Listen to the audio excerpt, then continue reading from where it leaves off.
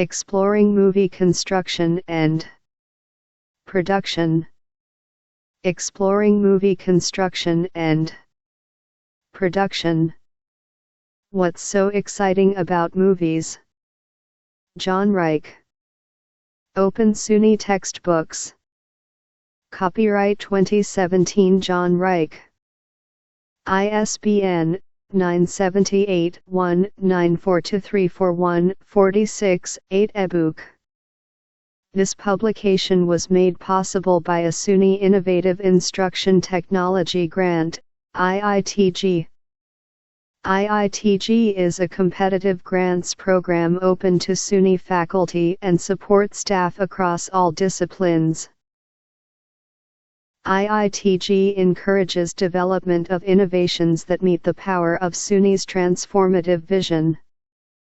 Published by Open SUNY Textbooks. Milne Library. State University of New York at Geneseo. Geneseo, New York 14454. This book was produced using Pressbooks.com, and PDF rendering was done by Prince XML. Exploring Movie Construction and Production by John Reich is licensed under a Creative Commons Attribution Non-Commercial Share-alike 4.0 International License, except where otherwise noted. Dedication. For my wife, Susie, for a lifetime of beautiful memories, each one a movie in itself. Contents. Acknowledgements 9. Introduction 1. Part I. Construction. 1. What is the theme? Why do we need it? 7. 2. What is genre and how is it determined? 16. 3. What are the mechanics of story and plot? 33. 4. How are the characters portrayed? 39. Part 2, Production. Prologue 49. 5. What is directing? 50. 6. What is cinematography? 54. 7. What is editing? 62. 8. What is sound? 67. Conclusion. What's so exciting about movies? Novice answers 72. Production assignment 75. Cinematography assignment 77. Future viewing 81. Bibliography 83. Photo attributions 85. 7. Acknowledgements. With love and thanks to Bethany, Rachel, Tim, Nick, Timmy, Dominic, and Zachary. Special thanks to 2 excellent and helpful book reviewers for putting me on the right track. Thanks to Dominic C. and the other students at Genesee Community College for their contribution. Thanks to Heather and Alec. Introduction. Why do we get excited when we think about going to the movies? Do you love a movie but when asked why, you can't explain it? What is it about watching movies that makes it one of our favorite pastimes? Is it the star of the movie? Is it the hype about the movie? Is it because it is an action movie or thriller?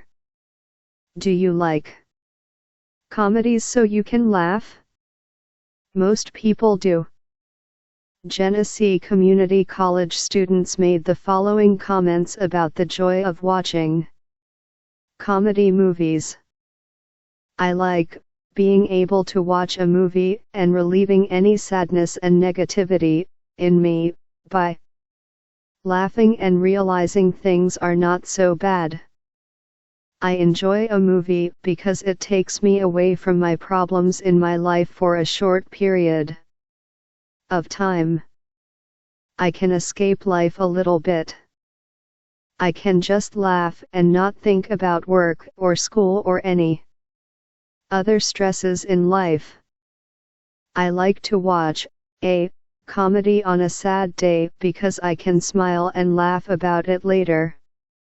I like comedy movies because I love to laugh. Most comedies deal with real-life things, which make me enjoy watching them. Movies offer much more. Do you like suspense in a movie? How much of a movie do you remember 2 weeks after seeing it?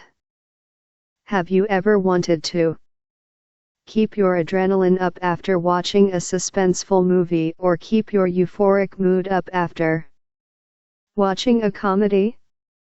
This book will assist you in answering the above questions and in giving you a new perspective on watching movies. After reading it, the students who made the above comments have a new, more fulfilling appreciation for movies now.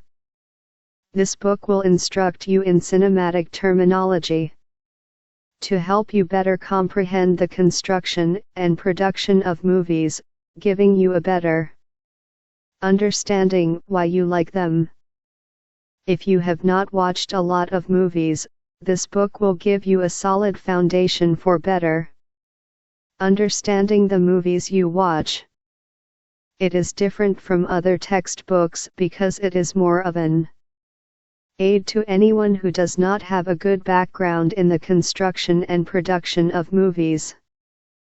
The areas covered in this book are theme, genre, narrative structure, character and character development, story, directing, cinematography, editing and sound. These areas are covered in this specific order so you can see the formation of a movie from the theme, or purpose, through to its completion. The definitions of the keywords in film are given simply and in a straightforward manner. The definitions have been put into a formula so they are in the simplest form for easy recall or remembering. 1. This book is designed in this manner because, as a college film instructor at a community college for 18 years, I have found that the biggest difficulty students have with a film course is the textbook. Other textbooks give examples from numerous movies to demonstrate a particular term. Most of the movies used in other textbooks, the students have not seen, resulting in the students not comprehending the technical film terms and rendering the textbook useless. A book on film should be about film terminology and the understanding of it. Movies then become more appreciated when watched, resulting in better understanding of the movie and the terminology. After teaching film for so many years, I still feel like a novice at times. This is why a good textbook that explains the primary points of movie framework, construction, and production is essential for beginning students to benefit from a movie course. This statement was verified by Dominic, a former student of mine at Genesee Community College, who took popular cinema and thriller films between 2013 and 2014. Having taken a couple of film courses, I can say that the current way textbooks for film courses are laid out is flawed.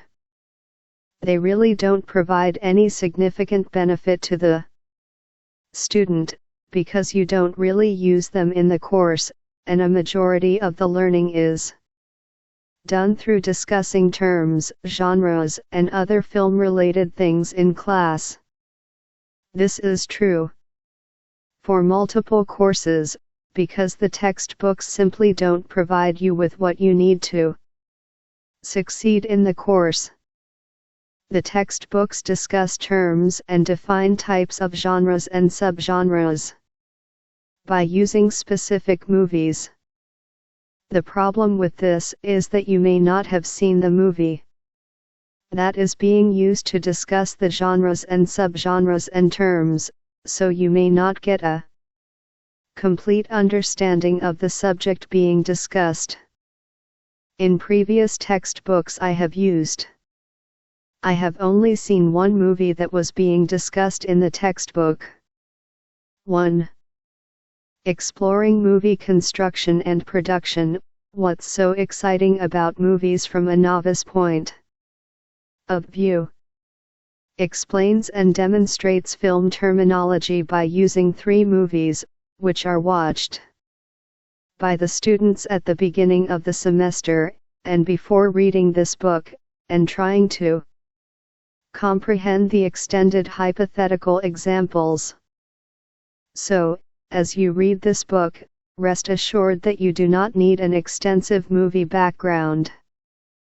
Everyone starts at the same point, and they progress together.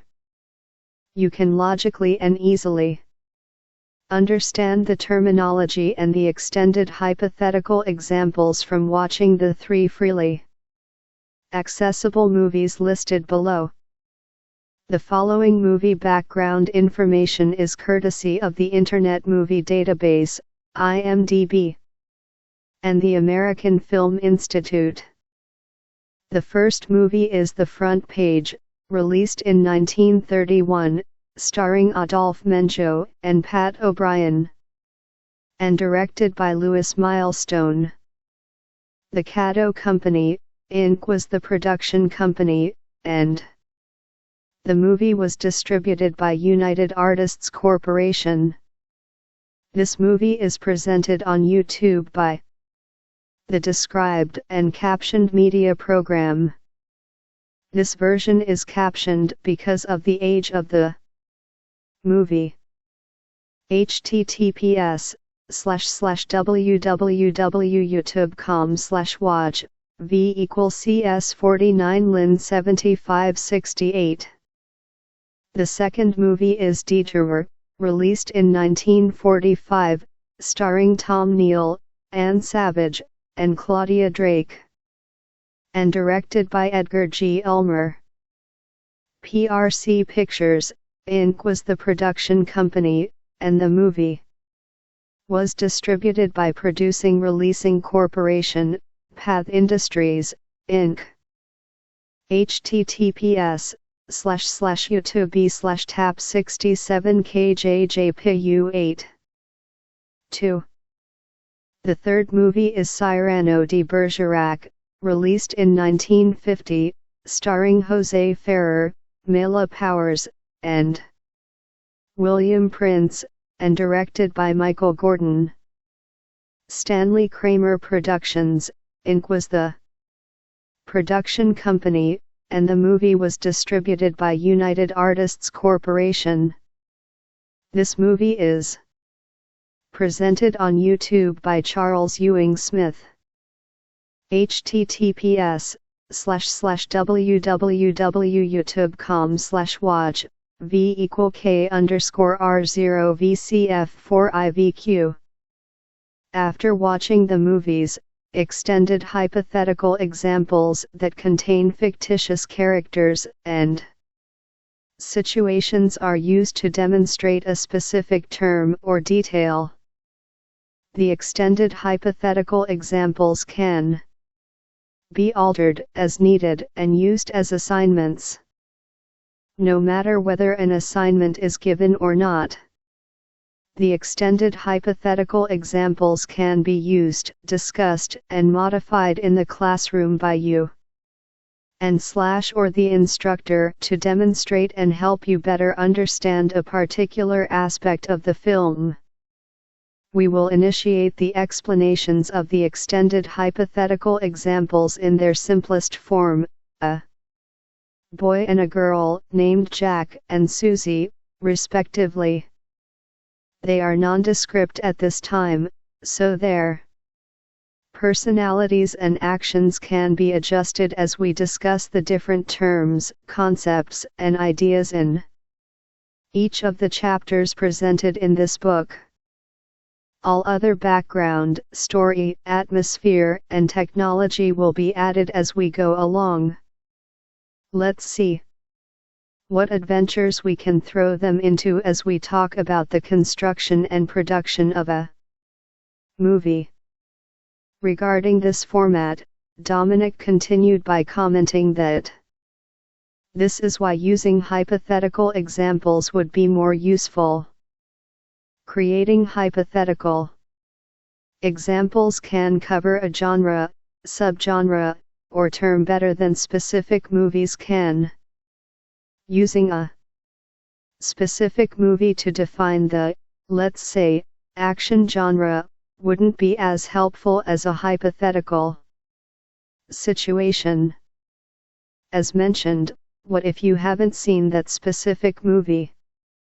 Will you completely understand this genre if you haven't seen the example being discussed?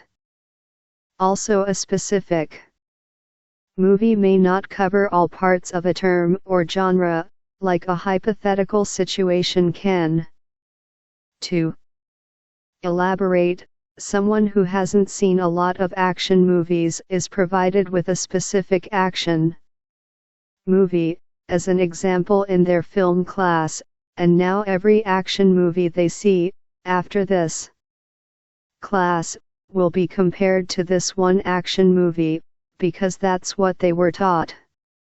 An action movie is a hypothetical situation would be able to give you a more broad sense of action movies as opposed to comparing all action movies to one action movie. These hypothetical examples will allow you to think creatively when discussing genres, subgenres, movie terms, and also allow you to understand the content better, as well as actually making the textbook for film class relevant and useful again. 2. With watching these 3 movies and building the extended hypothetical examples, you are not restricted. You are only limited by your imagination in understanding the terms and creating the concepts initiated by those terms. At the end of each chapter in the textbook, additional movies will be suggested for viewing. These movies are good examples of further exemplifying the topic discussed in the chapter. The students will have other actual movies besides the front page, Detour and Cyrano de Bergerac, to demonstrate the extended hypothetical examples and to help assist them in understanding the terminology. So let us begin to understand, analyze, envision, and create a deeper appreciation of movies. 1. Dominic C., in discussion with the author, May 2014. 2. Dominic C., in discussion with the author, May 2014. 3. Part I, Construction. 1. What is the theme? Why do we need it? Webster's Encyclopedic Unabridged Dictionary of the English Language defines theme as a subject of discourse, discussion, meditation, or composition, topic. 3. In other words, a theme is the idea, premise, or purpose of a movie. It is the whole reason why movies are made. The theme is the heart of the movie. The movie is regulated by the theme. The theme is why people go to the movies. It is not because of the characters, story, plot, cinematography, or genre. All of these elements are regulated by the theme.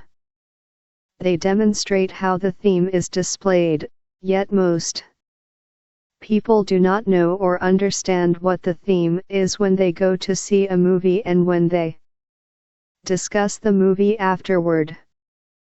The producer, who does the hiring and firing of employees and finds the money to make the movie, picks the theme.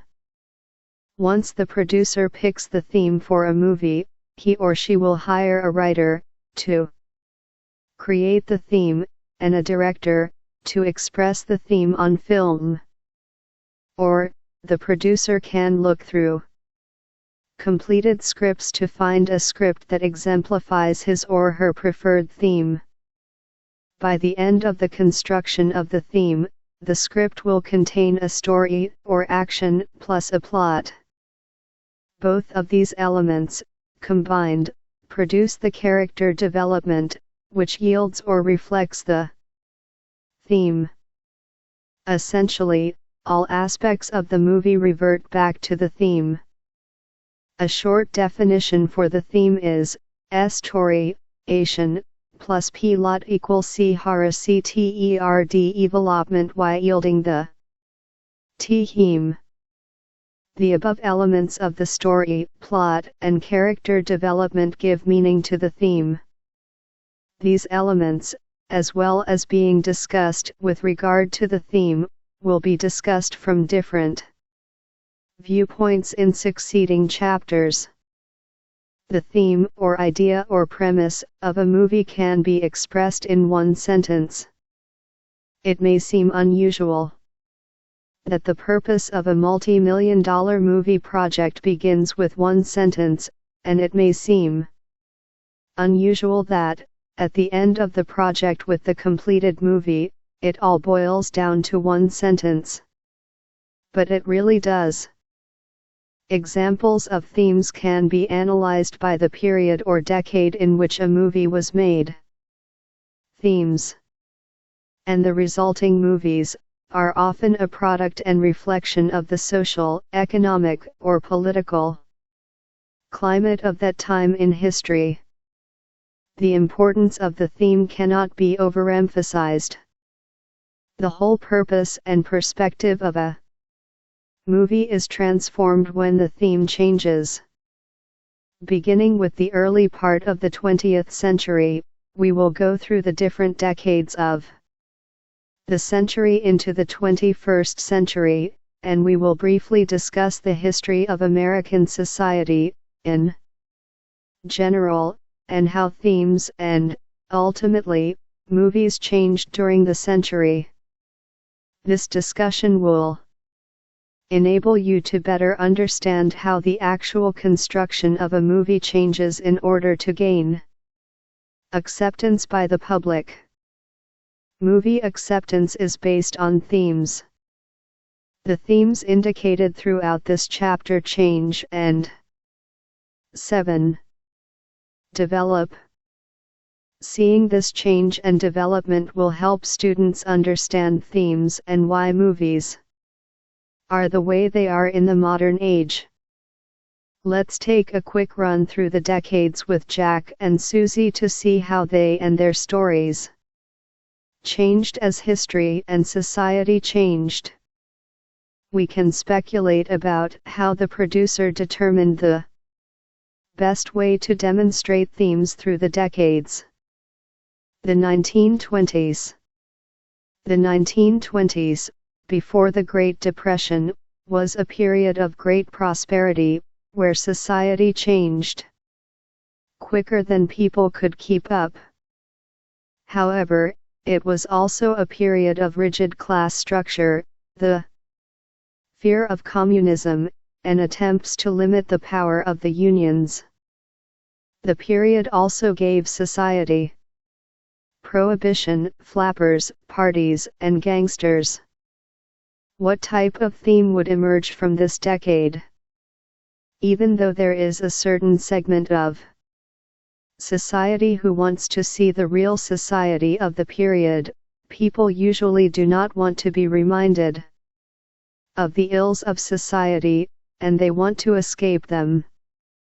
But, the question is, how large a segment of the population wants to go to see escapist fare, to forget the reality of the world for a few brief hours? The producer may attempt this type of theme in the belief that it would attract more people. Like many times throughout history, producers have to take a risk on the possible movie-going taste of the public at that time in history, and they hope that the movie theme will make money. The producer may want to take a chance on a theme about the ills of a rigid class structure that does not allow true happiness, even though that is what people are trying to escape. The premise for the theme could be shown by having Jack as a rich entrepreneur who falls in love with Susie, a poor girl from the slums of New York City. However, he cannot have a lasting relationship with her because the rigid class structure of society at that time would not allow it. Because of society, they both become lost, defeated souls by the end of the movie. How would Jack and Susie present a theme that would allow an escape from the harsh realities of society? Jack could be a swashbuckler from the 16th century or an adventurer in the Middle East in a period long before the 1920s, or he could even be a handsome cowboy. These three character types are complete escapist fare. In the 1920s, what type of character would Susie play to Jack's dashing hero? A damsel in distress would be the perfect character. She could be the damsel who is kidnapped, and Jack runs to her rescue, fighting untold odds to obtain her release. The action would be far beyond any type of reality, but the audiences would not care because they would be highly entertained, and they would be escaping the reality of their society for a little while at the movie theater. The 1920s was a period where the above characters could exist because of the rigid gender structure. The 1930s. In the 1930s, during the Great Depression, people went to the movies to escape the harsh realities of poverty. Movies were one of the few, and possibly the only business, that showed a profit during the Depression, because people had such a strong desire to escape their lives for a while. So the theme in the 1930s could be emotional optimism, no matter how unrealistic it was. Jack might be an unemployed artist, and Susie a rich socialite who sees his paintings and likes them. After many humorous mishaps caused by Susie, a relationship develops and builds until they finally live happily ever after. The producer could have attempted this theme, even though it might be thin and unbelievable, to 8. Exploring movie construction and production. Give people hope and the courage to return to reality. And with hope as the theme, the producer believes he could make money from the movie. However, before the strict enforcement of the moral guidelines of the Motion Picture Production Code, the Hays Code, in 1934, and the harsh realities of the Great Depression, how people actually lived and acted could have been shown. The producer, in this situation, could become a great reformer. Jack could be a World War I war hero, who has a good job and a girlfriend, Susie. The Great Depression strikes. Jack loses his job, having to leave town to find work in another locality. However, he doesn't have the money for a vehicle. So, he walks from town to town, looking for work. Susie gets word from a stranger that Jack has been hurt because he had to take a dangerous job to make enough money to marry Susie. Susie gets together enough money to go and see Jack. But she is too late. Jack died. This would really strike an emotional chord of the audiences of the 1930s. The audience might believe that these people are worse off than they were. What would be the theme for this movie? Could the theme be one of encouragement to the people of this decade? Could the theme of the story be that no matter what happens, you have to try to continue, even if, at the end, you die? In July 1934, when the Hays Code began to be strictly enforced by Joseph Breen, would the theme change? What would it change to? The story would be greatly toned down. Jack and Susie would be boyfriend and girlfriend. Jack would lose his job because of the depression, but he would become successful for another company. Jack and Susie would obtain happiness by the end of the movie. Let's move to the 1940s to see what themes that decade had to offer. I hope you are seeing how the theme of a movie is developed. The 1940s. In the 1940s, World War II interrupted the lives of people around the world. Families were torn apart, with men fighting in the South Pacific, Africa, or Europe. The families remaining at home in the United States wondered what would happen to their loved ones and themselves if the Axis powers won the war. With families ripped apart, society, the economy, and the labor force had to make adjustments to continue to function during those difficult times. The producer had a wealth of choices to choose from and many locales around the world to consider. From all this material, the producer would wonder what type of film would entice people to go to the movie theaters. The theme could possibly state that whatever needs to be done is done in order to bring the families together again, or in hope of bringing families together again. This theme could be demonstrated by Susie going to work in a factory but keeping that special time of day when she writes her daily letter to her husband, Jack, who is in the infantry in Europe.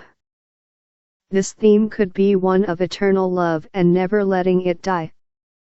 This would be the type of theme that displayed the emotion that much of the American public was feeling at the time, so this could be very popular.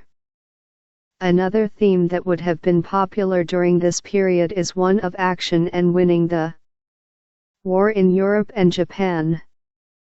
This type of movie would show Jack as an action soldier doing whatever it takes to obtain victory. Susie would not be in this movie at all. It would be a guy movie with masculine themes.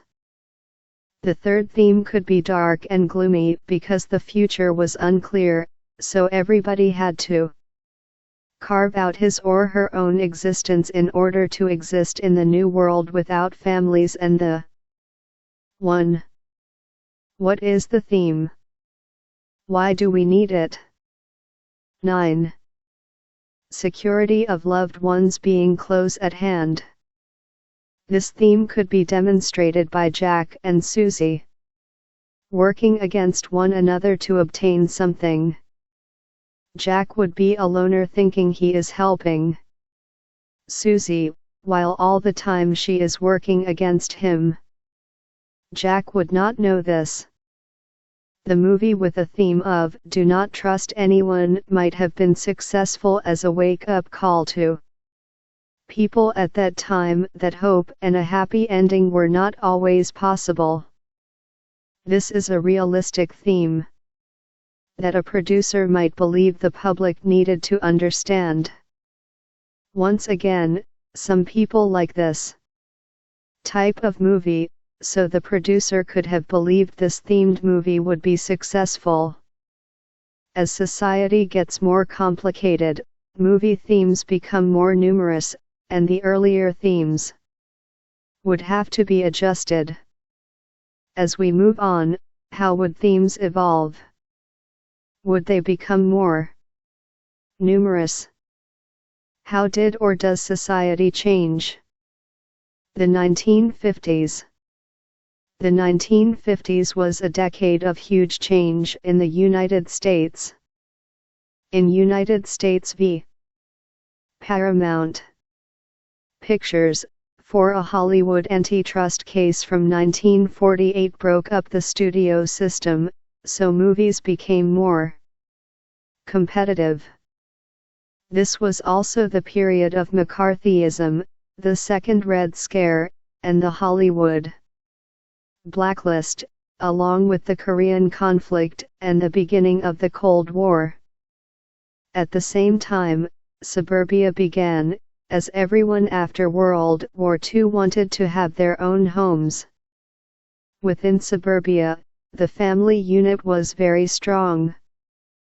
The popularity of movies and television provided activities that the whole family could be involved in order to keep the family unit strong. People wanted more in their movies than in past decades. As competition for audiences grew, the themes had to become more sophisticated than before. The themes became more realistic with characters that had more depth and situations that were more adult. These realistic themes brought characters that had faults like the next-door neighbor or somebody who the audience knew at work. The acting style changed, portraying the characters more three-dimensionally and realistically. Themes from previous decades were no longer valid. What type of theme would be reflective of the American society of the 1950s? What would be next? For Jack and Susie? How about a theme that simply states what is best for the family? If you were Jack or Susie, what would you want that would encompass all the aforementioned occurrences of the 1950s? Perhaps Susie would want to get married and have a family, since this was an important part of the 1950s. Susie, though, would have more individuality doing this than women during the decades of the 1930s or 1940s. Jack, as the male head of the household, would be instrumental in providing the theme. The theme would be doing the right thing because it is what was best for the family. How could this theme be exemplified? What type of person would Jack be? Jack would be any man who lived in a large city, small town, or a new suburban location. He could have had a job working in a factory or a position with a corporation. The job would be nothing glamorous, but he would be responsible to his family and his employer. Jack would be involved in something, or he would have witnessed something where he had to decide what action to take for the betterment of Susie, their relationship, and maintaining their family unit. Susie would have supported him in any action he took. Jack would do what he believed to be the most truthful scenario to arrive at the best course of action. To Jack, he performed the correct action, even though nothing would be any longer the same, but the family unit and his relationship. 10. Exploring movie construction and production. With Susie would have survived the best way possible. This means family above the job, if necessary. Generally, family and job survive if everything is done the ethical way. The 1950s flourished with themes such as this one, and people continued to go to the movies. The 1960s. The first half of the 1960s looked very much like the end of the 1950s. The theme, reflecting on Susie or Jack as a tarnished person, could occur but within the acceptance of the morals of society. In addition, Jack would still be the dominant influence. The theme, for instance, could be a social change that Susie makes but Jack would orchestrate the change for his benefit. If Jack made the social change, then he ultimately succeeds on his own. Susie could assist, but she would only be a supporting character. However, a big difference in the liberality of the American society, or at least part of American society, occurred between the mid- and late 1960s. In the mid-1960s, society began a massive change in issues about fighting overseas and social norms, so a big change in movie themes should also be noticeable. This change was brought about by many factors. McCarthyism and the government, in general, became the enemy, along with corporate management. Animosity toward the Vietnam conflict grew along with protesting the actions of the American government. The role of women in movies was changing, caused by the second wave feminism from the early 1960s. Women were becoming a controlling influence in the movies that were produced. Women were no longer defenseless and in need of male support. If you were part of the American public that experienced the change in the late 1960s, specifically from 1965 to the end of the decade, you wanted to watch and see the changed American public on the big screen. In this type of changing thematic climate, we would begin discussing Susie as the main character. She could be hard-working and attempting to reach some degree of success. However, with this type of theme, Susie would have a turning point where she discovers other people finding ways to circumvent getting ahead in a company or government by manipulating people to get the promotion rather than by working hard. In this type of atmosphere, Susie would ultimately be found out by Jack. Jack would make sure, by the climax of the movie, that Susie would receive her just rewards for the actions she took. The 1970s. Let's jump to the 1970s, which was a decade of great social change that initially began being engineered in the second half of the 1960s. In this decade, the producer might have wanted a theme of accomplishment, especially for Susie, because this was a period of enforcing gender equality. Title IX of the Education Amendments Act, passed in 1972, providing educational equality for males and females.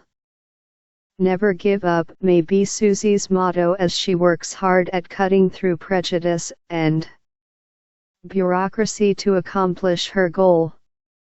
What type of theme would exhibit educational equality at the beginning? The theme could be growth and development to gain what you want because prejudice has stopped you in the past. Or, sometimes you had to get angry to get what you wanted. Susie could express the desire to achieve educational equality by portraying a college student. She could start off by being naive when she first begins her college career. She is the college student. That just goes because it is free for her, and people believed in the 1970s that high school graduates 1. What is the theme? Why do we need it? 11. Should go to college because it was part of growing up.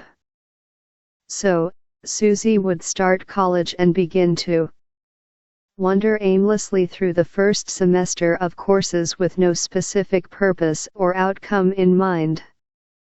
Then Susie meets someone, Jack. Jack would have a need to succeed because he has a sibling to support because his parents have died.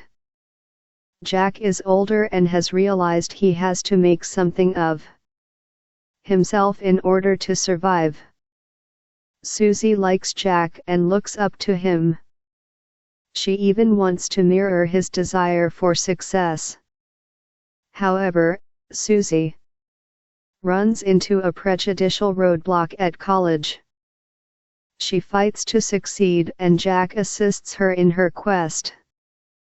The theme would be very well expressed and quite pertinent in the 1970s, the decade of innovative themes, as women started to come into their own.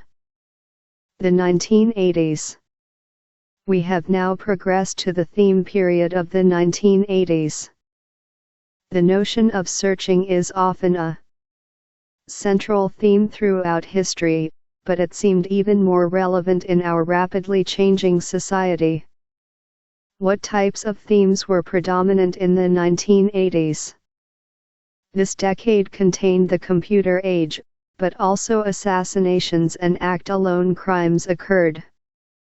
Was this the beginning of the age of negativity? Women became more prominent in space, movies, and politics. More women started to direct movies, but AIDS began in the 1980s too.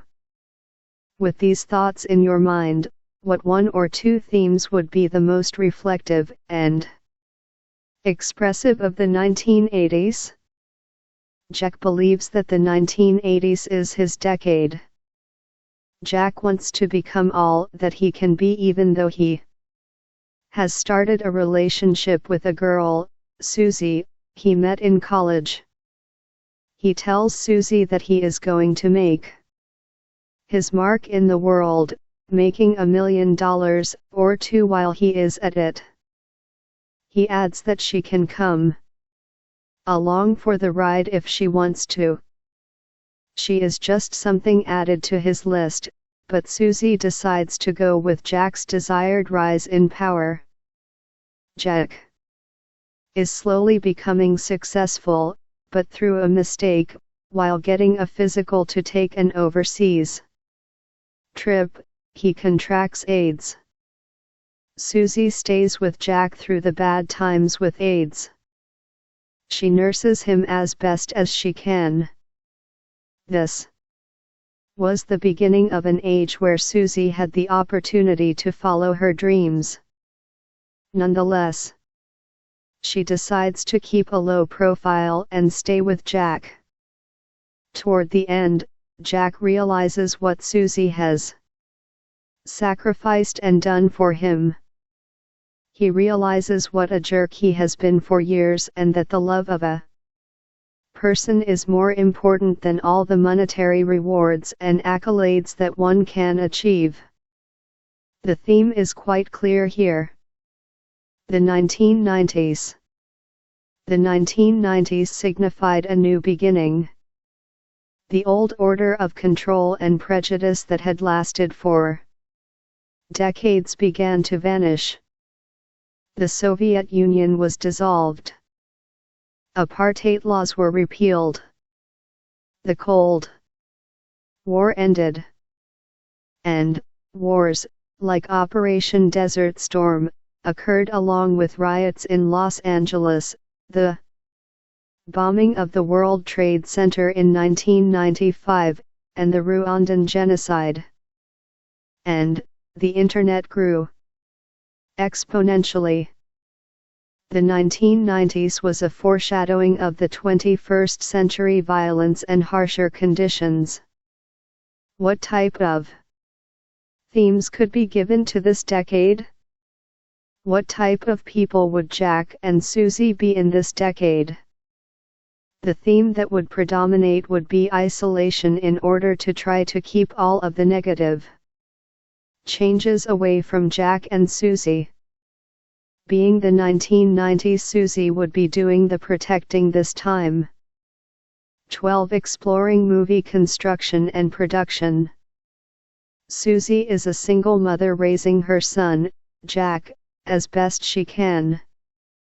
One day, she takes Jack from their home in the suburbs in the United States and moves to an out-of-the-way island. They establish a home. Conditions are harsh, and the lifestyle is not the same as their hometown. They adapt, but the progress and gratification that they were used to is missing.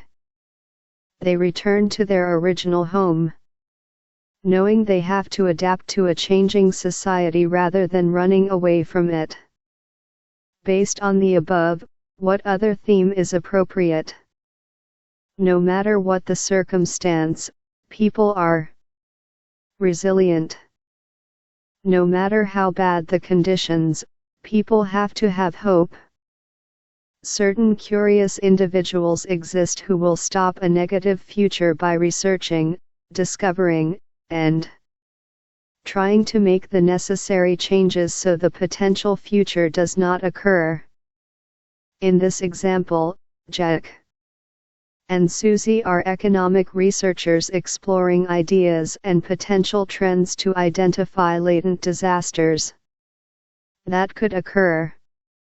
They discover a potential shortage of oil, which is beginning to get bad in the 1990s and will only become worse in the 21st century. They try to convince people of the disastrous situations that will happen, but no one wants to listen. Knowing what the future brings, how would you continue this story? What would the ending be? The 21st century. The 1980s and the 1990s have blossomed to a crescendo of computer advances, hatred, and violence. The ultimate culmination of the hatred and violence occurred on September 11, 2001 with terrorists attacking the Pentagon in Washington, D.C., and destroying the World Trade Center Twin Towers in New York City. However, the progress that began in the 1980s with computers and electronics continued. This is a brave new world where anything is possible. What theme can best express this era? How about trying to understand the actions of a few? Jack and Susie are a married, middle-aged couple living in a small town near a big city. They live alone because their children are married and have moved away out of necessity to find good jobs. They try to understand why all this violence occurs, but they cannot. So they decide to retire early and travel around the United States to find answers to their thoughts of why certain people act in a violent manner. Their conclusion becomes the same and is reflective of a 1990s theme. The ultimate conclusion is acceptance. The notion of searching is often a central theme throughout history, but it seems even more relevant in our rapidly changing society. Themes also review the other side of the situation where, instead of searching, people dive into the current social ideals to see what they can get. How could this theme be demonstrated? Let's follow an example of this theme. Jack and Susie are married and decide to join their friends in a competition to see how much money they can make. They are in it for me or themselves. They have been egocentric for years as their Friends disappear from their view. They ostracize themselves from their friends in an effort to bilk the public and make as much money as they can. Finally, they realize, once they have made a fortune, that they do not know what they really have. What have they really made? Are they fulfilled, or are their lives emptier than before they began? They find that they are all alone because nobody in their circles has reached their level of wealth. Chapter conclusion. You can see that history and society explain why certain themes became prevalent. The themes presented in this chapter are only examples of the types of themes that movies could be based upon, that reflect a particular time period or decade. 1. What is the theme? Why do we need it? 13. Themes changed in subsequent decades as producers made movies they believed people would go to see. A theme is only limited by a director's or writer's imagination.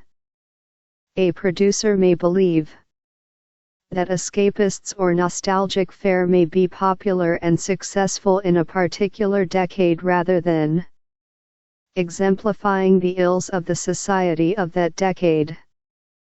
If these movies are successful, they demonstrate the desires and interests of the current society.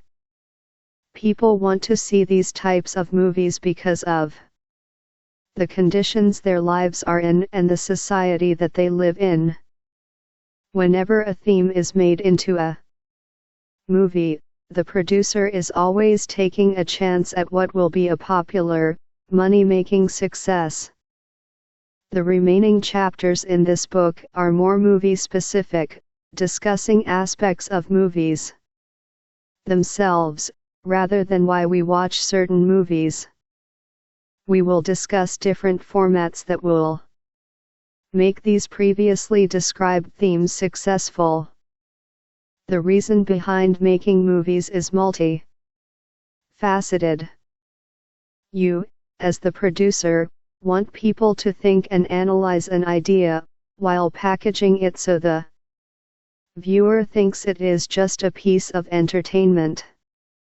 Before you advance into the next chapter, though, what would you say the themes of the front page, Detour and Cyrano de Bergerac are? What are the main ingredients that go into creating these themes? Now we will discuss why we get excited to go to the movies. Let's begin by looking at the general raw ingredients that go into a particular type of movie to form a specific genre. What are also the main ingredients that go into creating the specific genres of the front page, Detour and Cyrano de Bergerac? Further viewing. With the completion of this chapter, movies to watch that are excellent examples of themes that have been produced throughout the different decades are Broken Blossoms, 1919, directed by D.W. Griffith, starring Lillian Gish, Richard Barthelmess, and Donald Crisp. This was a popular movie of the period. Does the theme reflect the decade? My Man Godfrey, 1936, directed by Gregory LaCava, starring William Powell and Carole Lombard. How reflective of the decade is the theme in this movie? The Maltese Falcon, 1941, directed by John Huston, starring Humphrey Bogart, Mary Astor, Peter Lorre, and Sidney Greenstreet. This is a good example of a new decade changing the type of movies filmed. A Streetcar Named Desire, 1951, directed by Elia Kazan, starring Vivian Leigh, Marlon Brando, and Kim Hunter. This movie shows how themes changed after World War II. Darling, 1965, directed by John Schlesinger, starring Julie Christie, Dirk Bogarde, and Lawrence Harvey. This movie shows how themes changed after the second wave of feminism. Assignment. The story begins at a critical junction. Jack and Susie are in a waiting room of a doctor's office, waiting for their best friend, Alec. Jack is Alec's next of kin, as Alec is not willing to share any diagnostic results with any of his living relatives. Alec enters the waiting room and immediately goes to Susie as the doctor calls Jack into his office. The doctor tells Jack that Alec only has several months, possibly 6, to live. When the disease gets intense, Alec will deteriorate very rapidly. Jack asks the doctor what the best thing is to do for him. The doctor is quiet for a moment, and then he states that if he were Alec, he would 14. Exploring movie construction and production. Want to go on one last fling? Jack leaves the doctor's office and Susie asks him right away what. The doctor said because Alec will not tell her anything. Discuss the type of theme that this movie could have. How would you develop this movie? Synopsis for this theme. 3. Webster's Encyclopedic Unabridged Dictionary of the English Language. Revelation ed. New York. Gramercy, 1996, 1471. 4. United States v. Paramount Pictures, Inc., 334 U.S. 131, 1948. 1. What is the theme? Why do we need it? 15. 2. What is genre and how is it determined?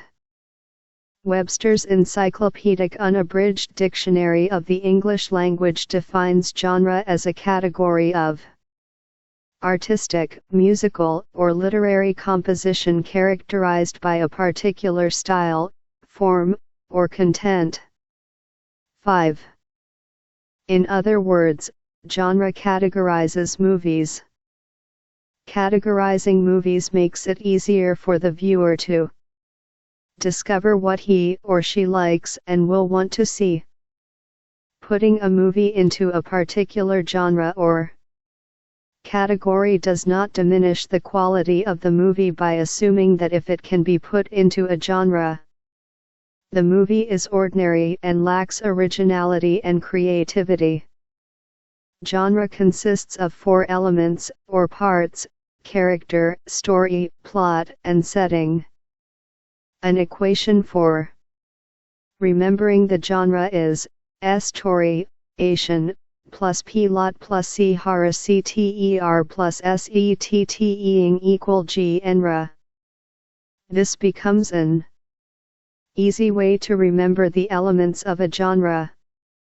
The above elements of story, plot, setting, and character equal a specific category of movie.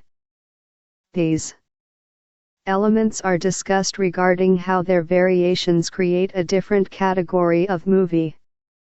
Some genres may be as general as comedy but do not have subgenres like comedy.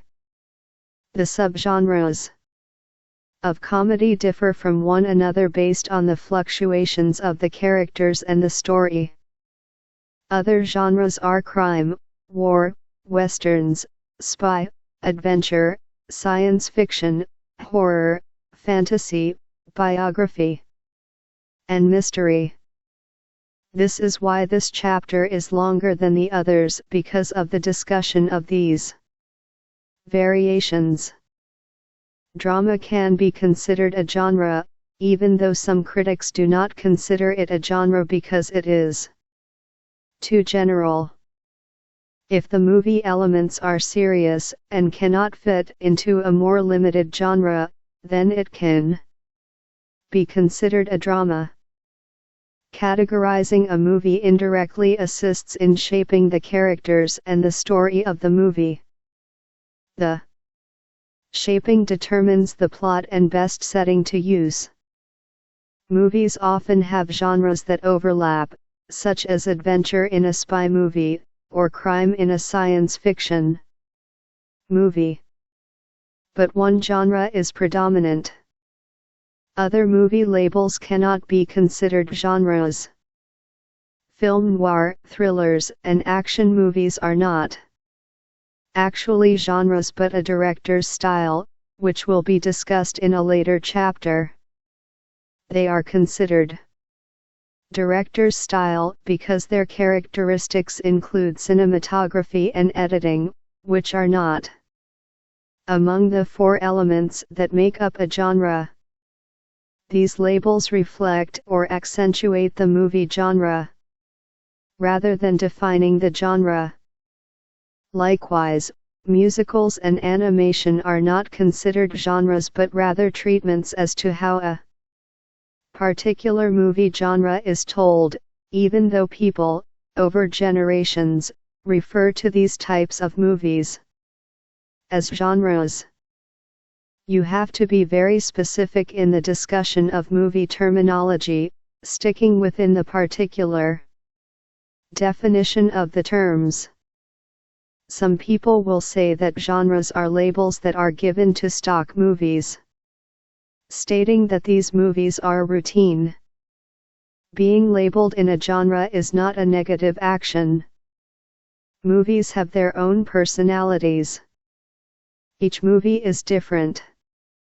Having a movie labeled in a genre 16 assists people to find a particular movie that they may be interested in watching. Many people like a specific genre or 2 and will only watch movies in those genres. What people like the most about a movie? People will state that a particular movie had a good plot or an intriguing story.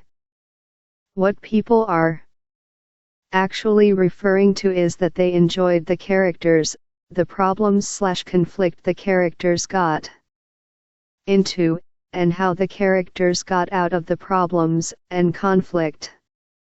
People love a movie because they like to watch characters/people. How many people do you know who like to go to the mall, plaza, or beach and state that they like to people watch? How many people are nosy neighbors because they like to watch what is going on with the people around them? People may like to watch crime movies or westerns. They like characters within this particular type of story because of the amount of action or the time period setting.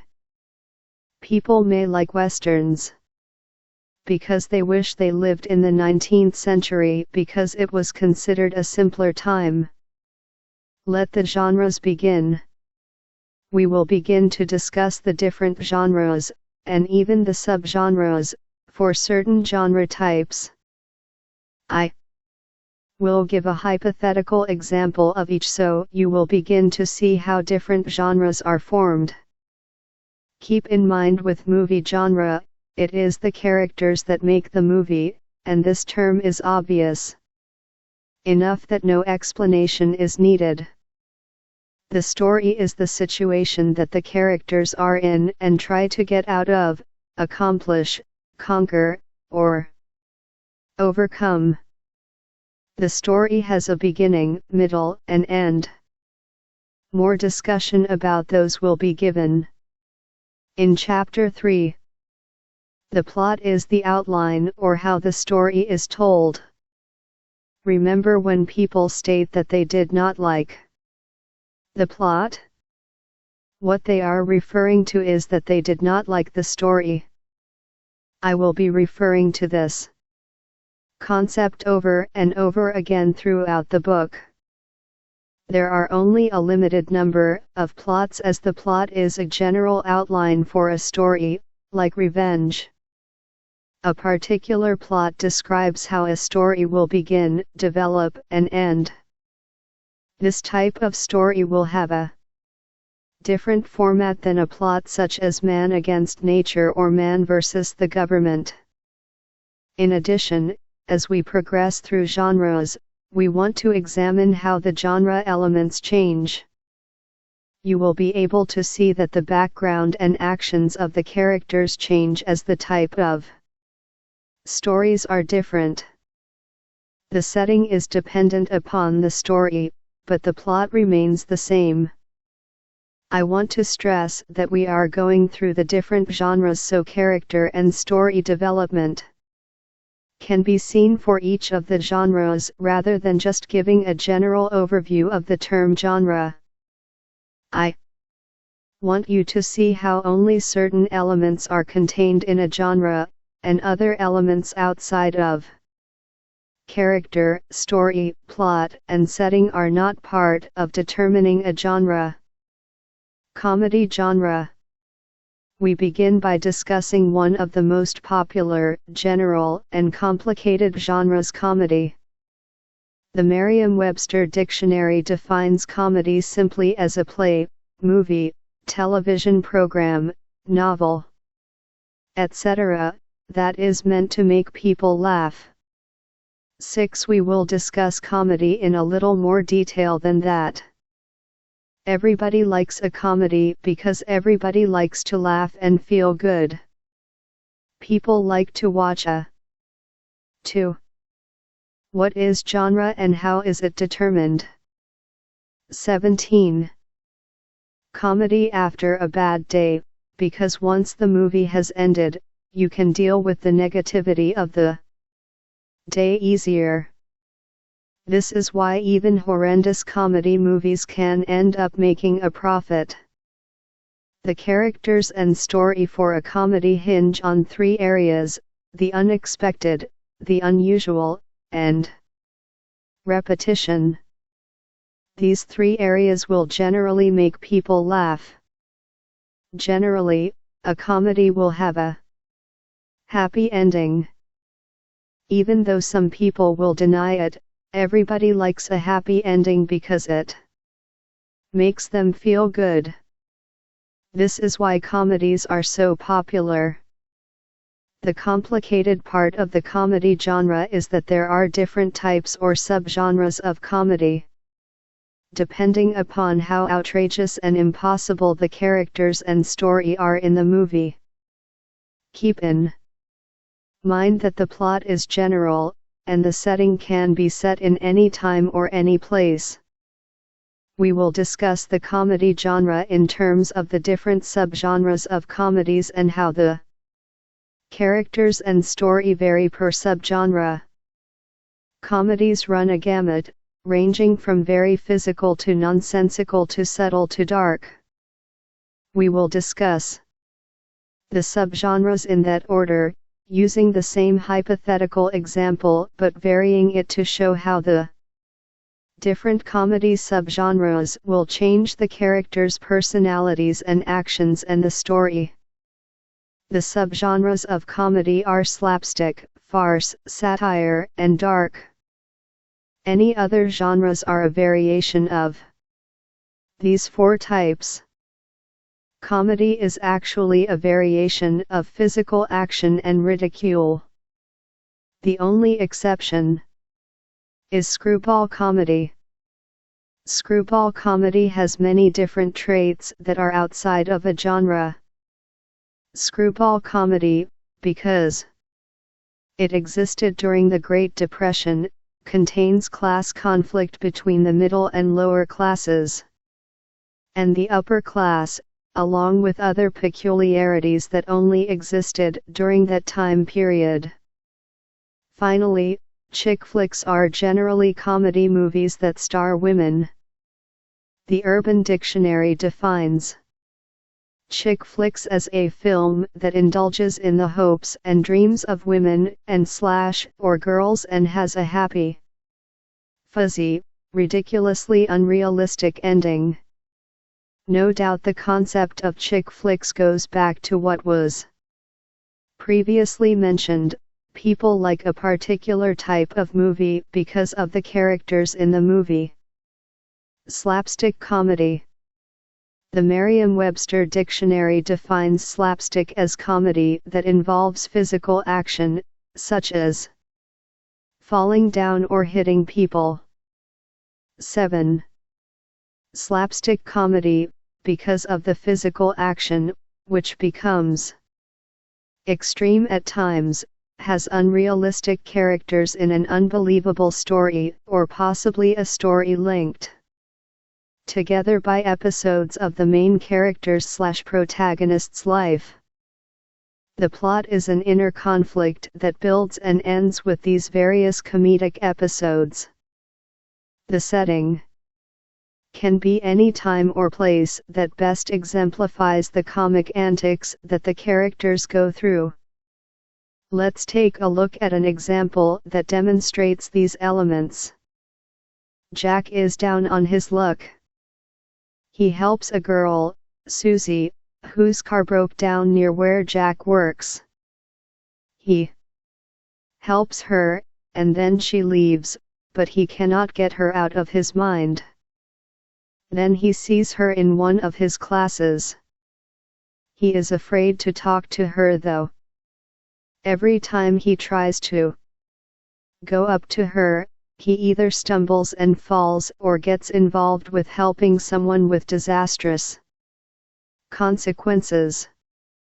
The last time someone asked him to hold onto one of the ropes of the theater rigging system where the backdrops were attached, too many stage weights attached to the rigging resulted in Jack flying into the air because he did not let go of the rope. As luck always has it in a slapstick comedy, Susie is still driving the old broken down car. She breaks down again in almost the same locations as last time. Jack swallowed what little pride he had left. 18. Exploring movie construction and production. And went to help her. He got her car started, but she did not drive away immediately after getting it fixed but stayed to talk to Jack. They talk, kiss, and accidentally turn the outside sprinkler system on, getting soaking wet in the romantic conclusion. From this example, you can see that slapstick comedy is all about the characters and the episodic situations that they get into, resulting in physical comedy. The plot is inner conflict where Jack, the protagonist, wants to turn his life around. This then becomes the story. The story has a climax between Jack and Susie. The setting is a college campus. Farce.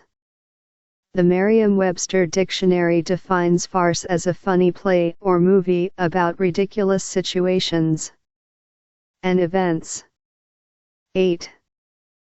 Plot has more prominence in farce than in slapstick because there is a satirical story. In other words, the story concerns a topic that is ridiculed in an extreme way. We can adjust the last example quite easily to demonstrate this. Jack and Susie are college students, and Alec is a well-known actor coming to the campus to play a role in the theatrical production at the college. This event has been arranged so the college theater department can make money. Jack takes a dislike to Alec, but Susie finds him fascinating. Alec finds himself fascinating. Slapstick is shown by the over-the-top acting that Alec does. Jack has a difficult time wondering why Alec is famous. Susie soon finds disenchantment with Alec because he is only concerned about himself. Jack and Susie and the other theater majors decide to take the actions of the play to the extreme to humiliate and humble Alec. In a water scene, where Alec is supposed to pantomime having water thrown on him, real water is used. This drives Alec into a hysterical rage, and he chases Jack and Susie on stage, off the stage, around the theater, and out the theater doors. Alec winds up accidentally knocking himself unconscious. Jack states that the most natural acting that Alec has done is being knocked out. Next, Jack develops a harebrained scheme so the theater department can make money. Jack and Susie make a list of the wealthiest men and women in the area. They invite as many of these wealthy people in the area to participate in an auction. There will be 5 male winners and 5 female winners. The prize is that they win Jack and Susie for a day to act as their slaves. You can see that a farce has more of a story than slapstick comedy. The plot has an inner conflict of the protagonists, Jack and Susie, needing money. This creates a story where college theater students try outrageous ways to make money to save the theater department. The story ridicules colleges, actors, and theaters in general. The actions of the characters are very slapstick with physical comedy throughout the movie.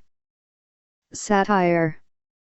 The Merriam-Webster dictionary defines satire as a way of using humor to show that someone or something is foolish, weak, bad, etc., humor that shows the weaknesses or bad qualities of a person, government, society, etc.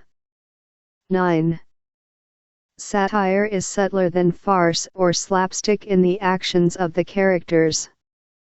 The plot develops an inner conflict, but the story is more realistic and may, at times, not even appear to be a comedy. In this example, the setting can remain as a college campus.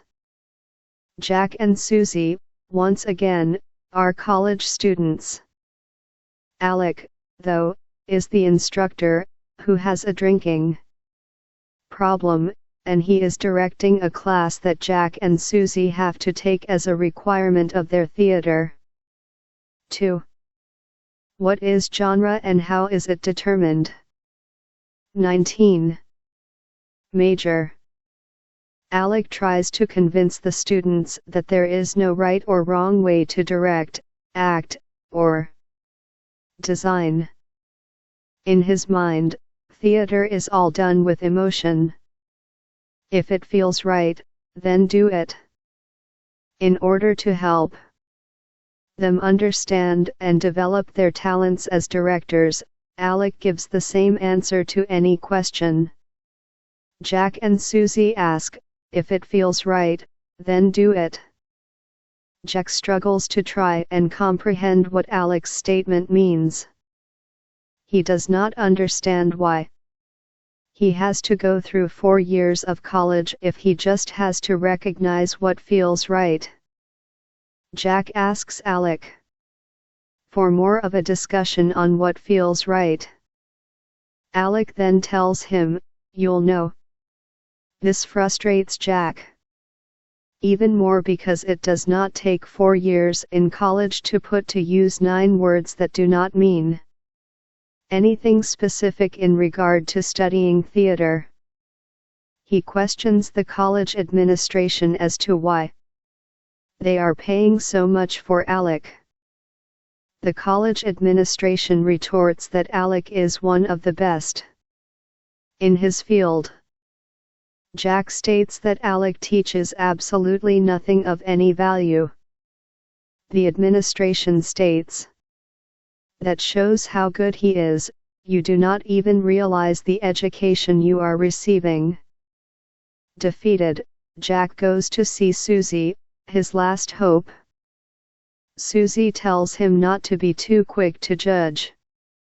Susie states that she believes she understands what Alec is driving at with his ideas.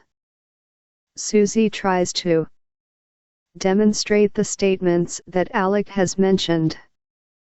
After a few hours, Susie becomes frustrated and states the both of them must go to see Alec. After 2 hours with Alec, Jack and Susie are delirious. Being delirious, they finally fathom what Alec means. They both run out of Alec's house and down the street shouting, "We have identified what it is." From this discussion of the characters and story, physical actions do not enter as a predominant element that they do in straight slapstick or farce. The satire is an obvious ridicule of theater as a major and the type of people in theater. A more subtle satire would be Jack and Susie acting as a clique and by being prima donnas. They mock a new theater major, Alec, who wants to do a good job.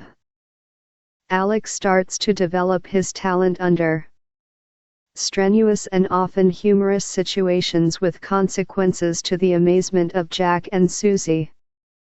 But then he realizes what he has to give up for it. He quits for his own self-respect. The above are two demonstrations of satire. The first example, depending on the treatment, could become either a farce, if Jack's, Susie's, or Alec's actions become too outrageous, exaggerated, and over the top, or it could become a satire. The line of demarcation between farce and satire are, as with anything that is analytical, left up to an individual's judgment. When does extreme satire become farce? A good way to judge farce or satire is how much unrealistic physical comedy is in the movie. Dark comedy or black comedy. Dictionary.com defines dark humor or black comedy as in literature and drama, combining the morbid and grotesque with humor and farce to give a disturbing effect and convey the absurdity and cruelty of life. 1011. Dark humor and black comedy are terms that make fun of or ridicule taboo topics like death. The characters are involved in a story that goes to the point of being grotesque and not being funny. With this example of a college theater as the setting, and the plot being the inner conflict of the main character, how can the characters and story become absurd, morbid, and grotesque when discussing the taboo topic of death? Quite easily, actually. Insecure about his acting ability, and visibly showing this in public auditions, Jack does not obtain the role on stage that he desires, Henry V or Hank V, which is Jack's nickname for him. In order to 20. Exploring movie construction and production. Relieve himself of his frustrations, Jack tortures and kills everyone who receives this part in the most brutally visual ways imaginable. He does this in hopes of eventually receiving this specific coveted role. Jack, though, is the only one who believes this role is so desirable and sought after. Jack kills the first person who is given the role, Alec, by drawing and quartering him before he hangs him. The second person to be given the role is Susie, which really angers and infuriates Jack that a woman would get the role before him. This action adds absurdity to the story. This is a dark humor movie rather than a serious movie because of the reasons, background, and Extreme actions in the story. The characters act realistically based on their personalities, which are all unusual. The physical action is real, so this scenario cannot be considered slapstick. Screwball comedy. This comedy subgenre is named after a baseball pitch, the screwball, which was perfected by baseball pitcher Carl Hubbell in the 1930s. Screwball comedy only lasted from 1934, when the Great Depression was in full swing, to 1941, when World War II began. Screwball comedy was based on reverse class snobbery, where it is more noble to be poor than rich. The rich were portrayed as eccentric and wasteful fools. Romance is one of the key elements of screwball comedy. With the two classes of upper and lower or middle class working together, screwball comedies can be considered as recommending socialism. The story is a little different, but overall, it can be considered within the realm of satire because the current society was being ridiculed. Screwball comedy also had the following attributes. The poor and middle class would go to the movies to see the rich get their comeuppance. This is why movies were one of the few industries of the period that made a profit. People felt a passion of hate toward the upper class because of the mess lower classes assumed the upper class made of the economy. Many of the most famous movie stars of the period appeared in screwball comedies. People went to the movies to see the elegant clothes, cars, and furniture, so they could wish they had those items. Any referral to a movie as a screwball comedy after 1941 is inaccurate, even if it is a remake of a movie released during the 1934 to 1941 period. A remake does not have the same relevancy, power, or passion as the original movie. A contemporary screwball-type comedy generally is fast-paced with an eccentric character, but it does not have the class snobbery. Any class snobbery in the movie does not have the contemptible hatred toward the upper class as it did these movies during the Great Depression. The emotional rage cannot be duplicated. Romantic comedy. Dictionary.com defines romantic comedy as a light and humorous movie, play, etc., whose central plot is a happy love story. 12. Romantic comedy is contained in most comedies as a sub-story, such as The Front Page, which has an underlying romantic story of Hildy wanting to marry his fiancée and leave newspaper reporting. However, the overriding story of the movie concerns reporters and editors doing anything in order to get the story. Comic romance is a big element in screwball comedy also, but other storylines are more dominant. 2. What is genre and how is it determined? 21. Can you think of a movie that has the primary storyline as being a romantic relationship? If you can, how did you like the movie? Comedy conclusion. Comedy is varied and complex. You can see how the stories, along with the personalities and actions of the characters, change, developing different subgenres of the comedy being expressed. All comedy stems from either slapstick or satire. Let's move on to a new genre. Crime genre. Staying with the letter C, let's move on to the crime genre. The Merriam-Webster Dictionary defines crime as an act or the commission of an act that is forbidden or the omission of a duty that is commanded by a public law and that makes the offender liable to punishment by that law, or more simply, a grave offense especially against morality. 13.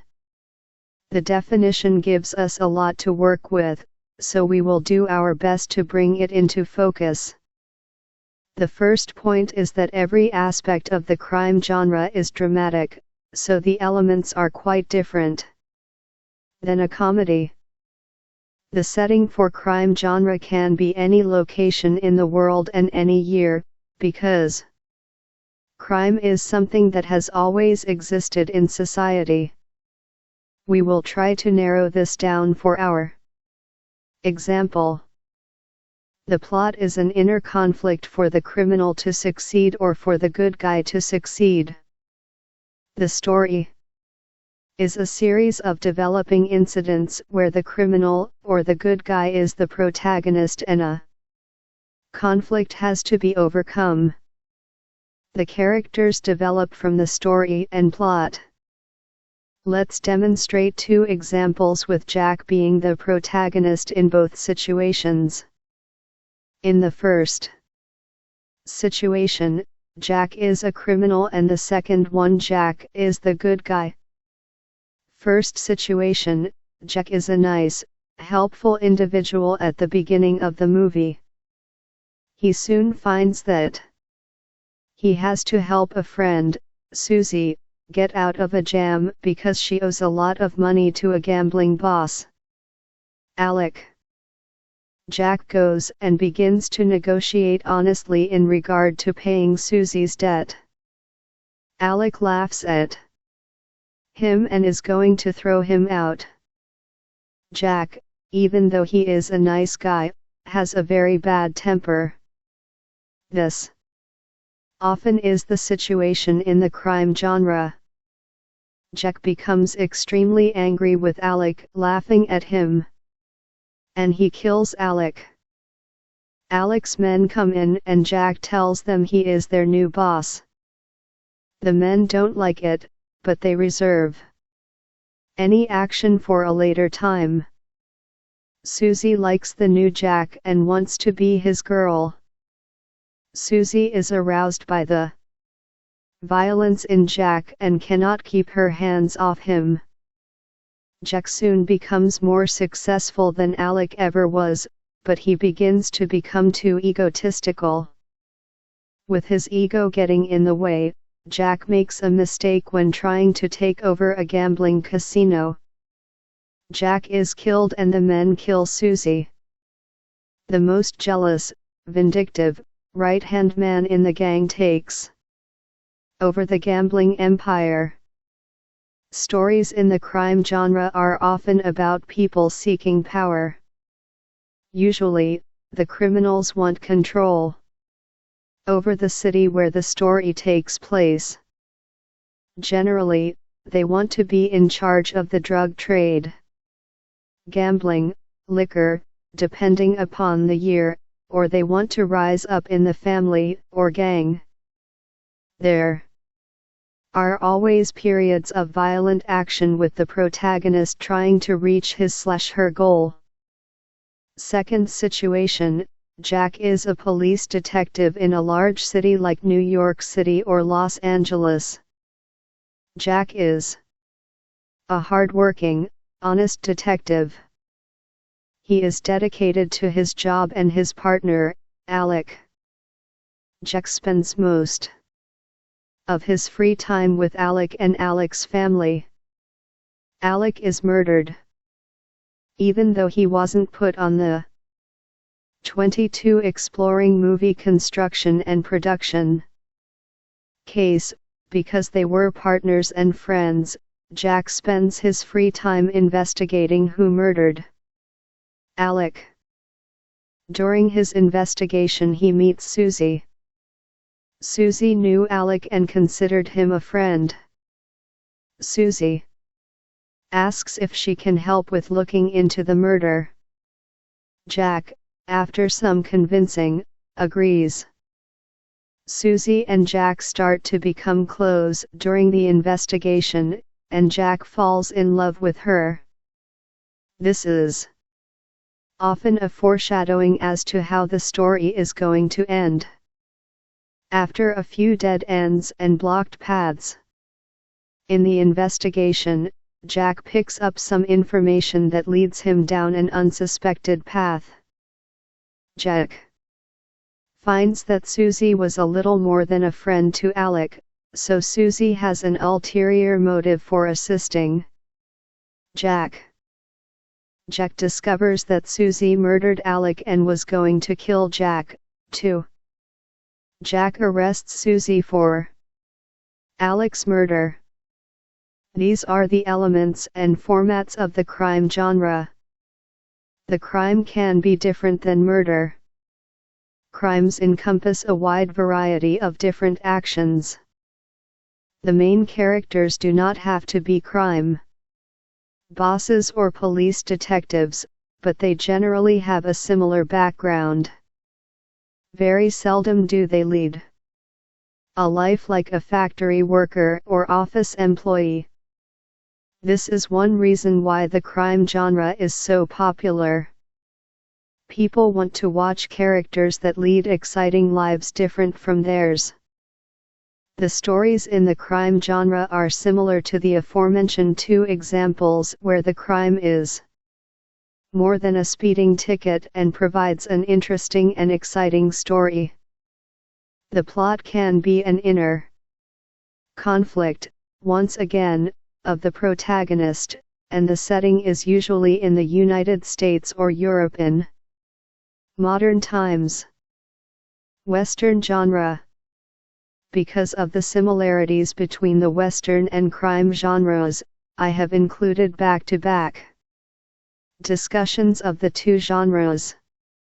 The Merriam-Webster dictionary defines Western simply as of or relating to the American West. 14. Keeping this in mind, we will begin by discussing the setting. The setting provides the major difference between the crime genre and the Western genre. Instead of the characters and story occurring in the 1930s or the 1990s, the time for a Western is in the early to late 19th century or any time through the 1820s to 1890s. Once the 20th century arrives, except for the beginning years, the feeling of the Old West is gone, which brings up the other aspect of the setting that defines the Western genre.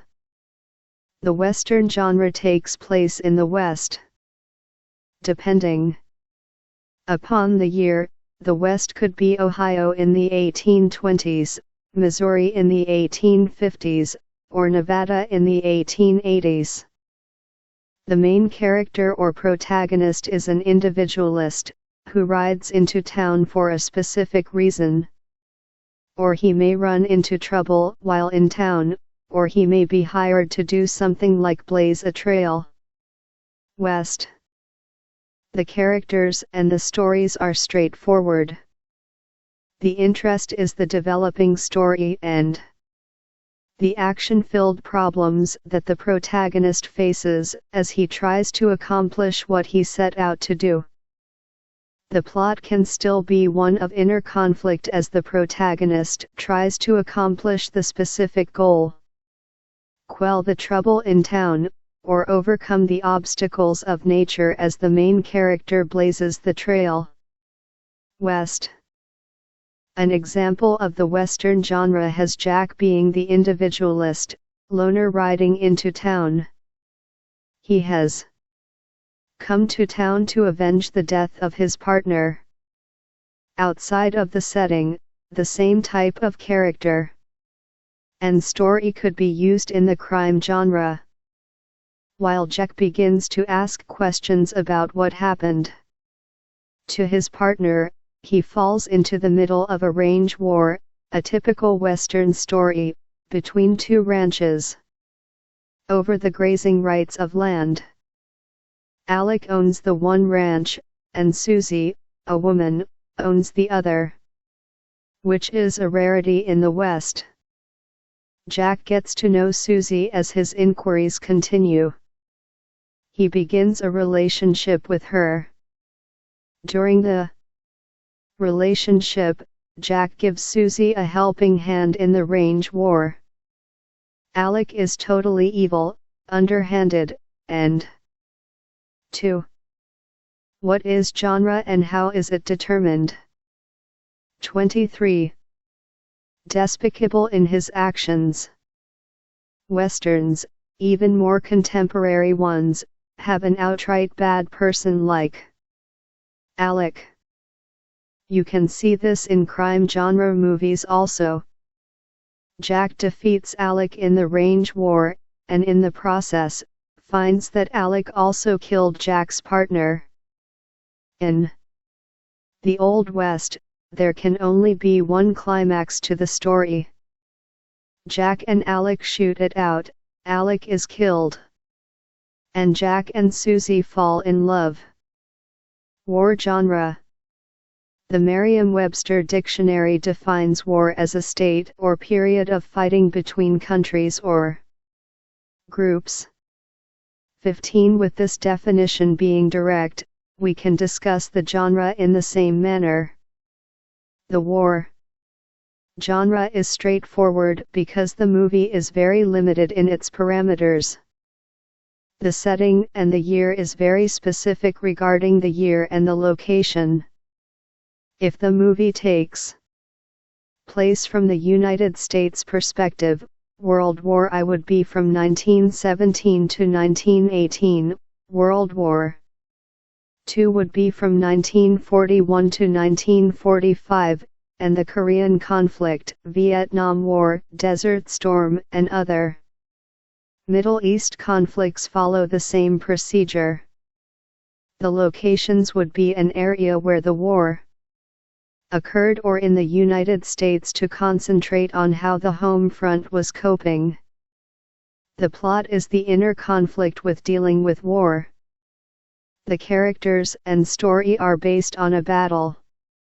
Trying to obtain overall victory at some point of the war, dealing with losing, dealing with death, dealing with fighting, being a prisoner, or coping at the home front or a location where the fighting is not taking place. World War II encompasses the war genre. Jack is a soldier, who is a married teacher with 2 children. He is drafted by the United States shortly after World War II started late in 1941. Jack was told by his wife, Susie, not to volunteer for any extra missions so he could come home alive to his family when the war is over. Of course, this is not going to be true because a war movie has to have a daring mission. After being in Europe for about a year and losing many battles, Jack becomes frustrated because he knows the war is not going to end soon. Susie dreads each day because of the emptiness in her life without Jack. To her, each day never appears to end. She is stressed because she has a continuous challenge to make ends meet. Jack and 7 other men are given a chance to go on a dangerous mission to blow up a German stronghold and capture a high-ranking German officer. These men are asked to go on this mission because of their intelligence and personalities. If they succeed in this mission, the war will likely be over quicker than expected, because of the information they will receive from this German officer. Jack remembers that his wife told him never to volunteer, but he knows he only has one choice. He volunteers. Susie gets a feeling of foreboding and is suddenly afraid something bad is going to happen. She starts to become distant to her friends and even her children. Jack goes on the mission. Everything is timed perfectly. The fortress is blown up and the German officer is captured. However, the trip back to the Allied lines did not go as planned. Half the men are killed, Jack is wounded, and the German officer is killed. Susie's feeling of foreboding becomes so great that, at one point, she passes out with anxiety. The Christmas holidays are near, and Susie is persuaded to take the children to church. As the service begins, Jack walks into the church and joins Susie and the children. The story ends happily, but with a cost. In order to give the story a more realistic feel, the protagonist is not totally successful with what he had set out to do. Spy genre. The Merriam-Webster dictionary defines spy as to watch secretly, usually for hostile purposes, or to 24 exploring movie construction and production. Search or look for intensively. 16. I want to give two short definitions to emphasize the spy genre, because it is a combination of watching and searching, but I do not want it to get confused with the next genre of adventure. The spy genre sounds like it could cross over to the previous genres already discussed, but only the setting and the plot can be standard. The setting could be the same as the war, western, or crime genres, but it does not make it a war, western, or crime genre. You have to remember that the story makes the genre because it controls everything else. In the spy genre, the main character generally works under an assumed identity in order to find something or destroy something of harm controlled by a nemesis. As in past genres, the plot is the inner conflict of the protagonist. In this situation, he or she has a strong inner conflict to succeed at what he or she is assigned to act upon. Thus, if the movie has any of the aforementioned characteristics but takes place during World War II, the movie is primarily a spy movie rather than a war movie. Remember, the setting does not determine the genre, but the story does. The story is interconnected to the characters and the plot.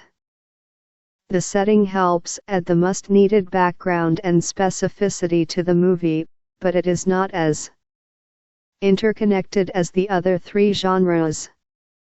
In recent times, a male of the strong virile type plays the protagonist spy.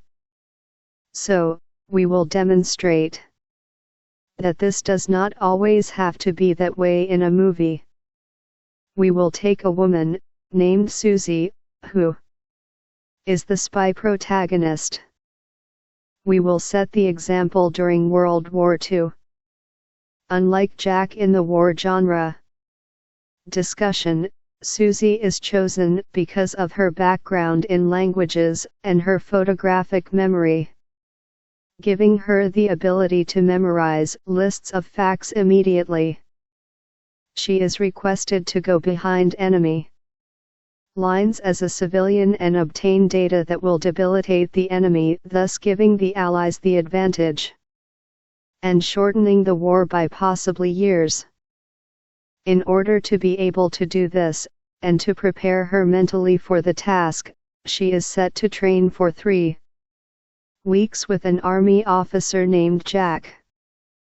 Jack is very skeptical that Susie will be able to pull the task off.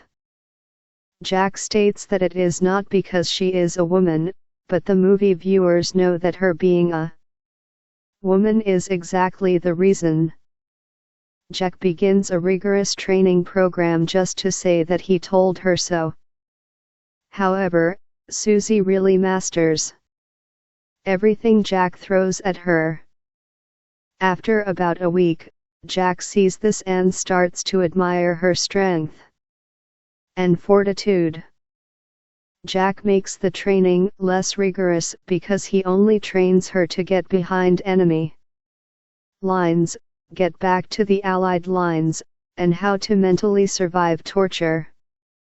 By the end of the 3 weeks, they begin to fall in love with each other, and Jack feels he should accompany her, but his command says that is impossible. The time has arrived for Susie to go. The French underground has managed to get her a clerical job, where she can do some traveling, including going to Normandy. Rather abruptly, Susie plans a trip to Normandy. She studies the land and is able to secretly catch a glimpse of German maps showing where their military strength is in and around Normandy. Susie rushes and gets the information off to the Allies before she is captured by the Germans. The Allies receive Susie's information, but they cannot help Susie. The Germans find her guilty of being a spy and she is executed. Can you see the difference between this example and the war genre example? Both have the same setting of World War II, but the spy genre example has a non-soldier searching for secret information, while the war genre had a group of soldiers going on a mission that was not secret. The war mission was behind enemy lines and in the war zone where the fighting was occurring. The spy genre does not occur in the war zone where there was fighting. Do you see the differences in the stories? 2. What is genre and how is it determined? 25. The spy story has a lot less emotion and love between the main characters. The spy story has more suspense as Susie is hunting for information.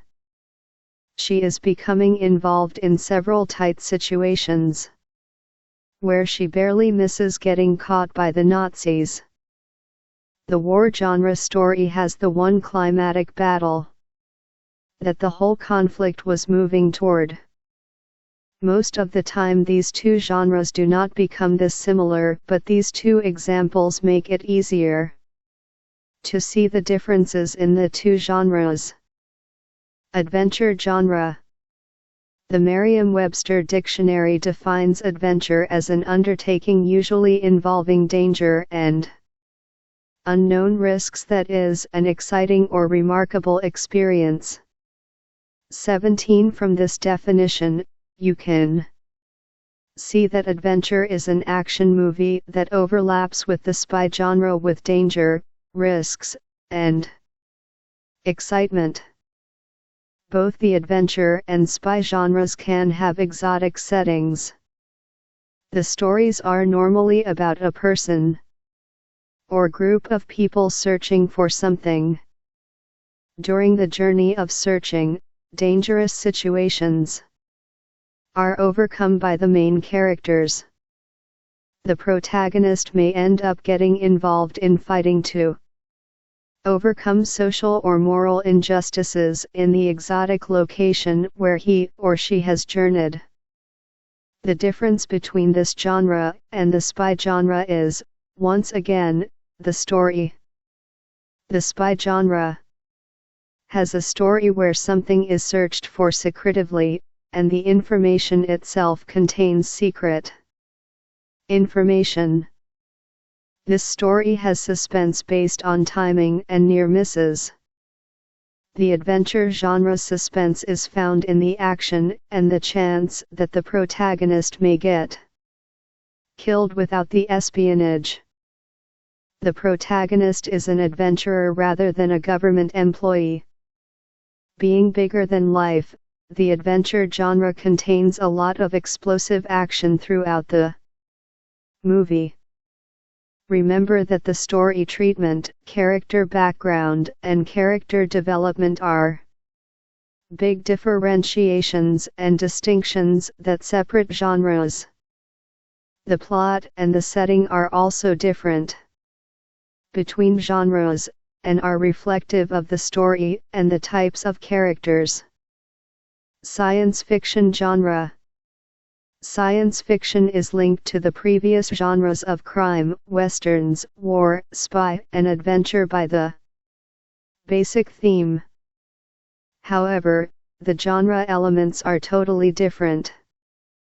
The Merriam-Webster dictionary defines science fiction as fiction dealing principally with the impact of actual or imagined science on society or individuals, or having a scientific factor as an essential orienting component.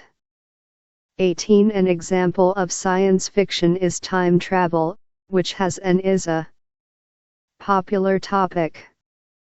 Quite often, science fiction has a setting that takes place in the future.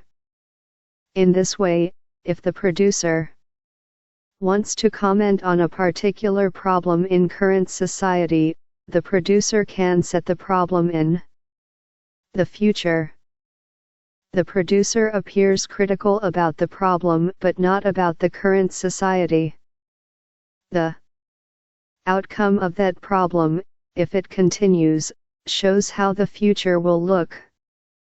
For science fiction, we can still stay with the plot of inner conflict, which can always be the plot, because a conflict is needed. The characters and the story can be the same as any other genre with variations, as we will demonstrate in the example.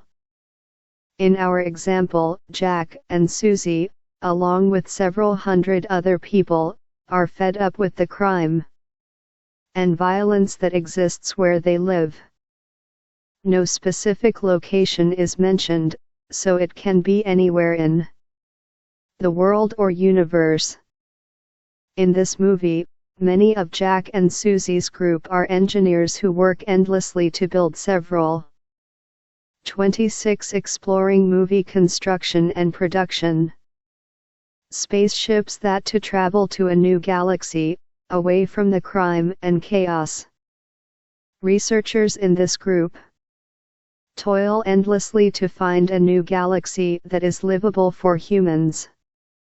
Together they all dream of pioneering and developing this new world so there is no violence and everyone can live in harmony. By seeing the people's action of building spaceships, the audience learns that the time is the future. The spaceships are finally finished and they are sent off. They find and arrive in the new world that is named New Earth. The people set up a colony and draft laws so there is no anarchy. Everything is great for 2 generations. The people live in harmony and enjoy each day to the utmost. However, one day, someone is found dead and robbed. Everyone is left shocked. Because so much time has passed without violence, the police are unprepared. But they review the crime scene, and conclude that it was murder. Since they have never investigated a murder, they are unsure what should they do to find the murderer and how should they to go about doing it. They arrive at a procedure and find the murderer. The murder was an accident. The murderer was surprised as everyone else. The people realize a murder or accidental death can always happen, so the society has to be prepared and set up to handle it. Even though the story is fantastical in many ways, it can still make comments and raise questions about society and morality. Science fiction genre, like any genre, can cross over at some point or points to another genre. This example crossed over to the crime genre. However, to determine the main genre, Review the story, characters, plot, and setting together. In this situation, these elements are most geared toward the science fiction genre, fantasy genre. The Merriam-Webster dictionary defines fantasy as something that is produced by the imagination. An idea about doing something that is far removed from normal reality. 19. In other words, a fantasy movie has no limits. The setting could be anywhere at any time with characters who appear and act in any way the script writer wants. The story could be about anything. So let's stick with one constant, the plot. The plot will be inner conflict. According to Wikipedia, fantasy stays away from scientific and macabre story aspects, so it does not become a piece of science fiction or horror. You can see how all three genres, science fiction, fantasy, and horror, are similar but different. What would a fantasy example be like?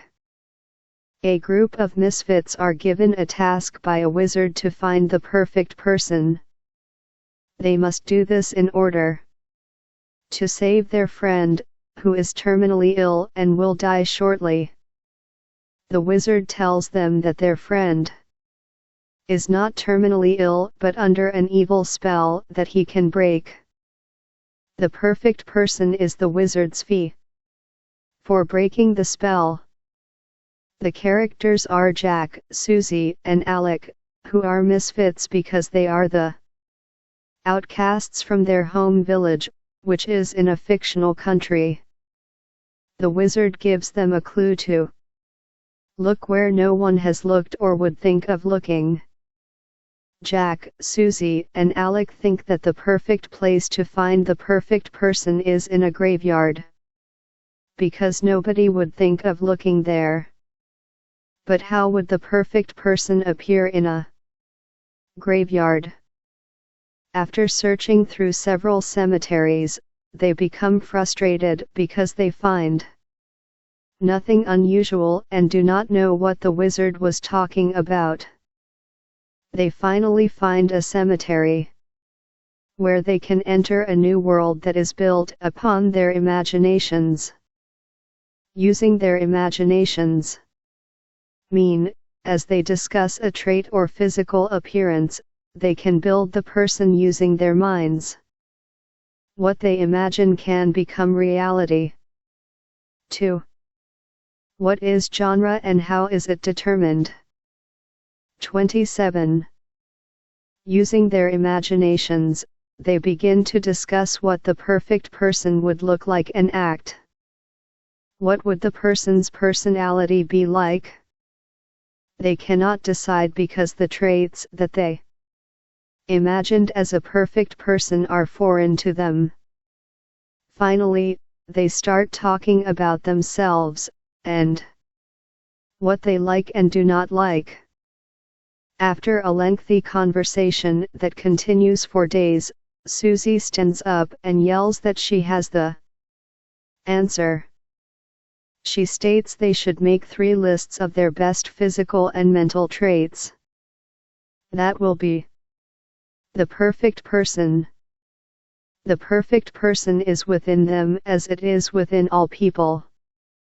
They compile the perfect person using their imaginations and take it to the wizard. Susie explains to the wizard with the assistance of Jack and Alec that the perfect person was within them as it is within all people. The wizard states that they found the answer to the clue. As such, they are also able to break the spell over their friend. The spell is broken, and the 4 leave and live happily ever after. You are only limited by your imagination. A wonderful theme can come from any genre. Horror genre. The Merriam-Webster Dictionary defines horror as the quality of something that causes feelings of fear, dread, and shock, the horrible or shocking quality or character of something. A horror show is something that is difficult to deal with or watch because it is so bad, unpleasant, etc. 20. The setting regarding where the movie takes place can be instrumental in a horror movie. Many times, horror movies take place in a historical area with big, old houses that hold many secrets. Secrets provide the basis of a story, as the house is supposedly haunted because something gruesome happened there many years ago. However, the setting may not be unusual, but it can be a typical small town or city just like the one where you live. The plot, once again, is inner conflict. The main character, Susie, inherits the house, and she is determined to the point of becoming obsessed to prove that there is no such thing as a haunted house. However, she takes her boyfriend, Jack, with her to the house. After they become frightened by unearthly occurrences in the house, Jack asks his friend, Alec, to join them at the house to find a solution to what is going on. Alec states that in order to make it a clean, healthy house again, they have to discover the problem and solve it. In order to do this, Alec recommends doing a séance. The three of them enter a room late in the evening and try to contact a spirit to identify the problem. They find, at one point, that the house was owned by a slave trader or human trafficker.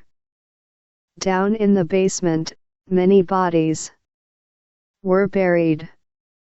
Susie cannot stand thinking that a relative was a human trafficker and nothing can really be done to solve this problem. The house was owned by an evil man who is suffering in the spirit world because of his past actions. Jack thinks that the only cure to these past heinous actions is to burn the house down, which would cremate the bodies that were buried in the basement and possibly put them at peace. Susie does not agree with that action, but Alec agrees with Jack in order to find a cure for the haunting. Possibly, after the burning, Susie can build a different house. Susie starts to act in an irrational manner, like she is becoming her past relative, who was the slaver. Alec and Jack burn the house.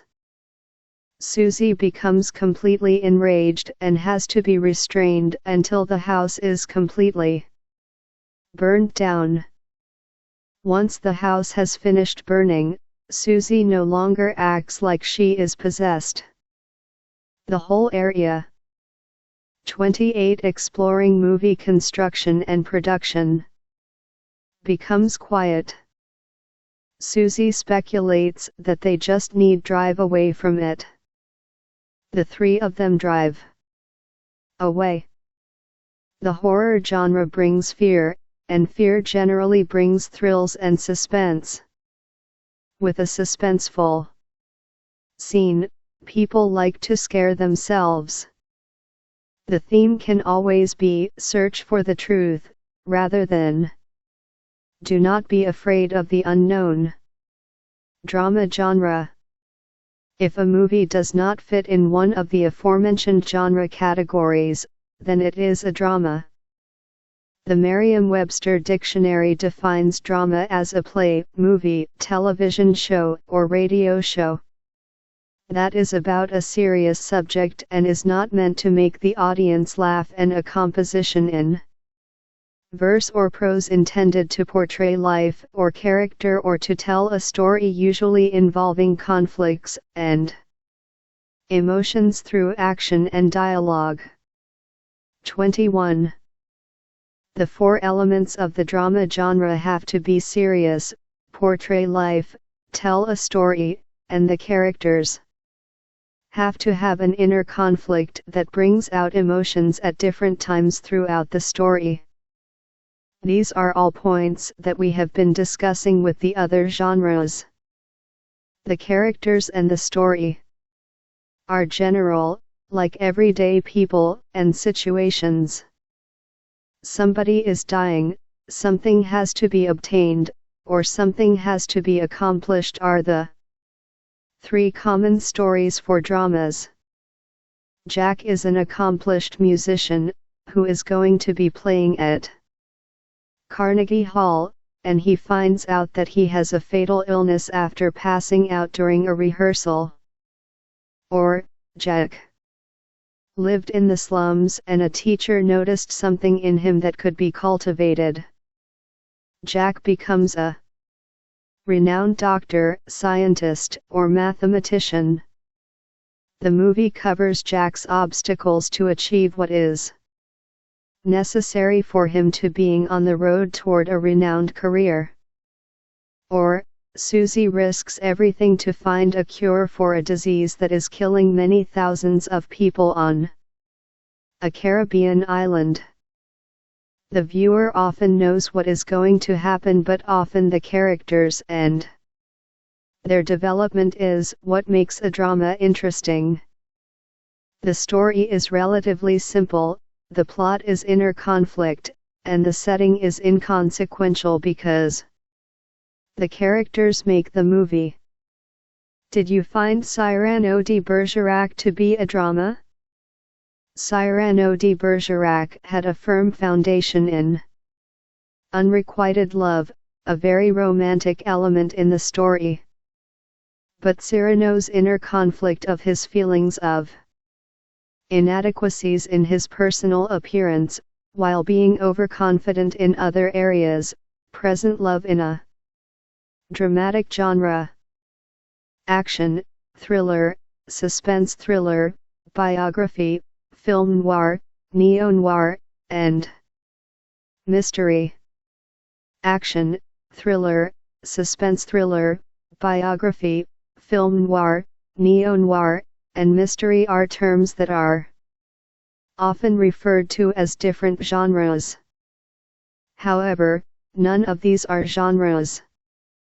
They do not contain just the four basic elements of a genre, no matter how much people insist that they do.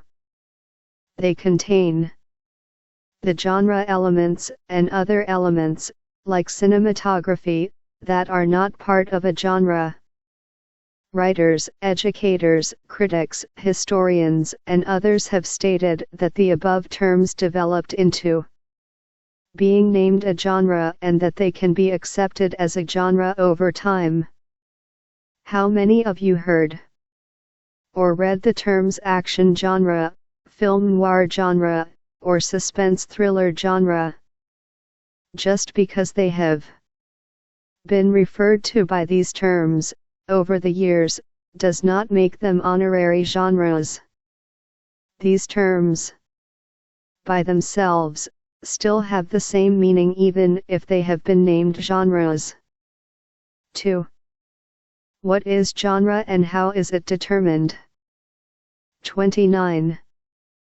Most of these terms refer to specific cinematography when shooting the movie, or they refer to the way the movie was edited.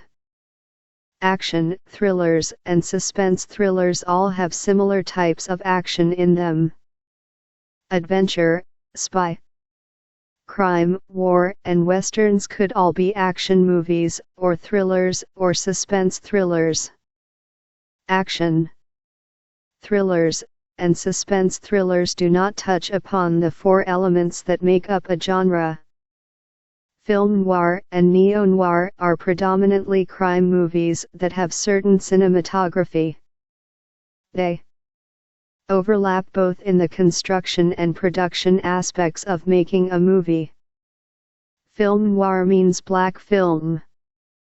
Film noir has many scenes occurring at night with many gritty, seedy city shots. The character types in film noir are loners and schemers, but they are reflective of the types of characters in crime movies. Detour is a good example of film noir regarding the characters like Al and Vera. The voice-over narration of the protagonist describing the forward action, using black and white film, and many scenes occurring at night are examples of film noir. But voice-over narration, being in black and white, and a lot of the movie occurring at night does not determine the genre. The jaded characters, story, and plot of murder defines the movie as a member of the crime genre. The night scenes and voice-over narration are a directorial style. These decisions are characteristics that distinguish it as film noir. Neo-noir is the new noir for the later 20th and 21st centuries when most movies are made in color. The genres could be crime, science fiction, or drama, but the cinematography is dark, gritty, and symbolic, similar in many respects to film noir. Mystery refers to the way the story is shaped. Most mysteries are concerned with who stole something or who murdered someone. Most mysteries belong to the crime genre where the story and the editing keep the audience guessing until the final minutes of the movie. Biography refers to a nonfiction movie that is about a historical or living person. The background, character, and setting of the movie may determine what other genre a biography might belong to. If the person is a war hero, the movie would be of the war genre. If the person was a criminal or detective, the movie would fit the crime genre, and so forth. Documentary.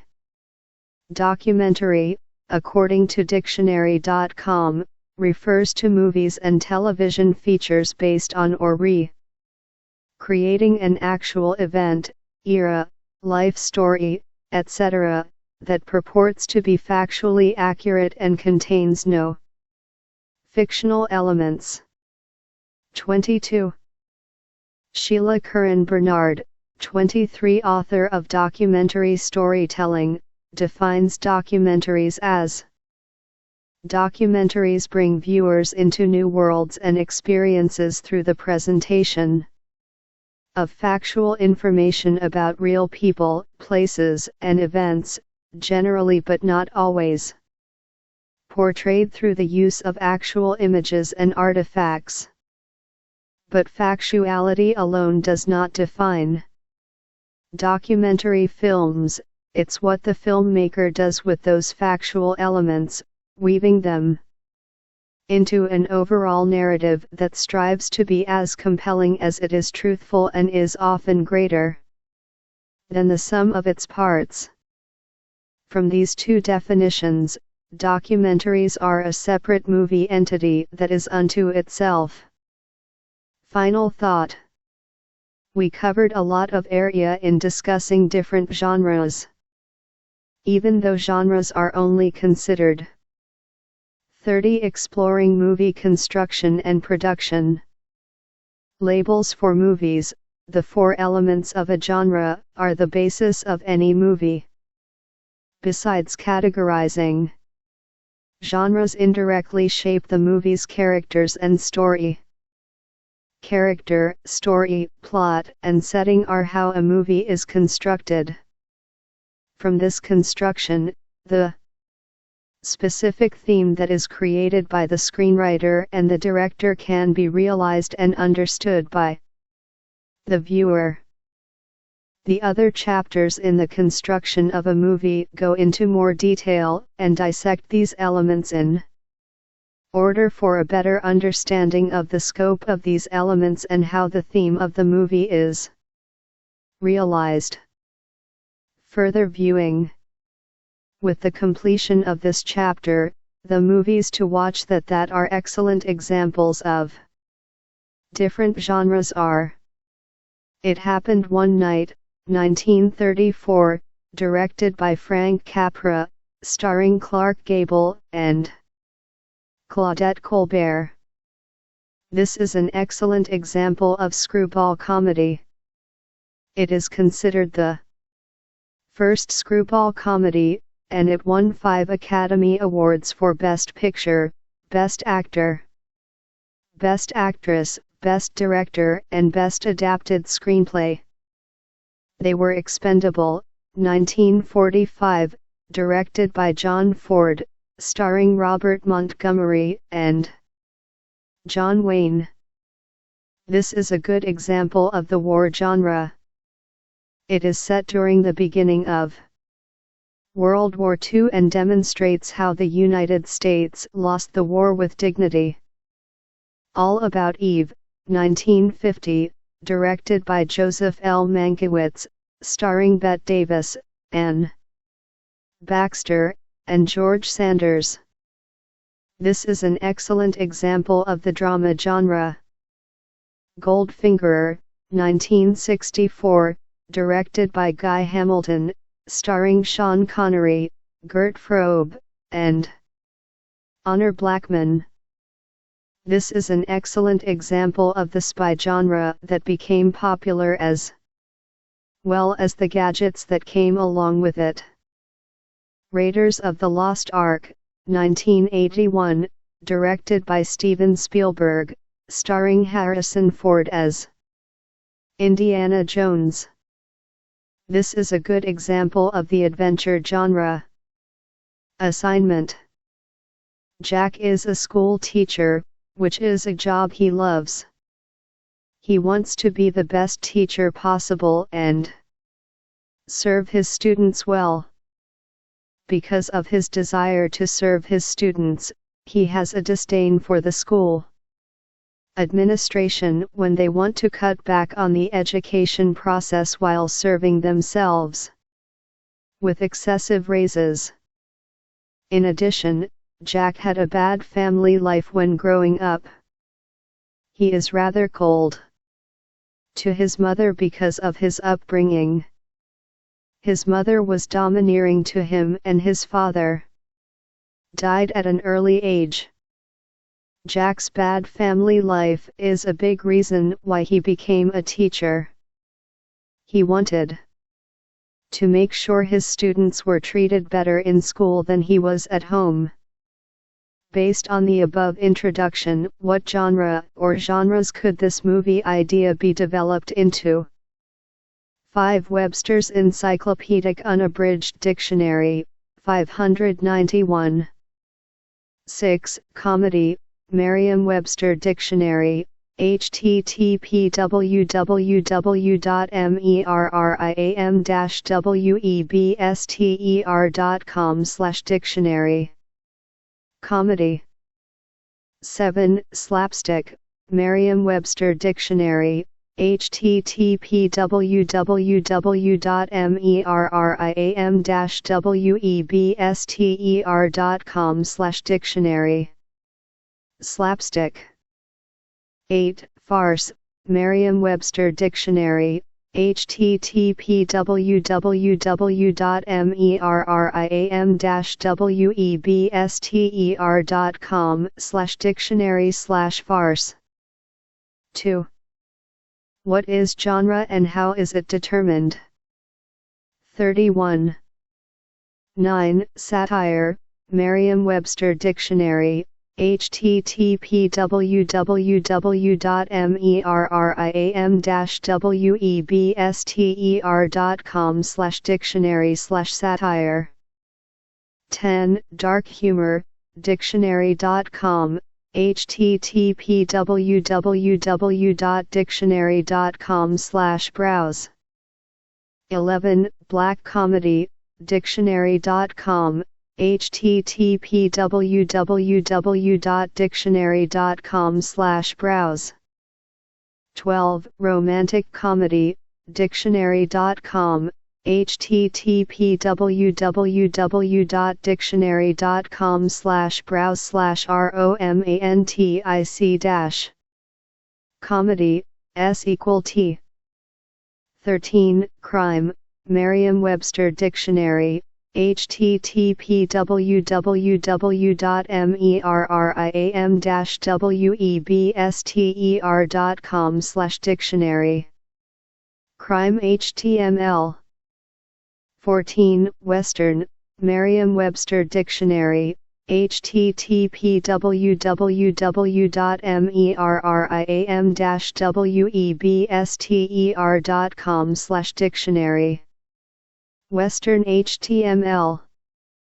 15. War, Merriam-Webster Dictionary, http www.merriam-webster.com/dictionary/war.html. 16. Spy, Merriam-Webster Dictionary, http www.merriam-webster.com/dictionary/spy. 17. Adventure, Merriam-Webster Dictionary, http www.merriam-webster.com/dictionary. Adventure.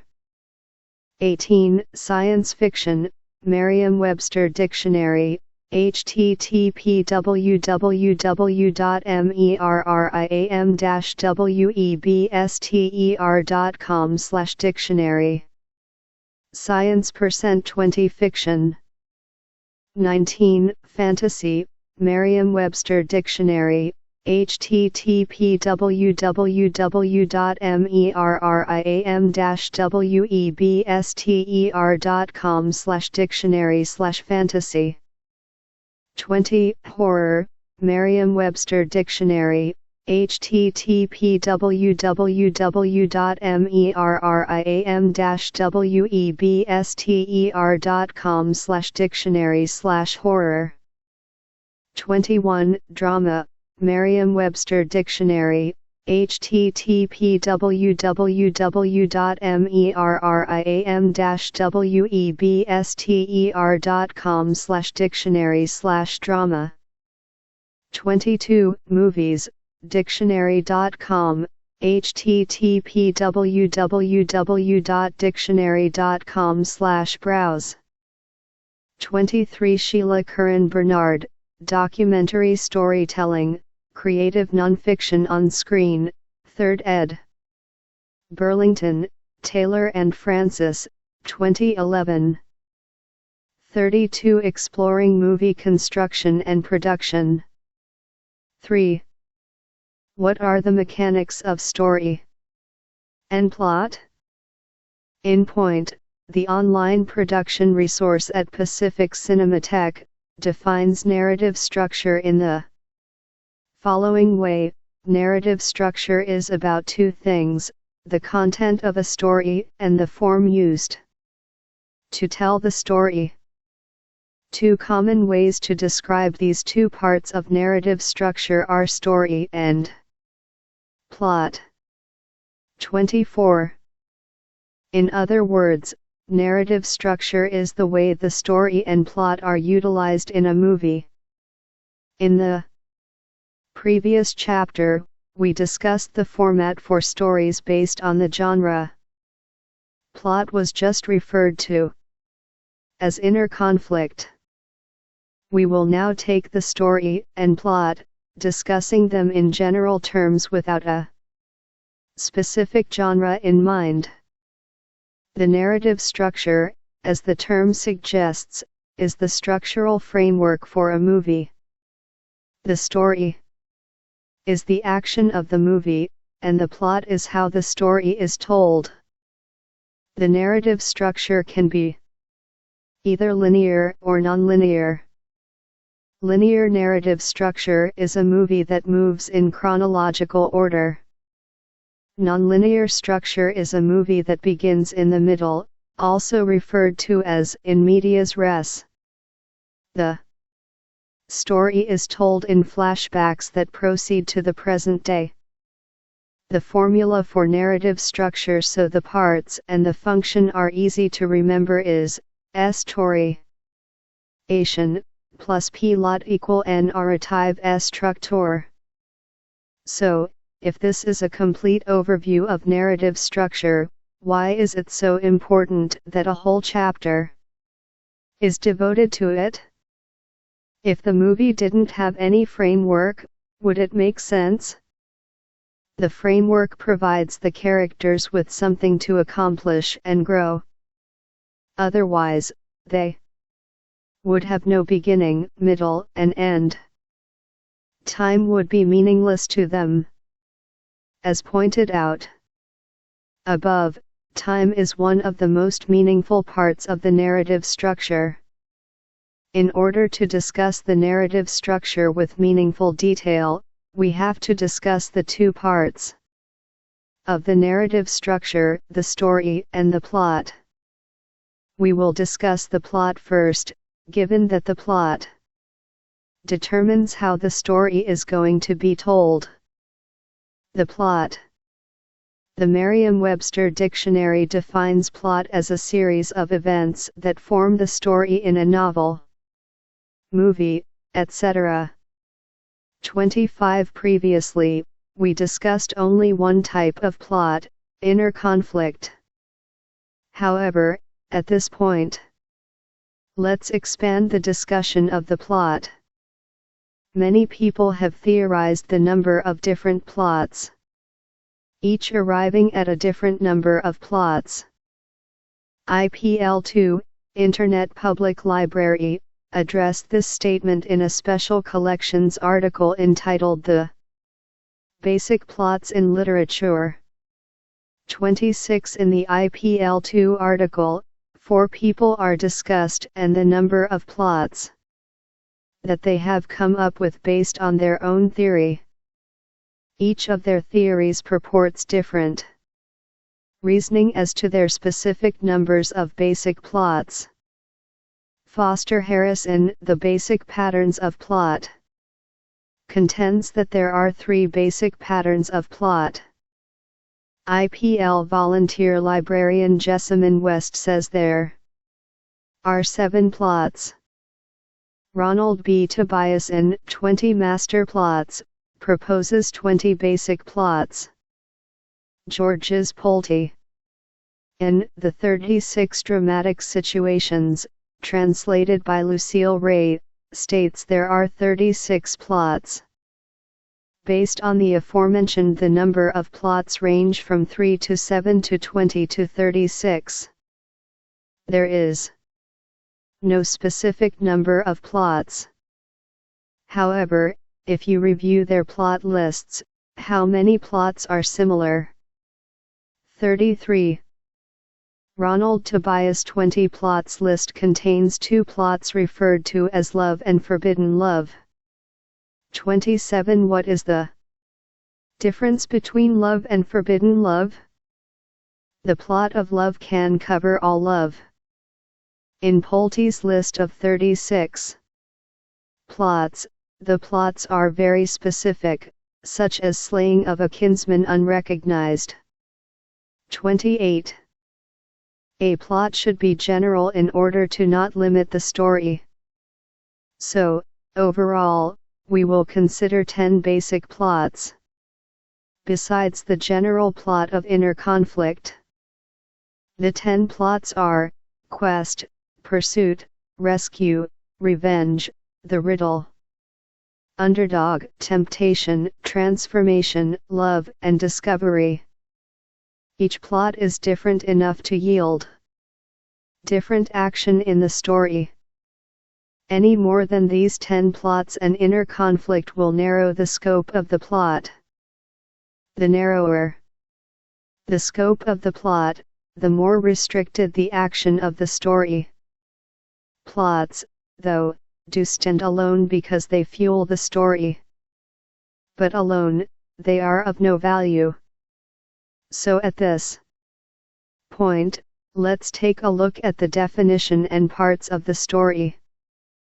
Once the story has been defined, we will demonstrate how the plot fuels the story. Then we can discuss the narrative structure or the framework of the movie. The story. The Merriam-Webster dictionary defines story as an account of incidents or events. 29. The story or the account of the events can be split up into 6 parts.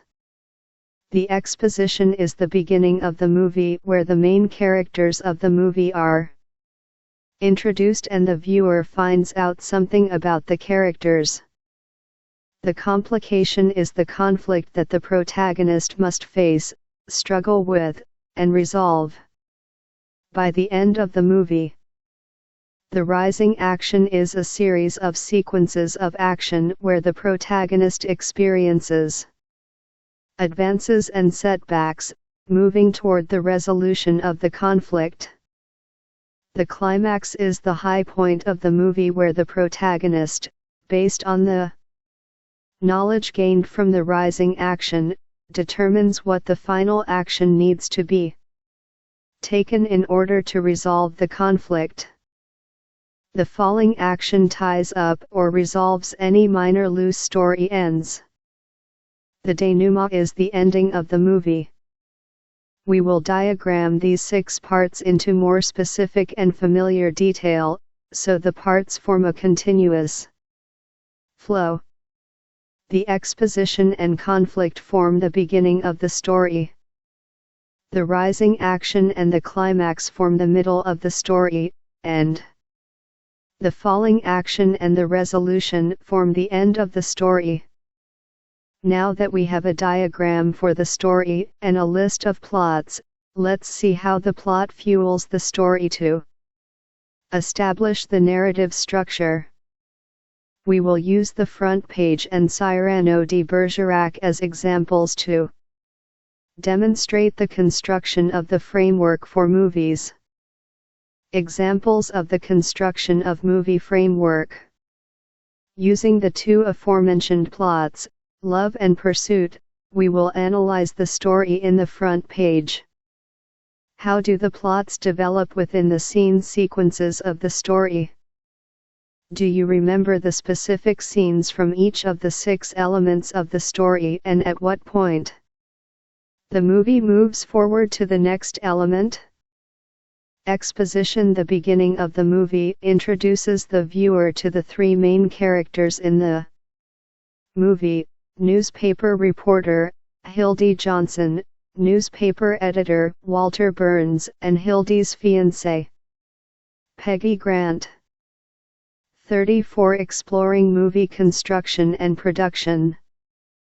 Complication. While Hildy wants to get married, Walter tries to persuade Hildy not to get married but remain a reporter for the newspaper.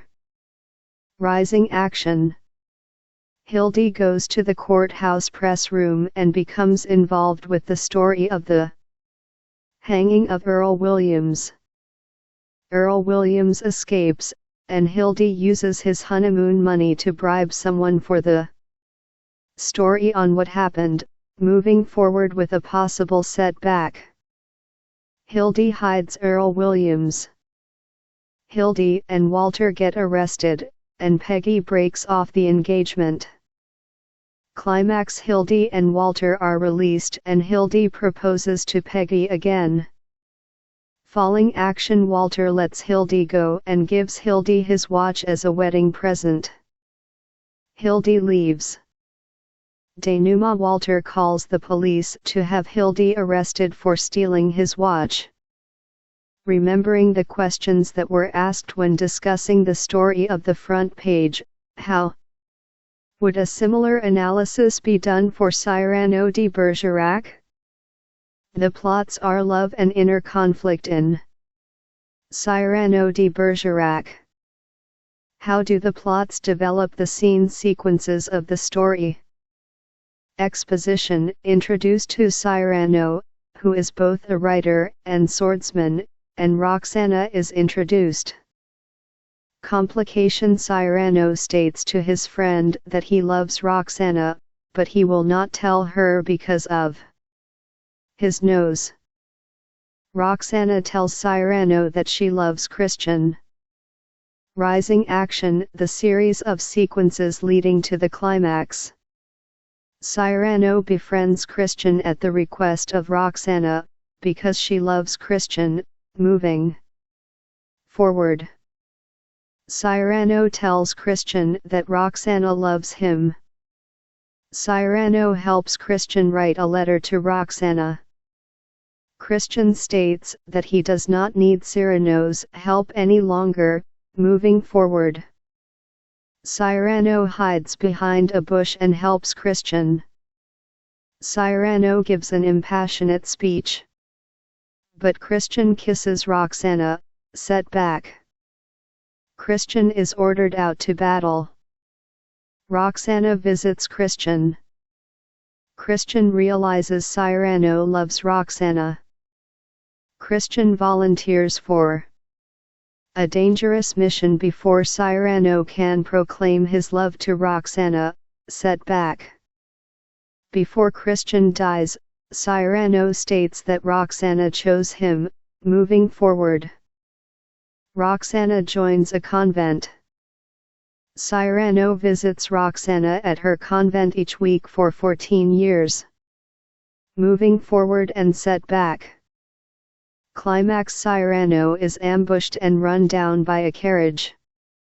He asks Roxana to read Christian's last letter and Cyrano recites it. Roxana realizes she loved Cyrano all these years and not Christian. Falling action: Cyrano dies. Denouement: Roxana mourns the death of her true love. How would you present the constructed movie framework? Using the plot of Discovery, and giving it a working title of Wonderlust, The Beauty of Discovery. Let's do a quick hypothetical example of the narrative structure. For the plot of Discovery, the story could begin with Jack graduating from college. Exposition. 3. What are the mechanics of story and plot? 35.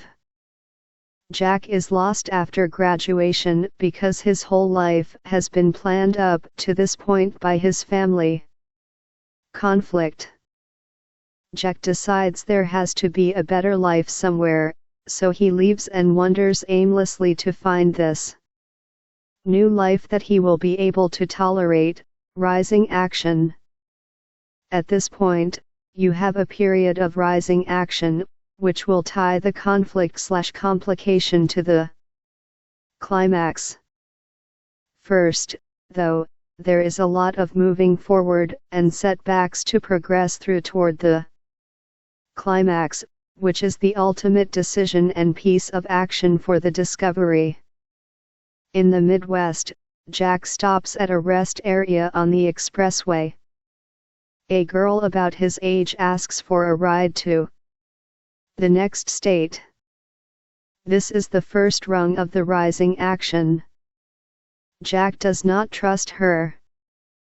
Once they get to the next state, he drops her off at the first restaurant he sees, telling her to have a nice life. Jack continues on but thinks that he should stop and get a job in a town that he has an interest in as he is driving through it. This is the second rung in the rising action ladder. He finds a job in an office, which he thinks he may like for a short while until it becomes routine. Jack's job blossoms as the owners want to begin an export operation, and they ask Jack to run it. After long hours of development of the export operation, Jack realizes that he can establish a successful life of his own without parental interference. Further rising action movement. However, the rising action hits a snag, first setback, as Jack nears the official opening of the export operation. The girl he gave a ride to earlier in the movie shows up in this town.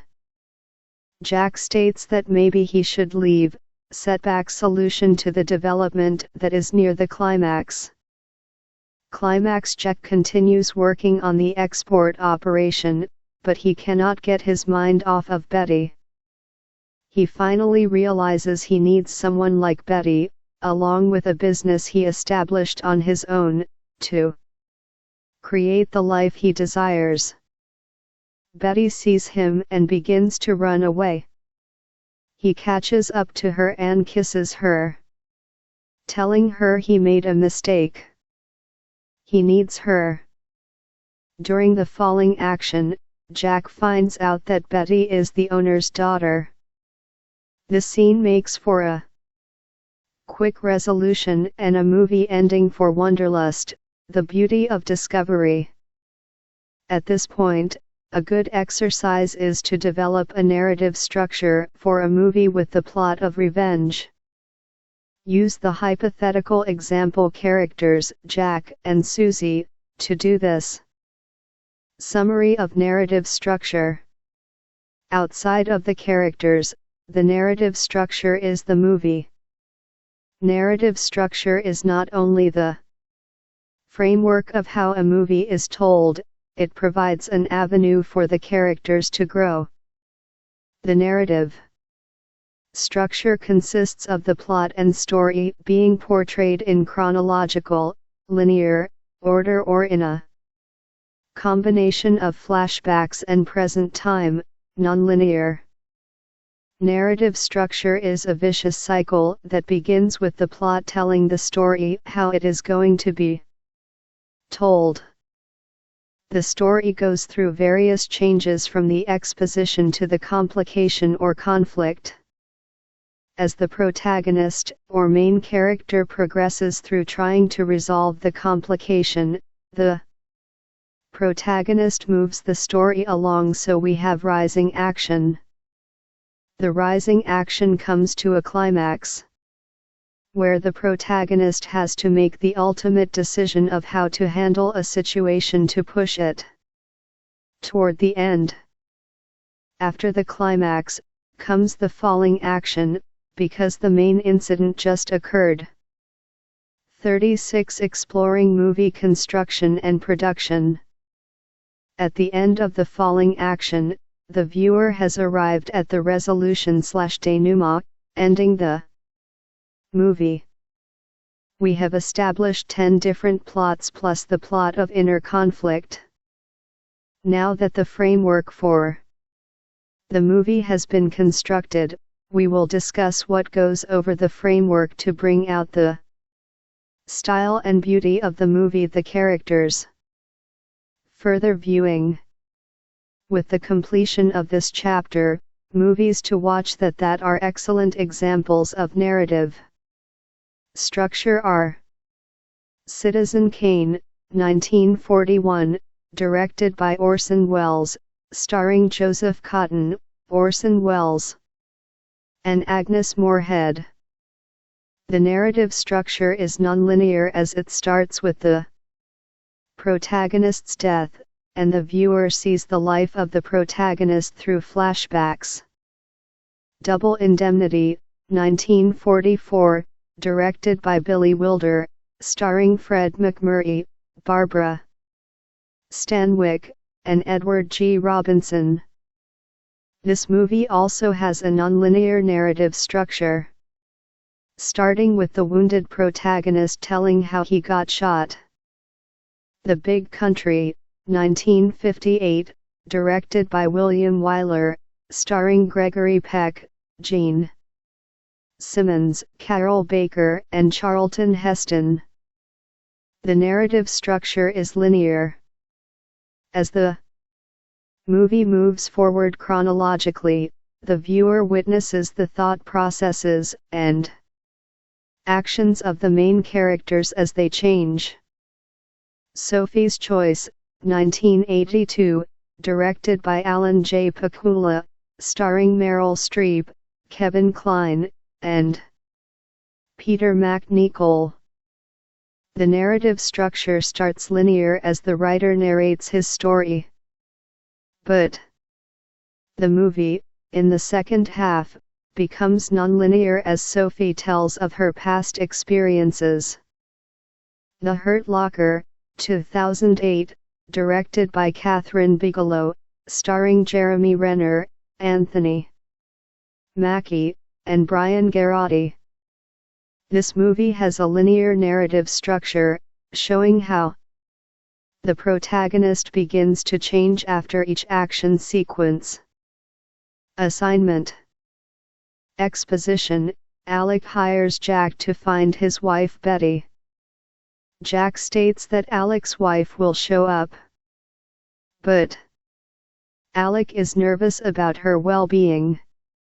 Jack agrees to take the case. Complication. When Jack finds Alec's wife fairly quickly, he decides to do surveillance on her. To make sure he has not missed anything during the hiring process. Jack watches her as she goes to her house and then goes shopping. She buys unusual items that clearly have no purpose for a rich housewife. Jack believes whatever Betty does is none of his business as long as she is not in any danger. After watching her for a while, Jack determines everything is all right, gives up on the case and returns home.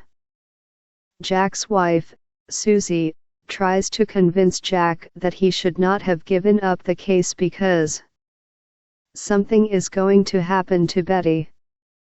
Jack tries to ignore her, but she keeps after him to continue the surveillance. Jack tells her he has to find new work to make money.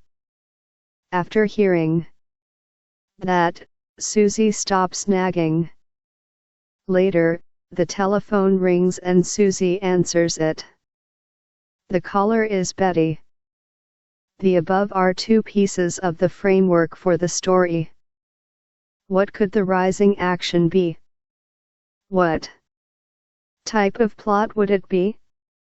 24 in point, http://www.thecinematheque/inpoint/index.html 25 plot, Merriam-Webster Dictionary, http://webster.com/dictionary/plot 3.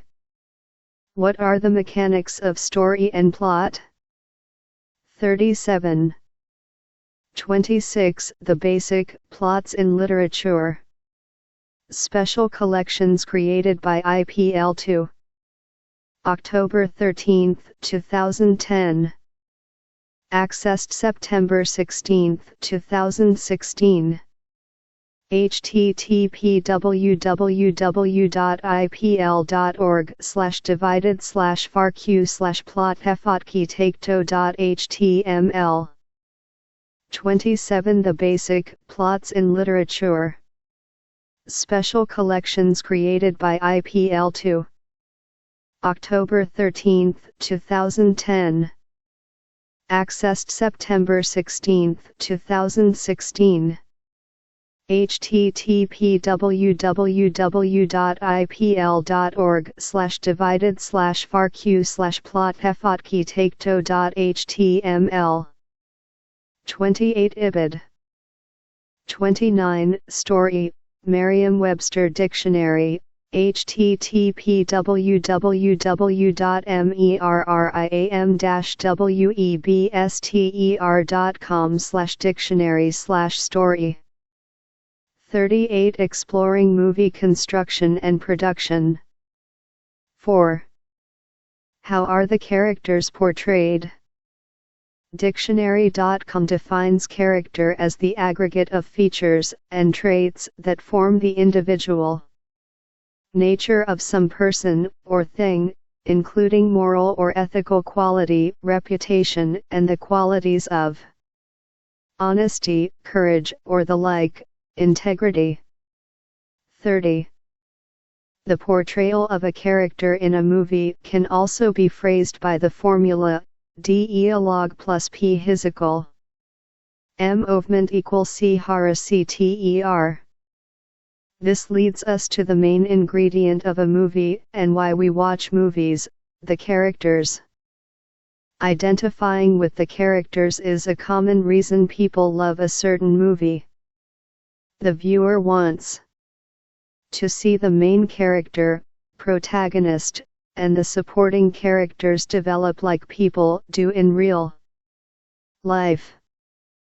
In order for the movie to express this development, the character has to show growth in moral and ethical qualities, such as integrity, honesty, or courage, and by having a well-developed background, making the character three-dimensional. In order to create a three-dimensional character with a well-developed background, the movie has to illustrate the character's sociology, psychology, and physiology. Since a movie is a visual experience, the sociology and psychology, along with the physiology, are subtly portrayed visually by the physical movements and the dialogue the character displays in any particular situation. Physiology is included in this portrayal because many movie characters are self-conscious of their physical appearances, like Cyrano de Bergerac, who was self-conscious of his nose. The physical actions and the dialogue of the character change from the exposition and conflict as he or she goes through the rising and falling action of the movie. Every shot or frame of a film has to count in order to accomplish the action and progress the story. In addition, the dialogue in these situations has to agree with the physical movements. For instance, the dialogue cannot be a ranting and raving of a particular situation while the character is standing calmly, looking out a window. Let's draw upon the characters from Diderot, Cyrano de Bergerac, and the hypothetical example. Wanderlust, the beauty of discovery, to see how character is or could be expressed. These examples will provide a good analysis of a character. What the character's mannerisms, movements, and dialogue are reveals aspects of the individual's personality and background and what actions will occur regarding the handling of the movie's conflict. Character physiology. The main physiology points of a character are the sex, age, height, weight, posture, appearance, defects, and heredity. A character's voice should also be part of the physiology because different parts of a person's anatomy, such as vocal folds, cords, throat, mouth cavity, nasal passages, the tongue, soft palate, and lips, 31 create sound. In Cyrano de Bergerac, the most prominent physiological characteristic is, obviously, Cyrano's nose. His nose affects both his physical and verbal actions. Would Cyrano de Bergerac have been involved in so many sword fights if his nose was of normal size? Considering his attitude, he might have, but overall probably not. Other characters in the movie that did not have such a pronounced nose were not involved in as many altercations as Cyrano. Besides sword fighting, he is egotistical in the areas of writing and acting, which compensate for his large nose. The size of his nose affects his actions in life, such as his love toward Roxana. Instead, 39. Regarding a character's physiology, the most important and influential part of the movie, Cyrano de Bergerac, is based on Cyrano's nose. of expressing his love for Roxana near the beginning of the movie, he lives vicariously through Christian. In detour, actions that occur to Al Roberts slowly wear his body down to the point that exhaustion is evident in his physiology. Being a nightclub singer, Al's voice has to sound pleasing. 40. Exploring movie construction and production. The look of a character's physiology, such as a close-up of a character's face, lends toward the mood or atmosphere of a scene. Seeing his dirty, unshaven face and furrowed forehead, the viewer can see the worry in Al Roberts' demeanor.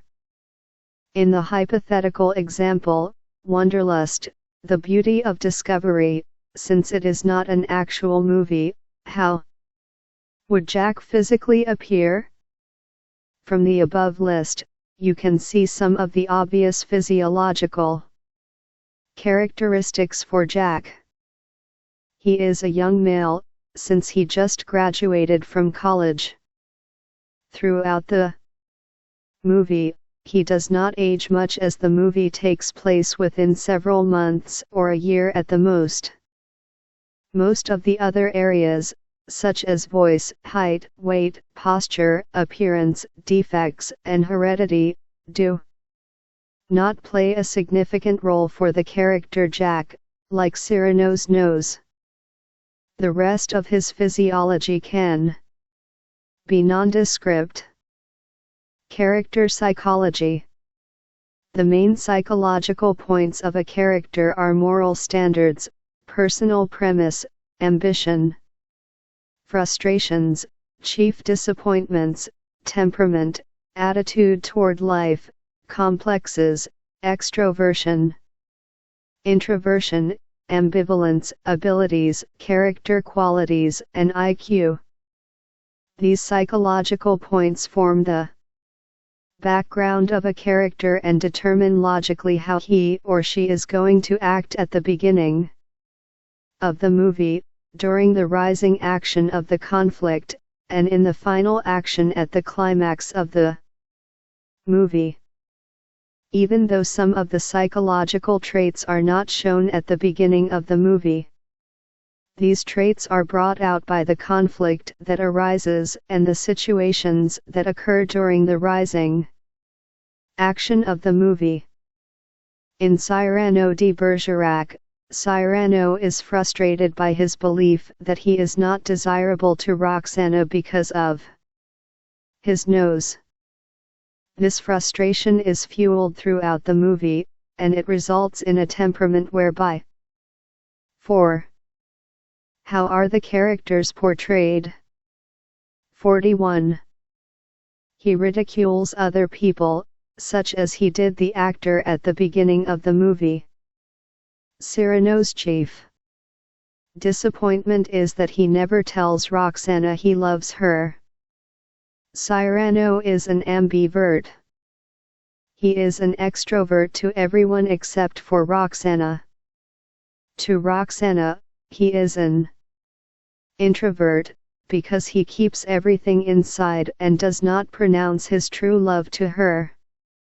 In Detour, Al Roberts' attitude toward life at the beginning of the movie is that he is satisfied playing piano in a nightclub and marrying Sue, the singer in the nightclub.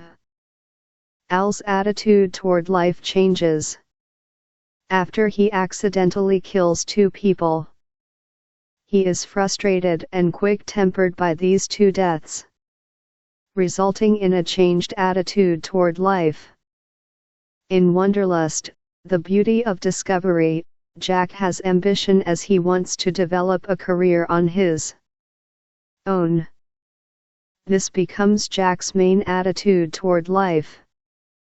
At the beginning of the movie, though, he has a temperament of frustration, because his family has planned his whole life up to the point of his graduation from college. What else would you add to the psychology of Jack? Character sociology. The main sociological points of a character are economic class, occupation, education, home life, religion, race, nationality, position in the community, political affiliation, amusements, and hobbies. Depending upon the story of the movie, the sociology may not play as big a part in the character portrayal as the psychology of the character. If a character is taken out, away from the way of living that he or she has adapted to and is familiar with, sociology may play a bigger part in the movie.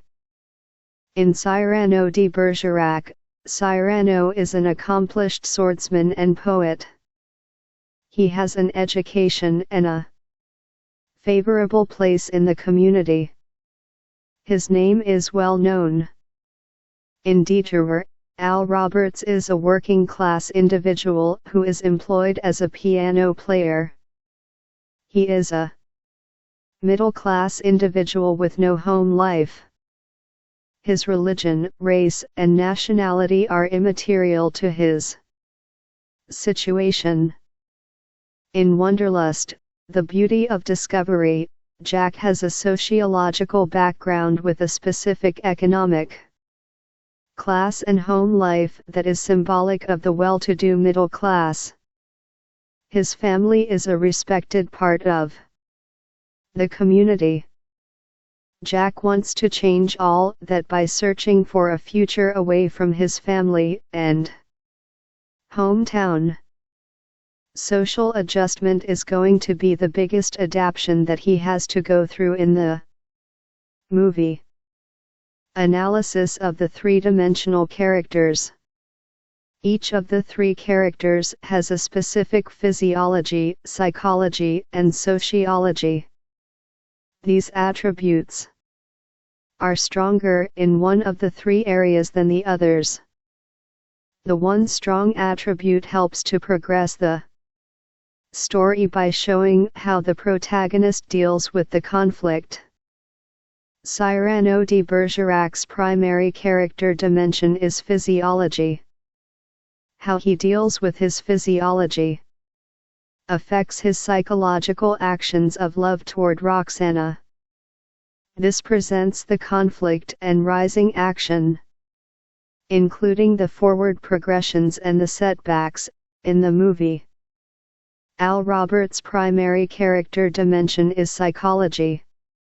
His temperament changes throughout the movie because of the accidental deaths that have occurred. These deaths contributed to a developing temperament of hostility and helplessness, resulting in a fatalistic demeanor. Jack's primary character dimension is sociology. He has built a whole life based on his family's place in the community and his education. Now he wants to reinvent himself by moving away and establishing a new sociological background. The idea of reinventing himself drives his actions. He becomes egotistical in the process because he is looking out for himself and what he wants to do. 42. Exploring movie construction and production. Rather than assisting anyone else, no matter if he likes it or not, he has become a product of his controlling family. Visually demonstrating the three-dimensional character. We have looked at the physical and mental backgrounds of three different characters based on their physiology, psychology, and sociology. How are these characters brought to life on the screen, where everything is visually expressed? Before the cameras roll and the film is edited, what is done? Mise en scene is defined as all of the elements or visual elements that are in a shot. These elements are setting, lighting, staging, costumes, and makeup. The set refers to furniture and props and everything that dresses the set or is contained in the decor of the set. Staging refers to the blocking and physical action of a character. Previously, we saw photos of Al Roberts from Diderot and Cyrano from Cyrano de Bergerac. Makeup was used to express their physiological traits, such as Cyrano's nose. It was also used to demonstrate what the character had been going through, such as the dirt on Al Roberts' face. At the beginning of the movie, you get to know something about the character and the time period. In the beginning of Cyrano de Bergerac, the viewer sees the costume that Cyrano had on, along with what the interior setting of a theater was like during the 17th century. The interior setting at the beginning of Diderot is a diner. The diner is small and confining, like Al's life, and he believes the police will eventually capture him. The diner is staged with the type of people, like truck drivers, who frequent that sort of restaurant when on the road traveling. We will take a more in-depth follow-up look at mise en scene in the production chapters of Directing, Chapter 5, Cinematography, Chapter 6, and Editing, Chapter 7, to see how mise en scene is used by these areas of production to express a character and to further the story. The three-dimensional character demonstrated through sound. Different aspects of sound enhance the character and story, making the movie a complete experience. Sound in a movie includes dialogue, music, sound effects, ambient noise, or background noise and soundtracks. Sound has always been around even for silent movies. During the silent movie period, musical accompaniment was provided in theaters. In the late 1920s, movies began to talk. Many students have indicated in the film courses that I have taught that sound was the biggest innovation to movies. Dialogue is a conversation between at least two characters in a movie to exchange ideas and resolve a problem. Dialogue is an important aspect of the sound in the movie. Even during the silent movie period, there was dialogue. However, the dialogue was written on silent movie dialogue cards. Music, whether referring to the musical score at the beginning and end of the movie, along with background music to set the tone and atmosphere of a scene, assist in leading the viewer through a complete movie experience. The music may also be symbolic of the personality of the character and the action he or she is going through at any particular time in the movie. Sound effects, according to dictionary.com, are any sound, other than music or speech, artificially reproduced to create an effect in a dramatic presentation, such as the sound of a storm or a creaking door. These sounds heighten the action of the movie, and it heightens the interest in the characters to see what will happen to them next. 4. How are the characters portrayed? 43. Ambient noises provide realism to a scene, giving naturalism to the area that the character is in during a particular time of the movie. Soundtracks are musical accompaniment for a movie, such as a popular song or songs and music from the movie. The soundtrack could have a song expressing the background or a specific characteristic of the character. The soundtrack could also have music that is expressive of the story. with the different aspects of sound expressing different features of the characters and the situation. The characters are in, sound progresses the story and plot. We will take a more in-depth follow-up look at sound in the production chapters of directing. Chapter 5, Editing, Chapter 7, and Sound, Chapter 8, to see how sound is used by these areas of production to enhance the character and progress the story of the movie. Further character dissection. This brief discussion of the character outlines the complexity in building and developing a character in a movie that is going to last on an average of 120 minutes. As we have read in previous chapters, a lot of action occurs in a movie, and the characters have to stay consistent with the construction of the movie. This is why the exposition is a very delicate part, but an extremely important part, of the story, because the main characters and their backgrounds have to be introduced. But the introduction cannot take too long because the audience will lose interest in the movie. Enough of the main characters' personalities have to be portrayed during the exposition so the rest of the movie has a logical progression as the audience gets to learn more and more about the characters. And, as the audience gets more and more involved with the characters and their story, the audience becomes more wrapped up in the movie, resulting in an enjoyable experience for them.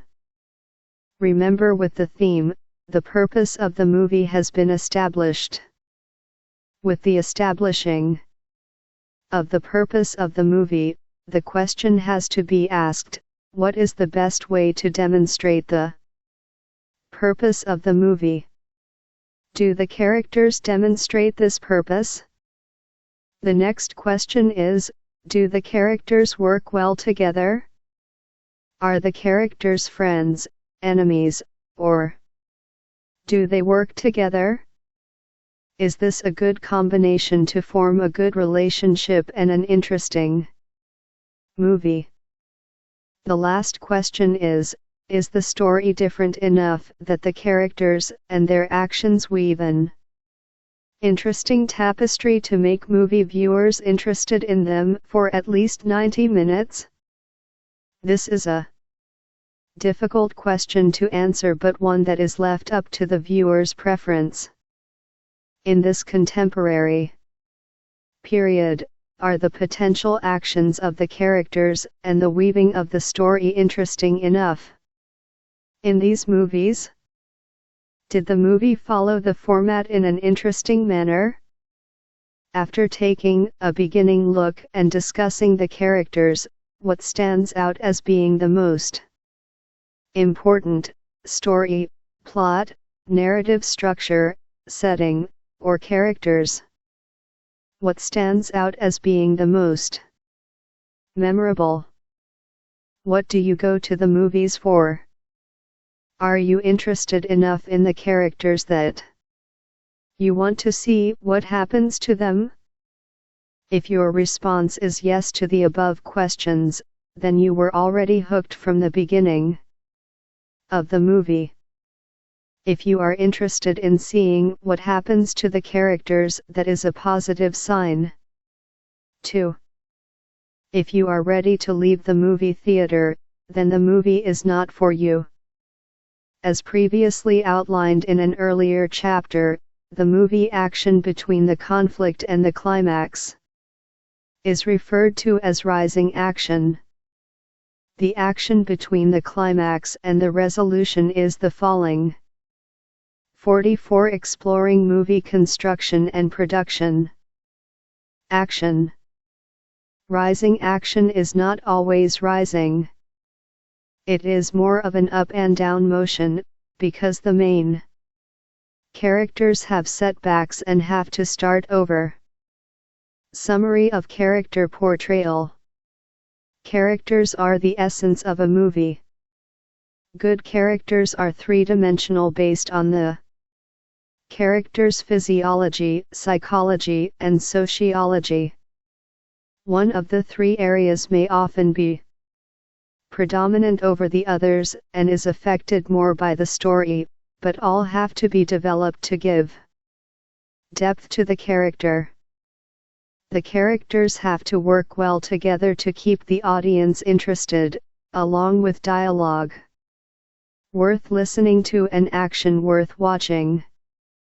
The story helps a great deal with bringing this to fruition, allowing the characters to interact with one another, and to develop logically to the climax and resolution of the movie. In this way, the audience gets caught up in the movie and wants to watch more. A good movie is like a good book.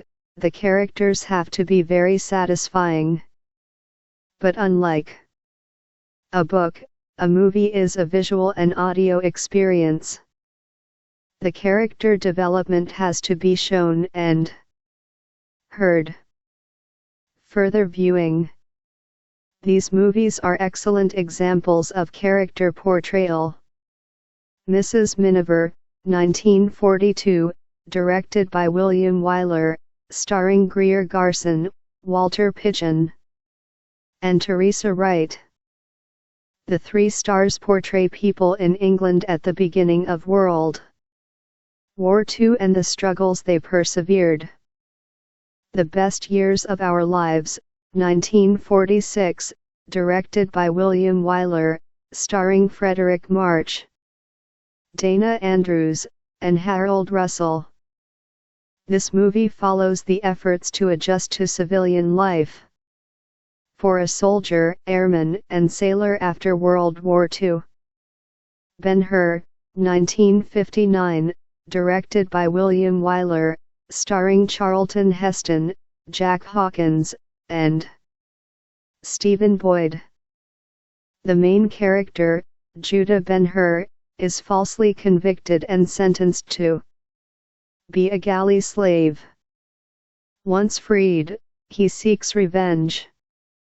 This is a movie of character growth and change.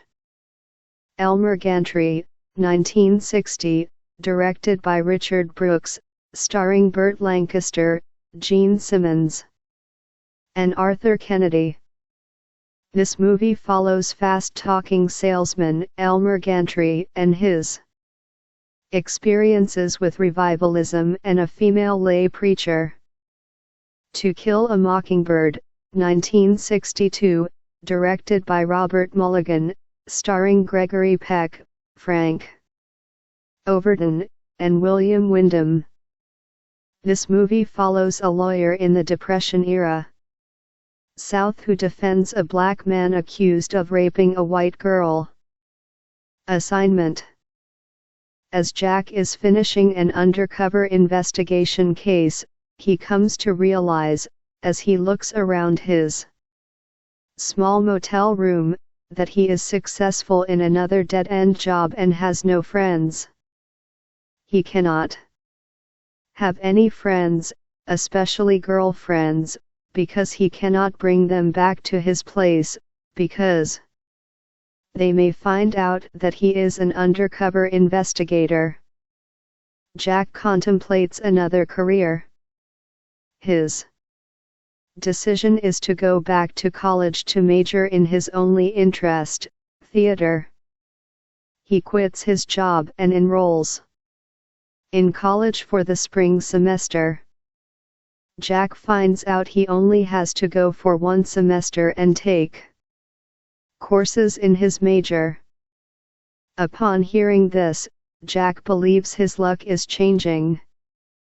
On the first day of class, Jack is apprehensive because he does not know what to expect, and everybody will be younger than he. When he enters the class, which is in a theater, he sees that it is worse than he expected, because everybody knows one another except for him. When class begins, though, all is forgotten when he listens to the professor, Alec Morgan. Jack is excited. 4. How are the characters portrayed? 45. Because he has Professor Morgan for most of his classes. Jack heard that Alec had won a Tony Award, which initially interested him in enrolling in the college. Hearing Alec speak about theater, Jack becomes more interested in theater, and wants to develop his talent to become successful in theater. Jack has a tough schedule, as he obtained a job in the security department at the college working the midnight shift. Jack works all night, goes home, and changes for his 9 a.m. class. Do a character analysis of Jack based on the above information to make him a three-dimensional character. 30. Character, dictionary.com, http www.dictionary.com/browse. 31. The Voice Foundation, http voicefoundation.org/about/what-is-tvf. 46. Exploring movie construction and production. Part 2, Production. Prologue. In this section, since we are dealing with actual professions, we are going to take a different approach. Now that you know the different building blocks of a movie, you may wonder how to put them all together. We are going to take a look at different production areas by putting you in those positions. You are the director, you are the director and cinematographer, you are the director and editor, and you are the director and sound technician. We will go through different terminology for each of the areas. Then we will take a look at how they apply in different examples of the 3 movies you watched and with a hypothetical example. The more knowledge you have, the better appreciation and the better decisions you can make in situations given in the assignments. 49. 5. What is directing?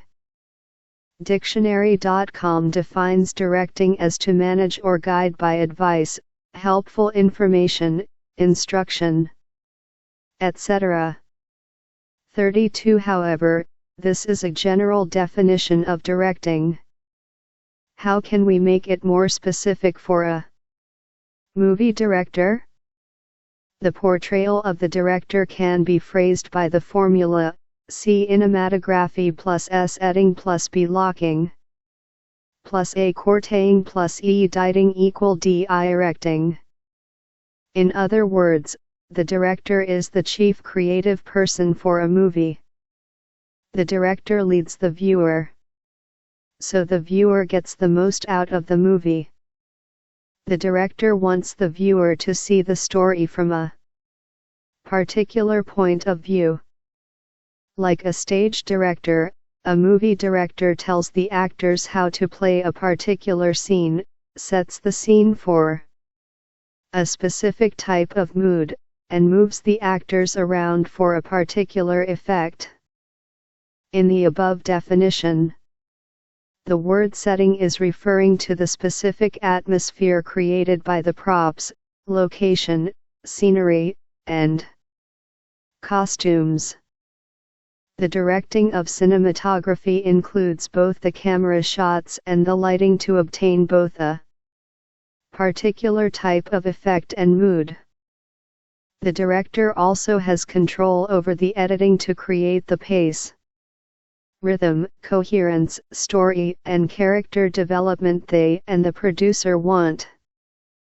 Finally, most directors are involved with the sound for the movie, especially the dialogue, ambient noises, and sound effects. Many directors have their individual style, so we can often recognize when a specific director is responsible for a movie. This is referred to as auteur theory. However, in this chapter, we are going to concentrate on the main visual and verbal direction of the setting, lighting, blocking, costumes, and dialogue, and how they contribute to the story, character development and character portrayal of the movie. We will analyze the different viewpoints so you will see and judge for yourself if the actions taken were the best direction, cinematography, sound, and editing for these movies. We will touch upon the cinematography, editing, and sound as it pertains to the director's emphasis of the aforementioned areas in the story, character development, and the character portrayal. We will go into more in-depth detail of the cinematography, editing, and sound in Chapter 6, What is Cinematography, Chapter 7, What is Editing, and Chapter 8, What is Sound. Let's look at the setting, lighting, blocking, costumes, characters, and dialogue, and how they are expressed by the director in the cinematography, sound, and editing. Mise en scene, as discussed in Chapter 4, encompasses the setting, lighting, actors blocking, and costumes. The setting includes both the location, such as an apartment, and the props. Mise en scene is everything that is contained in a cinematographic shot. This is a big task.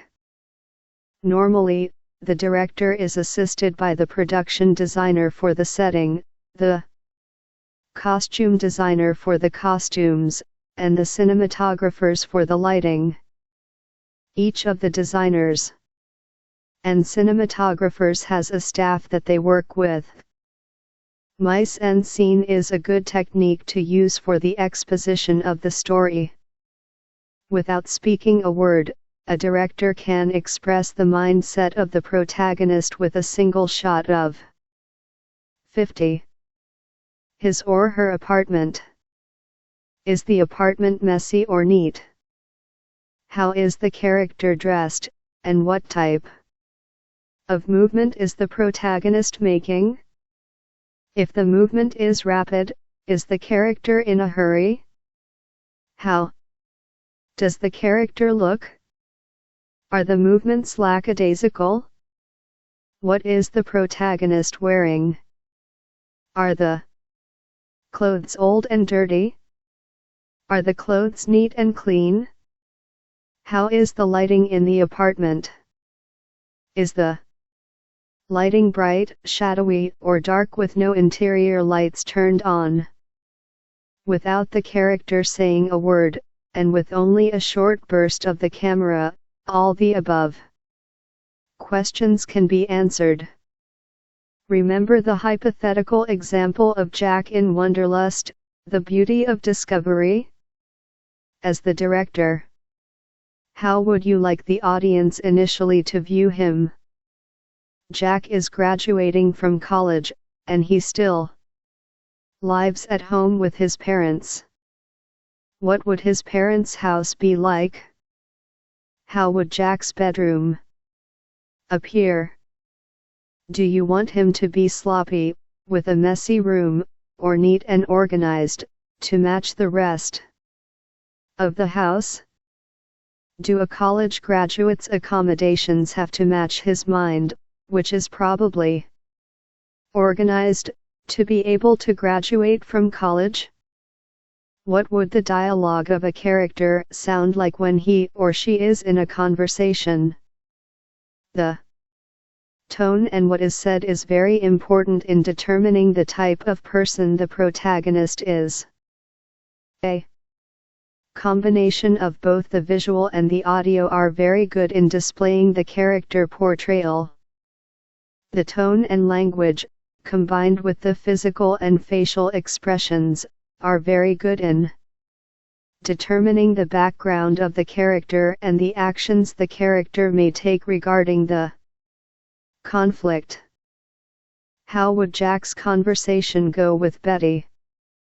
Jack has a one-track mind. He wants to make something of himself without any help from his parents. Jack does not want any distractions, which Betty is. Jack's dialogue with her would be to the point. He does not want to get to know her, because this would jeopardize his chance of establishing the type of career that he desires. Now, let's look at how all of the above information is expressed for each of the three movies and for their genres. Directing points of the comedy viewed. How would you, as the director, express the story and characters in the front page? How do your ideas compare to the director, Lewis Milestone?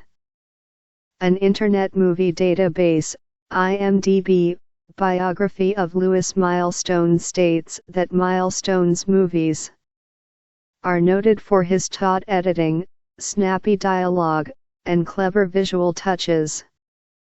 33 He is a good example of a director that touches on the areas of cinematography, editing, and sound. Snappy, rapid dialogue was often a signature feature of the comedies of the 1930s and 1940s. There were many instances of the snappy dialogue in the press room in the front page. The quick, rapid dialogue is a very important part of the movie. The dialogue shows that newspaper reporters can very quickly throw questions at someone in order to get the information they need. When Hildy Johnson hides Earl Williams in the desk, he shows how quickly he can come up with a plan. This action also shows that Hildy is not completely honest. Rather than turning Earl Williams over to the police, like an honest person would, he hides Earl Williams in the desk. Visually, in movies, actions can say more for a character than words. Molly Malloy, a supporting character in the movie, is an acquaintance of Earl Williams. She jumps out the press room window to distract the reporters, so that they do not discover Earl Williams in the desk. Ignoring any dialogue prior to jumping, what does the act of jumping signify about her personality? 5. What is directing? 51. The actions of Walter Burns both progress the action of the story and demonstrate his character and Hildy's character. Walter pulls a fire alarm, and Hildy runs to the street to see what was going on. This blocking shows that Walter is a conniving individual, and the viewer can see, from almost the beginning of the movie, that Hildy does not want to quit the newspaper. What Hildy states and does are two different behaviors. Directing points of the crime drama viewed. How would you, as the director, express the story and characters in detour? How do you think your ideas compare to the director, Edgar G. Ulmer? Do you think that the negative outcomes of each action make Al Roberts an unlucky individual? The physical movements and facial expressions of Charles Haskell and Vera coincide very well with the dialogue in those scenes. The accidental death of both of these characters progresses the story and illustrates the future for Al. The shadows and the night, along with the cramped setting of the diner, express the lifestyle that has become Al's. Directing points of the historical drama viewed. How would you, as the director express the story and characters in Cyrano de Bergerac? How do your ideas compare to the director, Michael Gordon? The visual action is very important and the mise-en-scene is developed to show the type of places that Cyrano frequents, such as the theater. This demonstrates that he is a learned man. The amount of sword fighting he is involved with indicates he is a talented swordsman. However, his hiding when he is feeding the romantic language to Christian points to his conflicted personality. He is confident in certain situations when his physiology does not matter to him. When the love of someone does matter to him, he hides because he is afraid of what the truth might bring. Language and dialogue are very important in this movie, especially toward the end when Christian is dead. The language and dialogue are important because of what is said but because of what is not said. For 14 years Cyrano never stated that he wrote the words that Christian stated. Cyrano only tells Roxana before he dies of a mortal wound. Does Cyrano write the satirical essays to purposefully get killed so he does not have to face Roxana, the woman he has always loved? Final thoughts on directing. The director shapes the story, or the script, so a particular emphasis is stressed and a specific theme or discourse is presented. A particular point is put forth. The director decides on or contributes to the cinematography, the sound, and the editing of the scenes for a movie. In so doing, the director shapes the movement and dialogue of the actors, along with their character portrayal. The director is also responsible for the prop placement, the costumes, and the location of the different shots. Did you see the development that was taking place for each of the genres? What was different in the development of each of the movie genres? As an armchair director, what would you change about these three aforementioned movies? What would you emphasize differently?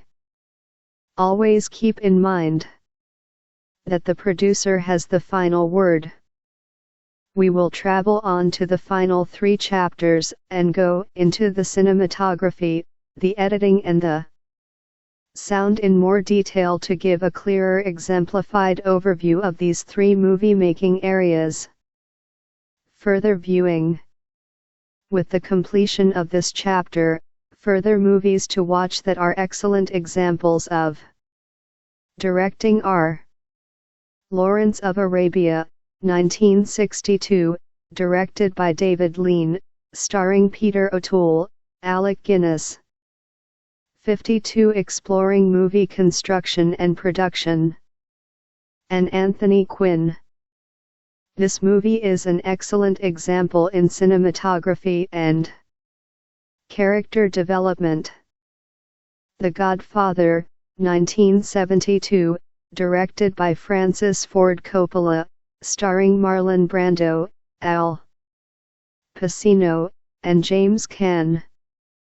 This movie is an excellent example of timelessness, presenting a topic that is still pertinent over 4 decades later. Breaker Morant, 1980, directed by Bruce Beresford, starring Edward Woodward, Jack Thompson, and Brian Brown. This movie is an excellent example of timelessness, presenting a topic that is still pertinent over 3 decades later. Schindler's List, 1993, directed by Steven Spielberg, starring Liam Neeson, Ralph Fiennes, and Ben Kingsley. This movie is an excellent example in directing a realistic view of a Dark chapter in the history of the world.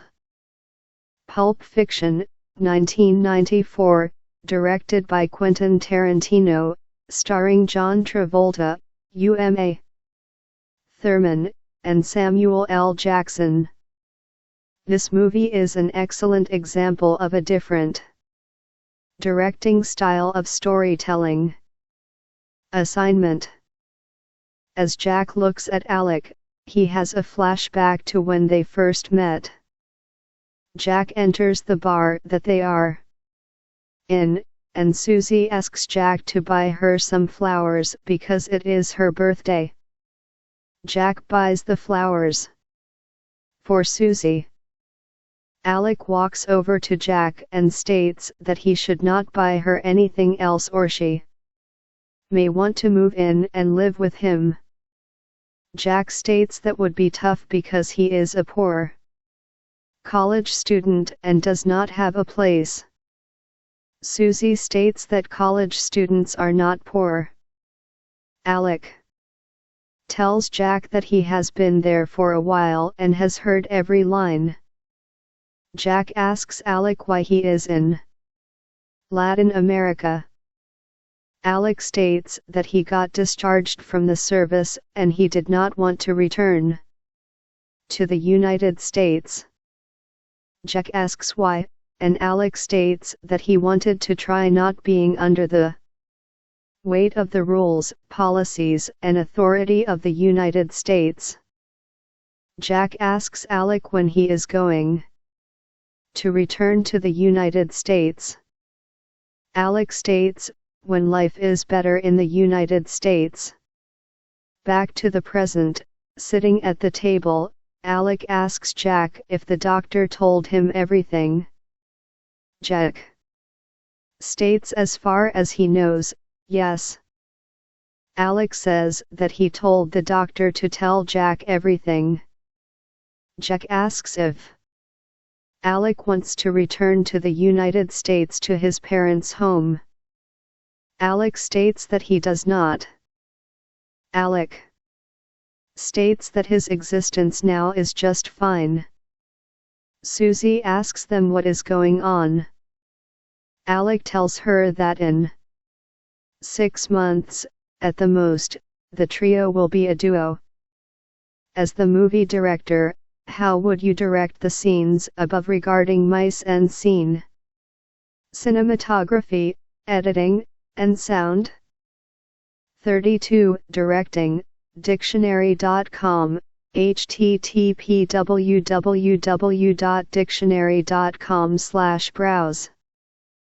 33. Lewis Milestone, IMDb, http www.imdb.com/name/nm0587277. 5. What is directing? 53.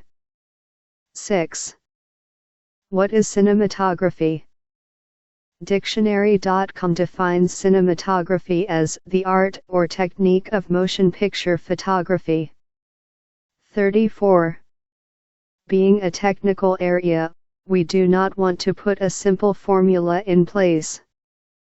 The director, being the chief creative person for a movie, is in charge of the cinematography with the director of photography or the cinematographer being in charge of the actual camera, lighting, and electrical crews. Wikibooks, in their movie making manual, defines the director of photography, DP, as being in charge of the actual image of a film project. They direct the camera/grip/lighting crews as to how the lights should be placed, how the camera should be exposed, and basically anything related to the film image. They will also choose the film stock and processing for the film. Many times the DP will be present during color timing as well. The DP works very closely with the director to realize his vision of how the film should look. 35. The quickest way to view different camera shots and how they are used is by watching the following YouTube video. Cinematography Lesson 1, Angles by Nathan Grebe. https://youtube.com/. Vocabulary.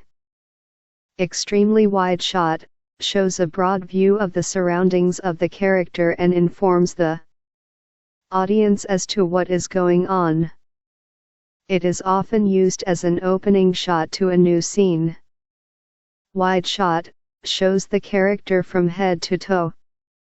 Medium wide shot, shows the character, usually cut off below the knees, but it is wide enough to show the settings around him or her and still be close enough to show the expressions on his or her face. Medium shot, shows the upper body, arms, and head. Close up, face and shoulders are showing, and it shows the expression on the character's face very well. Extreme close up, only part of a character's face is visible. It fills up the entire frame with details. Angles. High angle, the camera, placed above eye level, is looking downward. This shot is often used to make the character seem small, weak, young, or confused. Medium angle, most commonly used.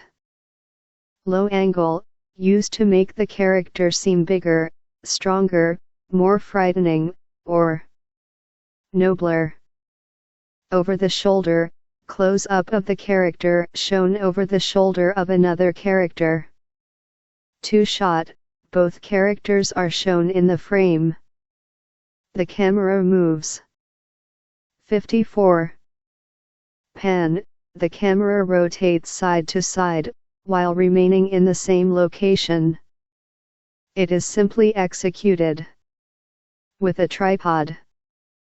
Tilt, the camera is moved to aim upward or downward without changing location. Also done with a tripod. Zoom, basically, zoom is moving the lens without moving the camera around. I would not recommend using this feature with a DSLR camera simply because it causes a fair amount of shakiness to your video and will take the audience out of the scene. There are always exceptions, though. If the effect you desire needs a zoom, then use the zoom. If you have a prime/fixed lens, you can use your feet to create a zoom. Dolly, the camera moves side to side. This movement can be used to reveal something in a scene. An extreme wide shot, as indicated below, is used at the beginning of a scene when the director wants to identify where the scene is taking place. The establishing shot is a photo of a location that the viewer is familiar with, so immediate recognition of the setting for the scene by the viewer is accomplished. A wide shot or long shot is used when a group of people are being filmed, as in an action scene. A medium or mid shot films an individual from the waist up. Medium shots are often used when filming a conversation. When the director wants both people involved in a conversation to be seen at the same time, a two-shot is used. If 3 people are involved in a conversation, the director may use a 3-shot technique. When the director wants only one person in a shot, the person speaking may be shown, and then when this person stops speaking, the reaction of the other person may be displayed in a separate shot. The close-up shot is used in an emotional scene.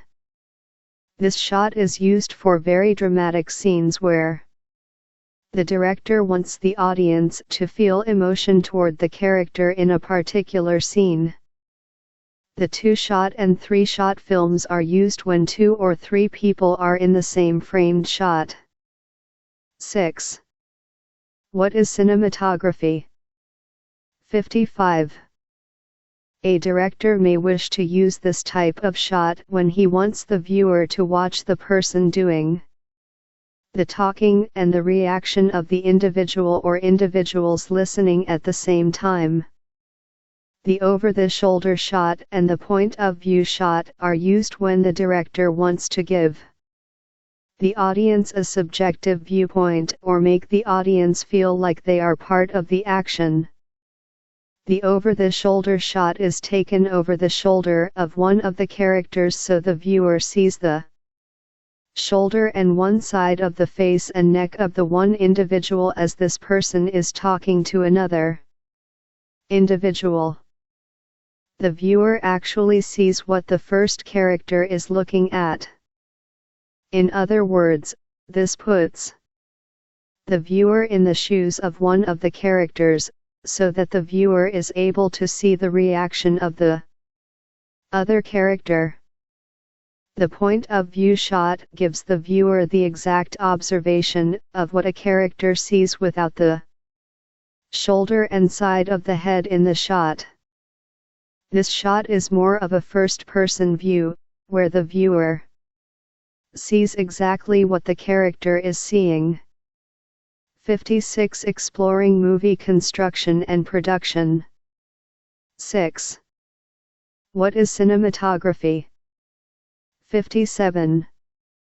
The previous camera shots and camera positions are discussed to provide a visual literacy between the viewer and an image that was created and interpreted by the director and the camera crew as the story progresses and the character portrayals develop and change. Lighting. Lighting assists in establishing a background to the visual literacy that the director and movie crew are creating. Lighting is done in a 3-point process. The first point is key lighting that provides essential lighting to the object, person, or area that you want to light for a shot. The second point is fill lighting. If there is only a little fill lighting, then there are many shadows, and it gives a dark and mysterious appearance. More fill light fills in the dark areas of an image. The last point is backlighting, and it gives a 3-dimensional appearance to an object or person. The design below includes a 4th point of lighting, that is, background lighting. This is used if there is an object with a specific background that needs to be lit for a special reason. Low-key light and no-fill light leaves shadows. This is the type of mood that would be appropriate for crime, horror, or film noir movies. The higher the key and fill lighting are, the brighter and happier the mood of the movie or scene is. A lot of key and fill lighting is appropriate for comedies and musicals. 3 to 4 minutes into the movie, detour, there is a good example of bright key light that becomes darker with shadows, and then the key light gets brighter again as the movie moves to a flashback. We will move away from the cinematography and go to the editing to assemble the shots in the best way possible. These are the 2 processes that make a movie different from other productions, such as live theater performances. 58. Exploring movie construction and production. This design is courtesy of the topic, 3-point lighting, from Wikipedia. 36. Further viewing. With the completion of this chapter, movies to watch that are excellent examples of cinematography are The Seventh Dawn, 1964, directed by Lewis Gilbert, starring William Holden, Susanna York, and Capucine. This movie is an excellent example in scenery cinematography of the Far East. Chinatown, 1974, directed by Roman Polanski, starring Jack Nicholson, Faye Dunaway, and John Huston. This movie is an excellent example in light and shadows of neo-noir. Days of Heaven, 1978, directed by Terrence Malick, starring Richard Gere, Brooke Adams, and Sam Shepard. This movie is an excellent example of cinematography establishing the turn of the century atmosphere. Blade Runner, 1982, directed by Ridley Scott, starring Harrison Ford, Rutger Hauer, and Sean Young. This movie is an excellent example in demonstrating futuristic fears. The Revenant, 2015, directed by Alejandro G. Inarritu, starring Leonardo DiCaprio, Tom Hardy, and Will Poulter. This movie is an excellent example of realism in action cinematography. 6. What is cinematography? 59. In this scene from the movie, the front page, the key light and fill light are high in this shot with Adolphe Mencho and Pat O'Brien, which is often the case with comedies. Assignment. Jack moves into the guest house of Betty and Alec. Betty has hired Jack, a private investigator, to do surveillance on Alec. Jack is bored and wants to leave a couple of times, but Betty appears and stops him because the situation is getting worse around the house. Betty states that many men she has never seen have come to the house to see Alec. Jack states, "What does that matter?" Alec goes to visit Jack and states that all is not what it looks like, and that Jack is not to believe Betty. Alec states that he has taken precautions because of this. One night, Alec asks the relatives to come over for a party. Everybody gets drunk and starts running around the yard, kissing the first person they see, regardless of the gender. At one point, Alec is with Betty, and Alec starts to get rough with Betty. Jack cannot see what is going on and what is being said, so he starts to get closer. Suddenly Alec turns around with a surprised look on his face and a gun in his hand. Jack shoots him with Alec still looking mystified by the gun in his hand. The relatives, including Betty, run around hysterically as Jack calls the police. The police arrive, and they find that Alec is dead. They take Jack into headquarters to go over what happened. What type of cinematography shots would best express the above scenes? 60. Exploring movie construction and production. 34. Cinematography, dictionary.com, http www.dictionary.com/browse. 35. Movie making manual / post-production / editing, Wikibooks, last modified July 16, 2012. https://n-wikibooks.org/wiki/movie_making_manual/post-production/editing.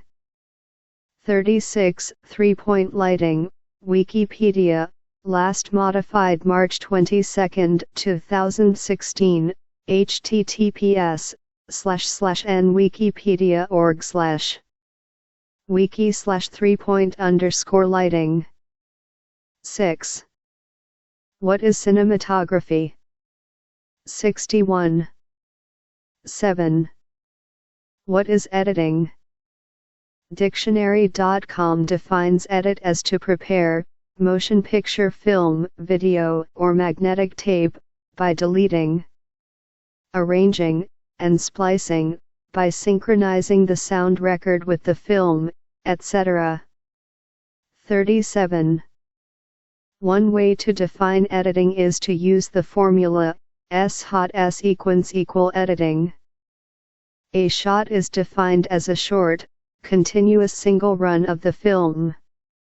A scene is composed of numerous shots cut, and they are joined together. A scene can be anything that the director wants it to be, such as someone entering a room, having a conversation with a person in the room, and then leaving the room.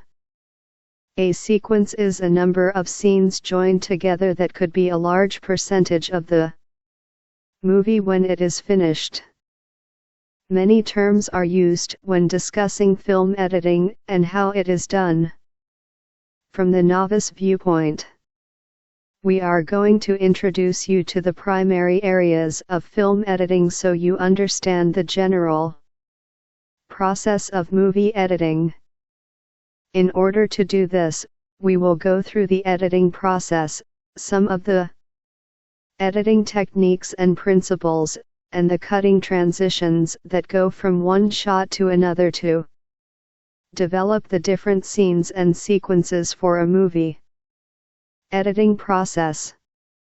The producer hires the editor. Editing is performed in the post-production process. Editing is a very labor-intensive job in movie making with a certain amount of stress with having to meet a deadline. The editor works closely with the director during different phases of the editing process. The editor has to review the angles of all of the different cameras used for a particular shot to edit the best shots together for the scene. This makes an extra task in the editing organizational process besides arranging all the different angle shots together. The movie editing process goes through stages, similar to writing a college term paper. Writing a college term paper consists of getting an idea, writing the rough draft, doing a revision, and then creating the final version. Wikibook states that an editor, too, goes through 4 stages: logging, an assembly, the first rough cut, the main edit, and the fine cut. 38. This editing process is only an example of the procedure because every movie editor, like anyone, has his or her own procedure or routine that he or she follows. The logging and assembly process is becoming familiar with all of the shots in the movie. The editor watches and listens to all of the material. In a notebook, the editor makes a log of his or her reactions to all of the shots and writes down any ideas that pop into his or her head. The editor uses a time code to link thoughts to specific shots. For a long project, the first edit would be a simple version consisting of all of the wide shots strung together. This assembly would contain the fewest number of edits required to tell the story. The assembly edit allows the editor to get a sense of the project as a whole, before specifics are focused on. With the first rough cut, the editor takes one scene at a time and works through all of the takes to find the best, most consistent material. The scenes may be cut in any order with the point to let each scene work on its own. When the editor has a good working version of a scene, it will be placed into the assembly so the cut gradually builds in complexity. The editor continues to keep a record of all choices made. The rough cut keeps the sound synced together with its picture. The editor should begin to mute or delete unneeded audio, but additional sounds are not added at this point. The first rough cut is completed when each scene has been looked at individually, and it is placed into the edit. The editor should take a break to view the cut without stopping, taking notes of changes that he or she would like to try. 62. The main edit begins the process of approaching a fine cut. Scenes will have individual problems, and issues will become interdependent between scenes. Key sound effects and music may be introduced at this stage, and the complexity will grow. The editor continues to save each version. The stage, when a rough cut becomes a fine cut, is not exact, but is often when the editor feels each idea has been fully explored. The editor should bring in others to watch the fine cut. The fine cut is the process of getting down to perfect frame accuracy for every single edit in the film, and making sure that each moment flows as best it can. Once the fine cut is approved, the picture is considered locked and no further changes will occur. The project will move into full sound post production and the editor's work is done. The editing procedure is like any creative job, such as any type of writing. In writing, the stages of the creative process are to write, rewrite, rewrite, and rewrite. The editing process is view, review, review, review, and view again. When the shots are edited into scenes, certain terminology is used that refers to what the editor is looking for in the final product, along with terminology that is used when describing the type of edit that was used. Editing techniques and principles. The editor begins with all the film footage. Footage is the raw, unedited material as it was originally filmed by the movie camera or recorded by a video camera, which usually must be edited to create a motion picture, video clip, television show, or similar completed work. 39. Continuity editing is a system of cutting to maintain a continuous and clear narrative action.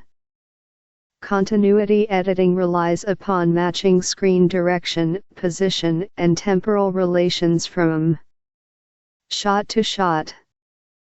The film supports the viewer's assumption that space and time are contiguous between successive shots.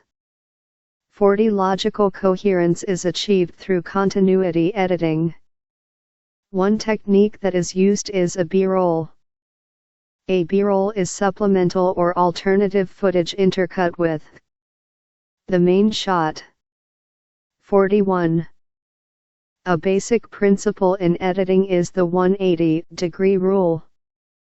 The 180-degree rule. 42 is a basic guideline regarding the on-screen spatial relationship between a character and another character or object within a scene.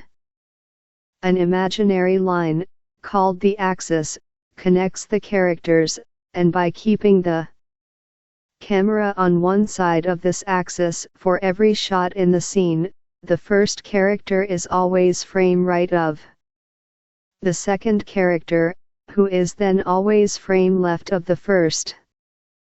The camera passing over the axis is called jumping the line or crossing the line. Breaking the 180-degree rule by shooting on all sides is known as shooting in the round.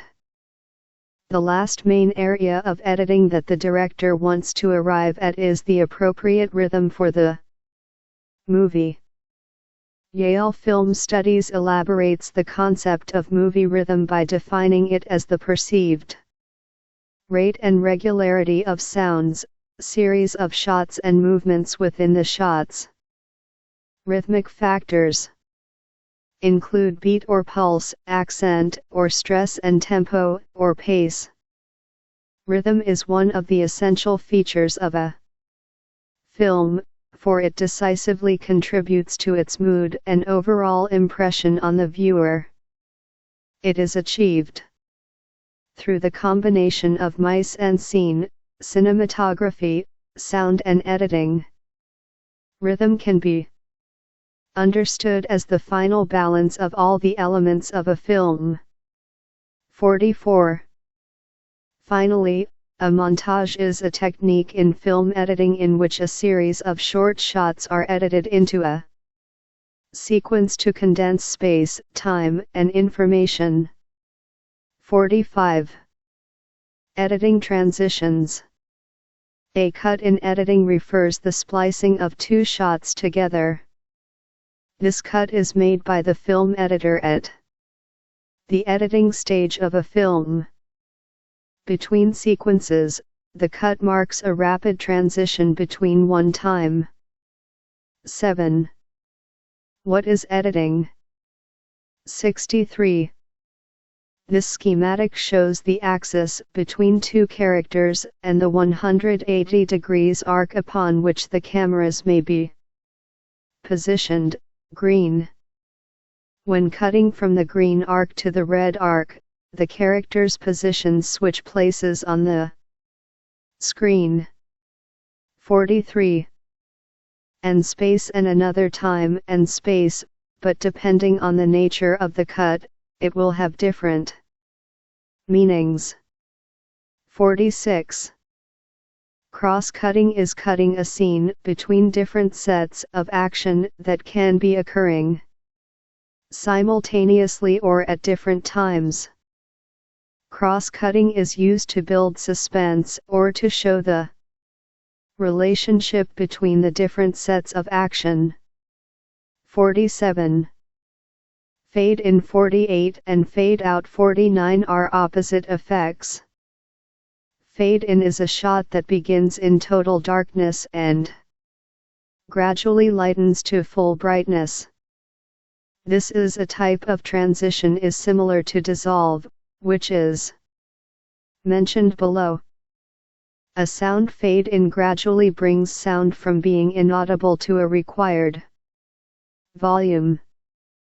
Dissolve is a transition between two shots during which the first image gradually disappears while the second image gradually appears. For a moment, the two images blend in superimposition. 50.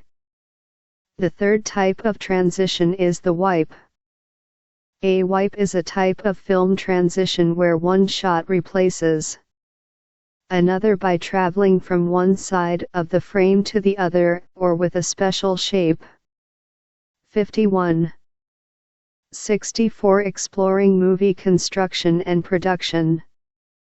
A jump cut, which is a term that viewers often hear, is a cut in film editing in which two sequential shots of the same subject are taken from camera positions that vary only slightly.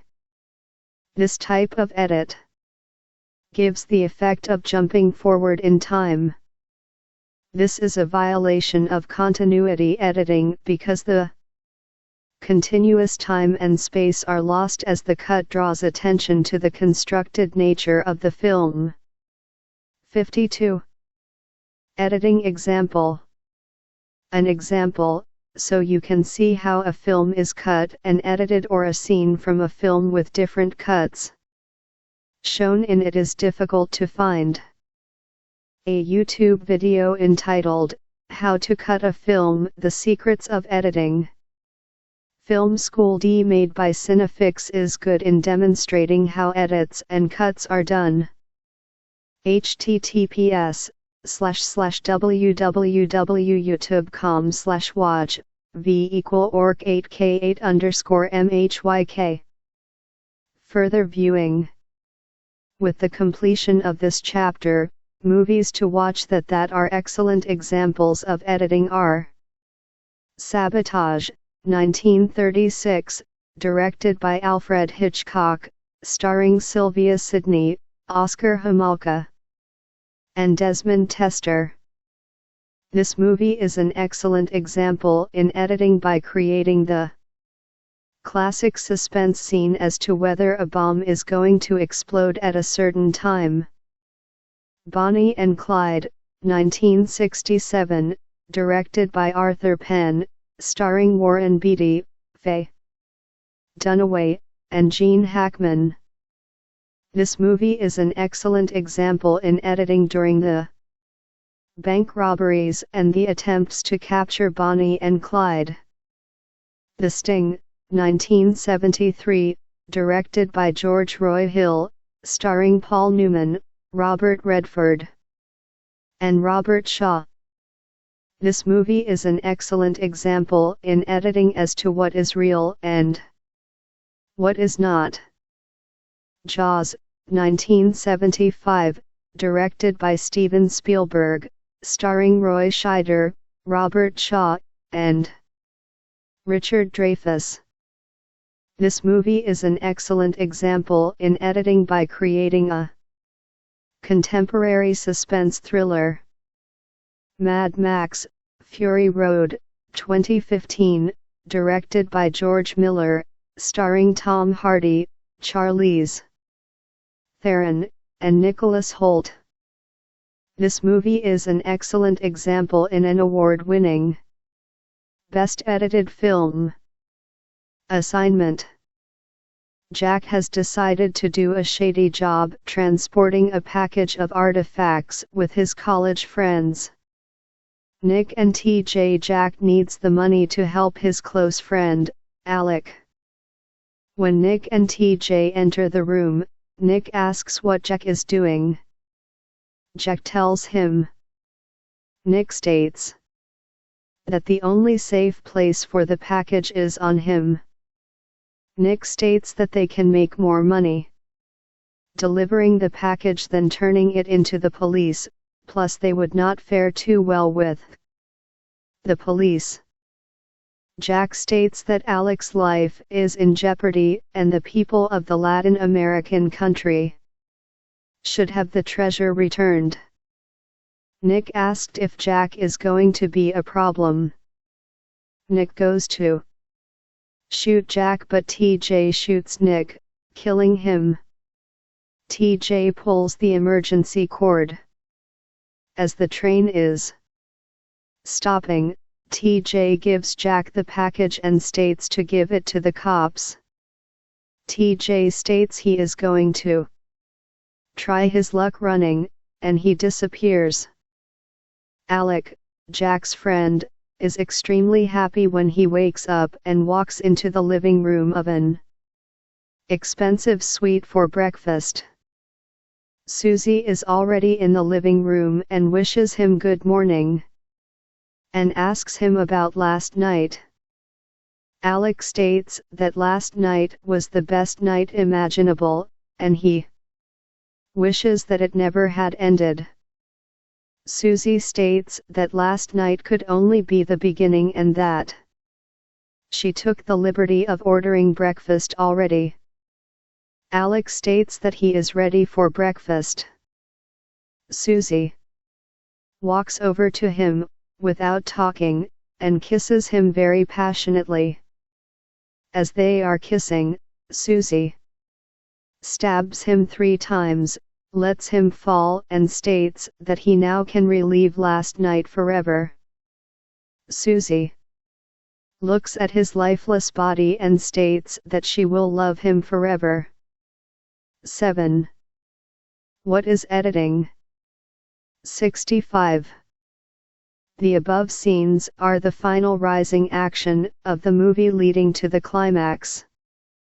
How should these scenes be edited? 37. Edit, dictionary.com, http www.dictionary.com/browse. 38. Movie Making Manual. 39. Footage, Wikipedia, last modified September 7, 2016, https://nwikipedia.org/wiki/footage. 40. Film Studies Program, New Haven, Yale University, last modified September 15, 2016. http://filmstudies.yale.edu.html. 41. B-roll, Wikipedia, last modified May 4, 2016, https://nwikipedia.org/wiki/b-roll. 42. 180-degree rule, Wikipedia, last modified July 7, 2016, https://nwikipedia.org/wiki/. 180-degree_rule. 43. IBID. 44. Film Studies Program, New Haven, Yale University, last modified September 15, 2016.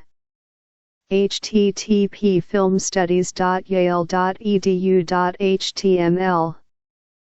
45. Montage, Wikipedia, last modified August 17, 2016, https://nwikipedia.org/wiki/montage. 46. Cinematic Techniques, Wikipedia, last modified July 25, 2016, https://nwikipedia.org/wiki/. Cinematic_techniques. 47. Cross-cutting, Wikipedia, last modified May 29, 2016, https://nwikipedia.org/wiki/cross. Cutting. 48. Fade-in, Wikipedia, last modified June 14, 2015, https://nwikipedia.org/wiki/fade_in. 49. Fade-out, Wikipedia, last modified June 14, 2015, https://nwikipedia.org/wiki/fade_out. 50. Dissolve, Filmmaking, Wikipedia, last modified August 12, 2016, https://wiki/dissolve_filmmaking. 51. Wipe, Transition, Wikipedia, last modified June 6, 2016, https://nwikipedia.org/wiki/. Wipe_transition. 52. Jump cut, Wikipedia, last modified July 20, 2016, https://nwikipedia.org/wiki/jump_cut. 66. Exploring movie construction and production. 8. What is sound? Sound is important in a production. As previously stated in Chapter 4, different aspects of sound enhance the characters and the story, making the movie a complete experience. In addition, we discussed in the previous chapter that sound is edited into the movie so it is coherent and comprehensible within the movie. But what is sound and how does it enhance a movie? Sound in a movie includes music, dialogue, sound effects, ambient noise, and or background noise, and soundtracks.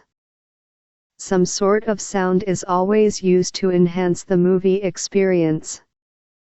Music. Imagine no music in a movie. Certain scenes, like the beginning credits, would have dead air. The movie would seem like it was missing something.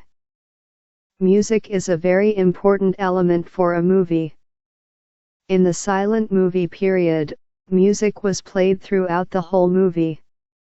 A film score is the music for a movie.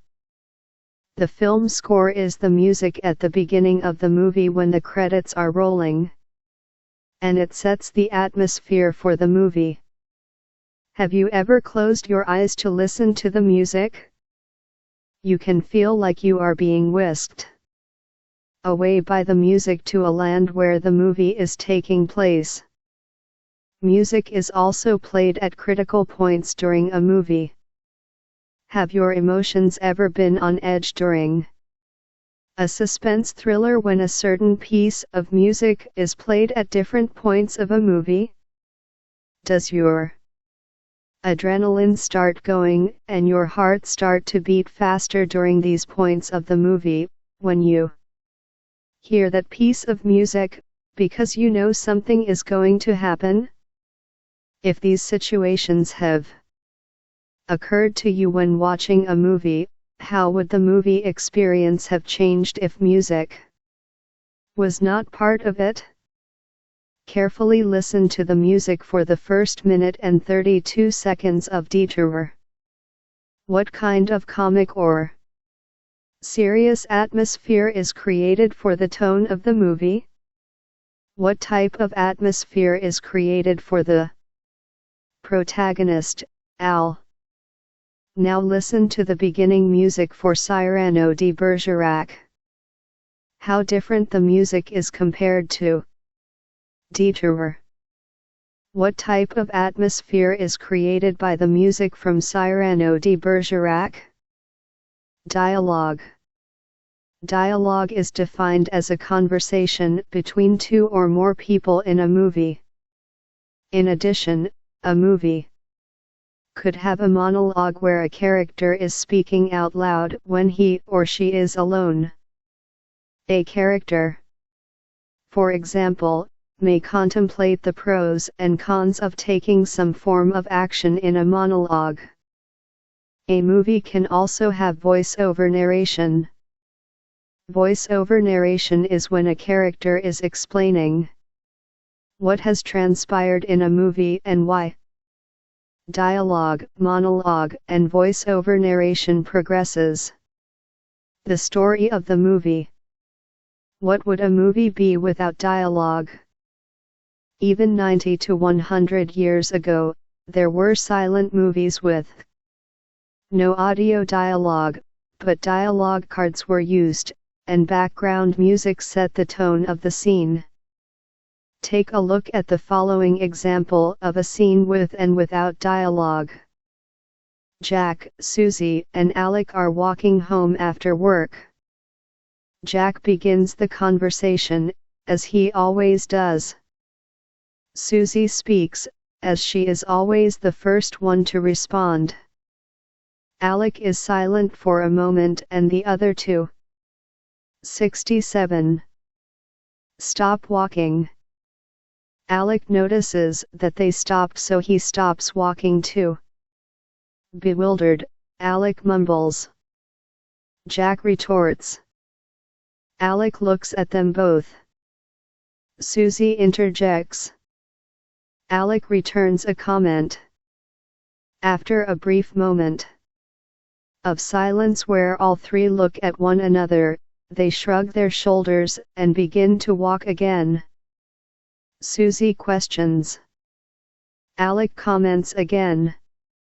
There is silence again and Susie stops the other two. Susie speaks. Jack interjects again. Alec calmly states. Jack and Susie look at each other stunned. The above scene, with no dialogue but just a description, is only a group of actions with no meaning. They could refer to almost any type of situation. As a viewer, after watching the above scene, would you be interested enough in watching the rest of the movie with no dialogue? Now read the scene with dialogue. Jack, Susie, and Alec are walking home after work. Jack begins a conversation as he always does. How was the workday? All right, Susie says as she is always the first one to respond. Looking at Alec, Jack asks, how was your day, Alec? Alec is silent for a moment as the other two stop walking. Alec notices that they stopped walking. So he stops. Bewildered, Alec mumbles, what? How was your day? Jack retorts. Fine, fine. Alec looks at them both. How do you think it was? I don't know. That's why I asked. Susie interjects, that's why we asked. We like to know how your day was. Oh, Alec returns. After a brief moment of silence, where all three look at one another, they shrug their shoulders and begin to walk again. Wait a minute. You never did tell us how your day was, Susie questions. Yeah, agrees Jack. Oh, Alec comments again. There is silence again and Susie stops the other two. Well, Susie says. Yeah, interjects Jack again. I quit my job, Alec calmly states. Jack and Susie look at each other stunned. The dialogue gives the viewer an understanding of what is going on in the movie. If the above scene was at a beginning of a movie, the viewer would have an idea what the conflict of the movie was going to be. A contemporary viewer would be lost without dialogue. This is why the version of the front page has captions. Being released over 80 years ago, in 1931, the sound is not good. So in order not to lose any of the dialogue, the viewer has access to all of the dialogue. Otherwise, the viewer might not comprehend all the dialogue, and the full movie experience could not be obtained. 68 Exploring movie construction and production. Sound effects. Dictionary.com defines sound effect as any sound, other than music or speech, artificially reproduced to create an effect in a dramatic presentation, as the sound of a storm or a creaking door. 53 An action movie, for instance, is more interesting and bolder with sound effects. With sound effects, the viewer gets more involved with the movie. Sound effects are most often added into the movie post-production. Many times when filming a scene with multiple actions going on at the same time, such as dialogue, sword fighting and other background action, sound effects are added post-production to make the effect louder. In a theater, watch the beginning scene of Cyrano de Bergerac. There are different people speaking at the same time and murmurings of a crowd. Much of this sound would have to be added in later to make it as effective and clear as it is in the movie. At the 10-minute mark of detour, the sound of the piano that Al is playing is at the same level when the piano was in the background of the scene and when it is in the foreground of the scene. The sound is effective as it draws the viewer to the music and demonstrates Al's ability as a good piano player. Music and sound effects give an aspect of Al's character. Ambient noises, background noise. Ambient noises are background noises that are in a room, a house, outside, or any given location. 54. Every location has distinct and subtle sounds created by its environment. Ambient noises are types of sound effects. As an example to experience what ambient noises are, stand in a room alone and make absolutely no noise at all. The room noises that you hear are ambient noises. A room in an older house would have more ambient noises than a newer home. Also, depending on the neighborhood, you would have outside ambient noises depending on a location.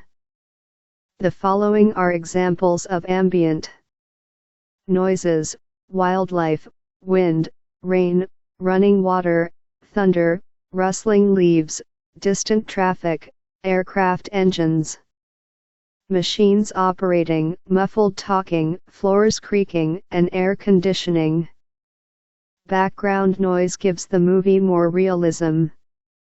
A movie character is running through a wooded area at night.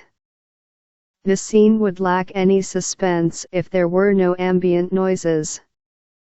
The sound of the coins in the pouch at the beginning of Cyrano de Bergerac is a very important sound because it makes a sound as though there are a lot of coins in the pouch. For this effect, the ambient noise would have to be added in post-production, because that sound would not be able to be heard when filming the scene.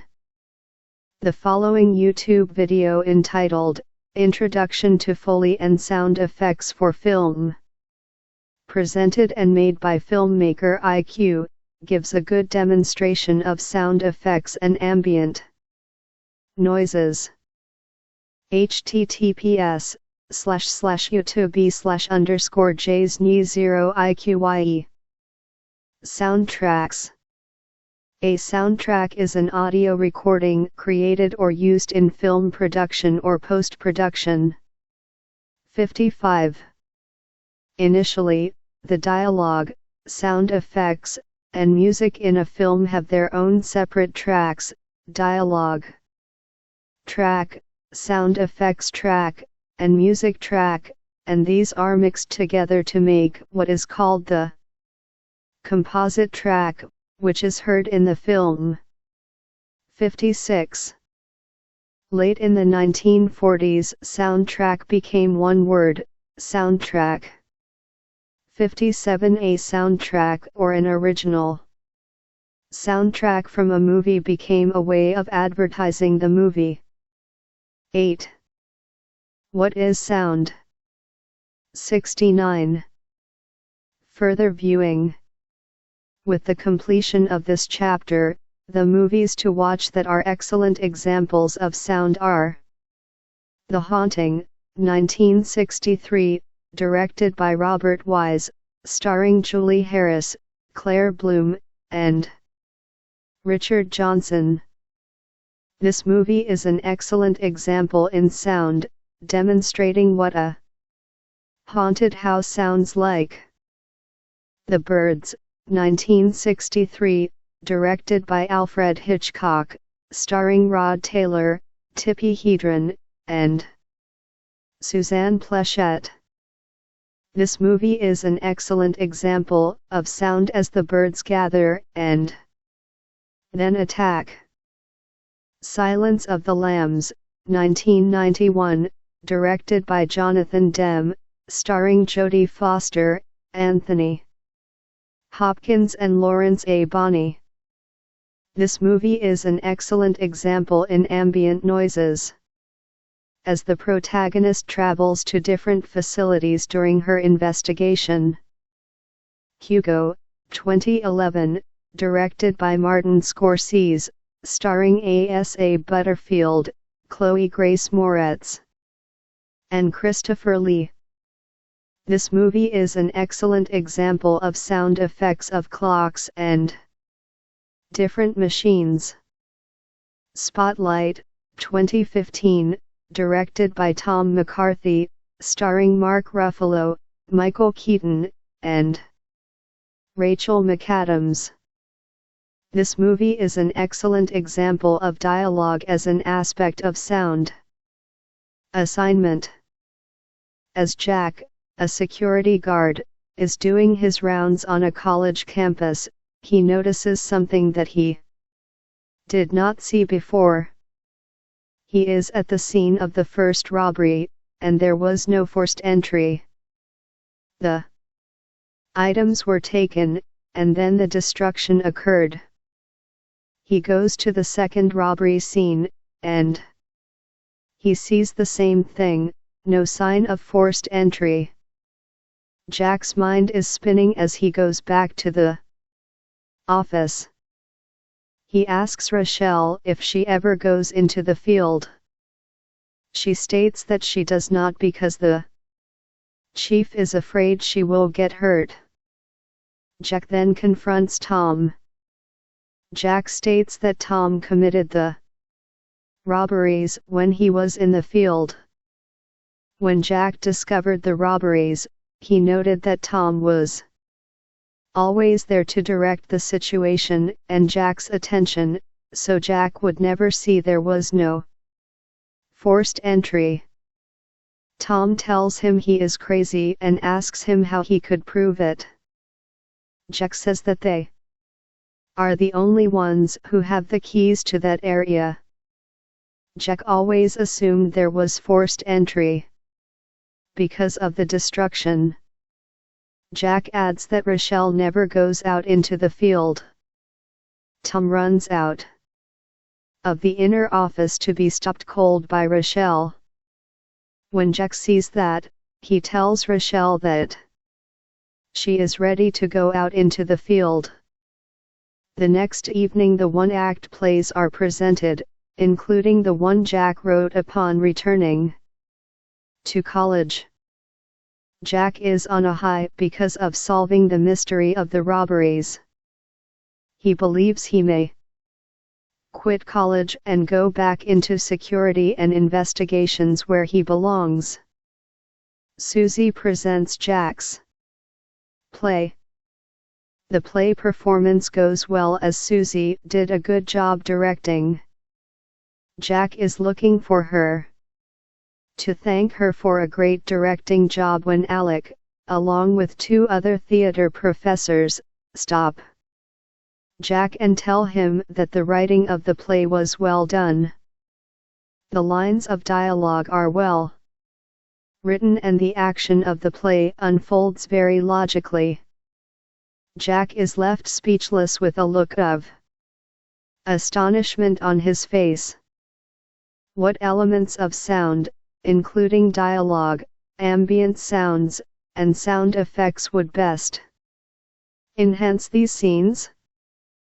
53. Sound effect, dictionary.com, http www.dictionary.com/browse. 54. Ambience, sound recording, Wikipedia, last modified October 29, 2015. https://n-wiki/ambience_sound_recording. 55. Soundtrack, Wikipedia, last modified June 13, 2016. https://n-wikipedia.org/wiki/soundtrack. 70. Exploring movie construction and production. 56. IBID. 57. IBID. 8. What is sound? 71. Conclusion, what's so exciting about movies?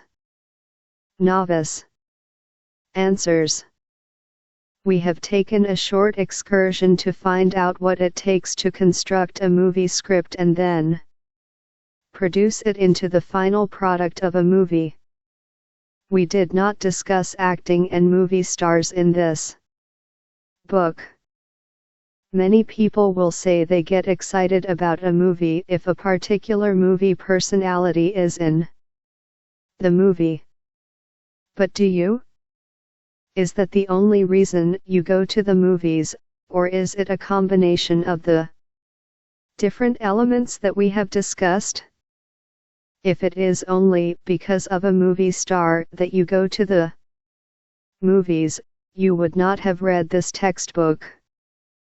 Historically, from a personal novice viewpoint, fans of a particular movie star will stop going to the movies to see this star, if the star has a bad string of movies in a row. We hope that this brief discussion of movie analysis has proved beneficial. From going through this textbook, you should have a better understanding, so you can absorb everything that you watch, noticing more than ever before in order to get the most out of a movie. So keeping that in mind, what conclusions do you have regarding the construction and production of a movie that can answer the burning question, what's so exciting about certain movies that continually draw people to them? The excitement is a combination of the creativity and originality of the theme, genre, narrative, structure, character portrayal, directing, cinematography, editing, and sound. But there is a huge process that has to be done to arrive at the aforementioned right combination of creativity and originality. The whole process is exciting because of what is involved. The movie begins with a thought or idea by a producer or suggested to a producer by a writer or somebody else. If the producer likes the thought or idea, then the potential movie goes through a 5-step process before it is complete and reaches the viewer. The first step is development. The development consists of legally protecting the idea, expanding the idea, writing and rewriting the script based on the idea, creating a budget, and garnering the funds to make the movie. The development or construction step, which was discussed in the first 4 chapters, is characterized by the following advancements to the movie. The theme gives purpose to the movie. The genre categorizes the movie but also indirectly shapes the characters and story, establishes the setting, and determines the plot. The characters are expanded in order to act within the narrative structure of the story and plot. The characters and their actions are further defined by their physiology, psychology, and sociology. The second step is pre-production. Pre-production consists of preparing a budget for each of the phases, hiring the director and directing staff, hiring the actors and all of the people in the different departments, such as cinematographers, audio mixers, lighting technicians, etc., preparing the script and scheduling. The director prepares the script by changing the words into visual shots and scenes. The third step is production. The production step is the cinematography and audio. This includes the actors, set, lighting, and blocking. The director, as the chief creative person for the movie, oversees this step. 72. The fourth step is post-production. The post-production stage includes the film score, sound design, including sound effects, and editing. The fifth step is distribution and marketing. The distribution and marketing are what makes or breaks a movie.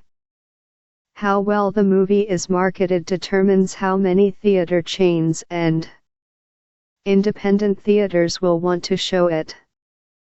The different theaters that want to show the movie will determine how you, as the viewer, will be able to watch, enjoy, and get excited by it.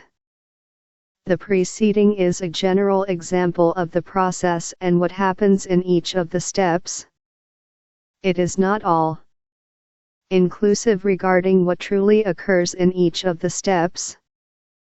The process involves hundreds of people, and it takes several months, possible years, to complete the process.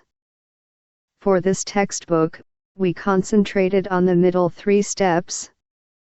These 3 steps are the exciting part of the movie and of what most movie viewers are aware. Probably an extreme amount of ideas never make it to the 5-step process. Other ideas will only reach a certain step and the whole process will not be complete. The biggest challenge, though, is knowing the right combination to make a movie successful. This is something that does not have a foolproof plan or formula and will always be a challenge to determine, and a chance has to be taken. The right combination of all of these elements makes movies interesting, and people will go to see these movies all of the time. Be a detective, and be analytical when watching a movie, or you miss too much, because a lot goes into it, and you can see if it is in the right combination. Further viewing. With the completion of this chapter, movies to watch that are excellent examples of well-produced movies and are the American Film Institute's choices for the best movie of their type. City Lights, 1931, directed by Charles Chaplin, starring Charles Chaplin, Virginia Cherrill, and Florence Lee. This movie is considered the #1 comedy. Snow White and the Seven Dwarfs, 1937, directed by William Cottrell, sequence director David Hand, supervising director Wilfred Jackson, sequence director Larry Morey, sequence director, and Perce Pierce, sequence director, starring the voices of Adriana Case Lottie, Harry Stockwell, and Lucille Laverne. This movie is considered the #1 animated feature film. The Searchers, 1956, directed by John Ford, starring John Wayne, Jeffrey Hunter, and Vera Miles. This movie is considered the #1 Western. Vertigo, 1958, directed by Alfred Hitchcock, starring James Stewart, Kim Novak, and Barbara Bel Geddes. This movie is considered the #1 mystery. Raging Bull, 1962, directed by Martin Scorsese, starring Robert De Niro, Kathy Moriarty, and Joe Pesci. This movie is considered the #1 sports film. Conclusion: what's so exciting about movies? Novice answers 73. Production assignment. The following synopsis has been optioned by a producer, and he hires you to make a movie out of it. What are the steps you will take to begin the production of this movie? The story begins with the introduction of Alec and Susie, lovers who become engaged and begin to plan their wedding. Everything is going wonderfully until Alec goes to purchase the flowers for the wedding. He enters the florist shop and comes upon a meeting that was supposed to be kept a secret. The members of the secret meeting see Alec and kill him. This murder so enrages Susie that she wants to find the people responsible and make them pay for killing Alec and destroying her life, as she knows it. Thus, the second part of the story begins, the conflict or complication, which is finding and dealing with the murderers. Susie has a dilemma because she has a notion but has no experience in finding murderers.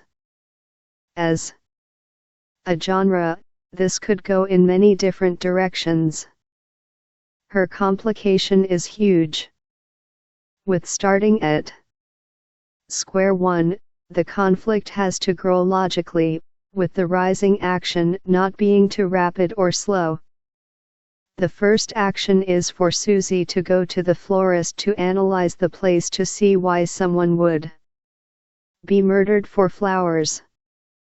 Susie goes to the flower shop, which is the last place where Alec was seen alive. Susie looks around the flower shop, but everything looks ordinary, so she cannot figure out the reason for Alec's murder. After 10 minutes of viewing the flowers and flower arrangements, she goes outside and across the street. She stands hidden for hours outside so she can see the rear of the florist shop, but nothing unusual occurs. She does not even see anyone except the one clerk in the florist shop. She goes home frustrated, wondering why nothing happened, what to do next, and that this does not happen in the movies. In a story, the main character and protagonist has to fail at least once to increase the learning experience of the character. Susie is more driven than before to find the reason for Alec's murder. The only thing that she did not do was to go to the florist shop at the same time that Alec did. She returns to the vicinity of the florist shop. She enters the shop because she notices a different clerk and several men shopping in the florist shop. She thinks that this may be nothing, but then she wonders how many men go shopping for flowers later at night. A man may run in and get a dozen of roses, but he would not spend a lot of time in the shop. Coming to this conclusion, she exits the shop. Before she is stopped by the 3 men and the male clerk in the store. She exits the shop and finds a place outside where she cannot be seen but where she can have a fairly good view of the florist shop. In this part of the rising action, a sense of suspense is building, because it appears that something is going to happen. She sits and watches but cannot hear or comprehend what is going on. She becomes very frustrated. She is also getting angry. She finally storms back to the store and goes in. The men in the store, who appear to have been talking, state that she has to leave because the store is closed. She asks why they are not leaving. They tell her they work there and are in the process of closing. Susie becomes belligerent and yells that she does not believe them. They go over to escort her out, but she puts up a fight. She notices a baseball bat and rapidly grabs it. She starts swinging it and hits 2 out of the 3 men. The one that was not hit runs away. Susie continues beating the other 2 until they were no longer conscious. She throws the bat down and walks out of the store. Susie is a changed person because all she can contemplate is maiming the 3rd person that was in the store. She watches the store from across the street night and day for 2 days, but the man 75 does not show up. Susie believes that he is afraid of her or what might greet him. Susie has not found out the condition of the 2 men she beat into unconsciousness. However, she does not care. She has become callous and hopes that they both die. Susie notices that the regular girl who works during the day has come to work. Susie waits until the girl is at the front counter. She then goes into the store. Susie states that she is scheduled to talk to an individual that frequents the store. Susie describes him. The girl states the person is her husband. She apologizes and says that he will not be in the store because he is still upset with what happened the other night with the other two owners. Finding out this information gives Susie a renewed impetus and energy to get the third and last individual. She knows she is near and cannot stop. Susie states to the girl that she can go to his house so their conversation does not have to be rescheduled. The girl states that giving out addresses is against company policy. Rather than arguing the point, Susie states that it is all right and she leaves. Susie leaves the store and waits to right before closing. At that time, Susie sets up a surveillance of the store again. Now the climax is getting close as there is only one person left to seek revenge, and Susie is going to find out where he lives. Susie follows the girl to her home. Now that she has the address, she is going to return to the home tomorrow with a baseball bat to beat the third murderer of her fiancé. The next day, Susie goes to the house. She waits until the girl leaves and makes sure the husband is still at home. Once she sees the husband moving around inside the house, she goes to the front door. She knocks, and the husband comes to the door. As soon as he opens the door, Susie hits him with the baseball bat, causing him to stagger backwards, allowing Susie to walk into the house, and close and lock the door. The husband is definitely scared and asks what she wants. Susie states that she wants to know why the three of them killed her fiancé, Alec. The husband states that it was a misunderstanding, because they said that they did not have the type of flowers he wanted, so he became belligerent.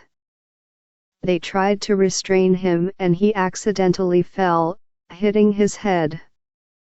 He said that the police agreed that's what happened. Susie hits him in the ribs with the baseball bat, breaking some of his ribs and causing him to fall to the ground. He begins to cry that it is the truth and to please believe him because none of them had any reason to kill him. Susie goes to hit him again as he is lying on the ground, and he sobs as to what does he have to hide?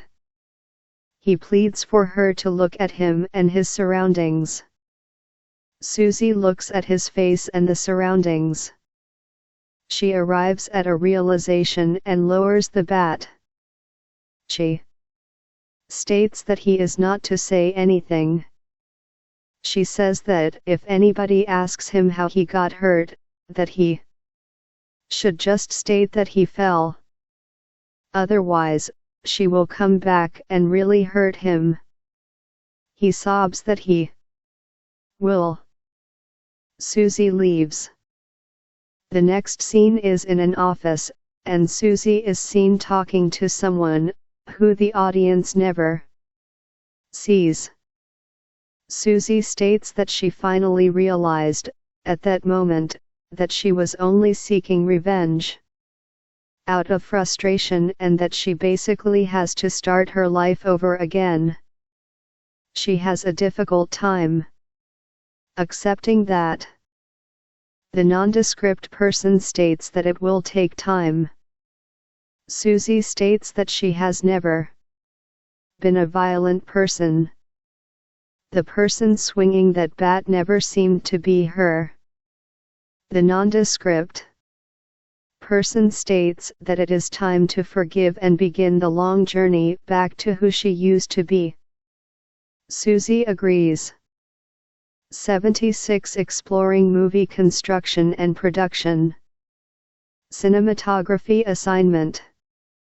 The following photos are similar to certain cinematography shots. Answer the questions that are posed in the captions. What type of shot is this? When and what type of movie would use a shot like this? What type of shot is this?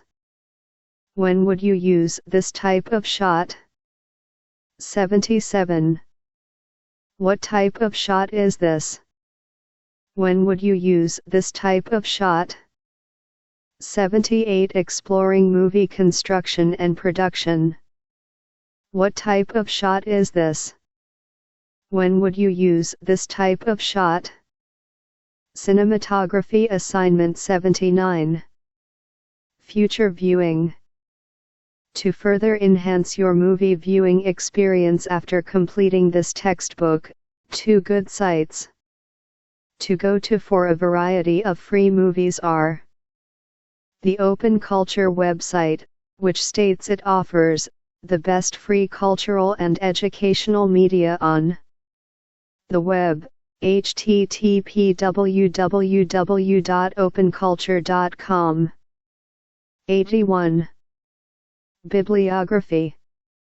180. Degree Rule, Wikipedia, last modified July 7, 2016, https://nwikipedia.org/wiki/ 180 degree _rule.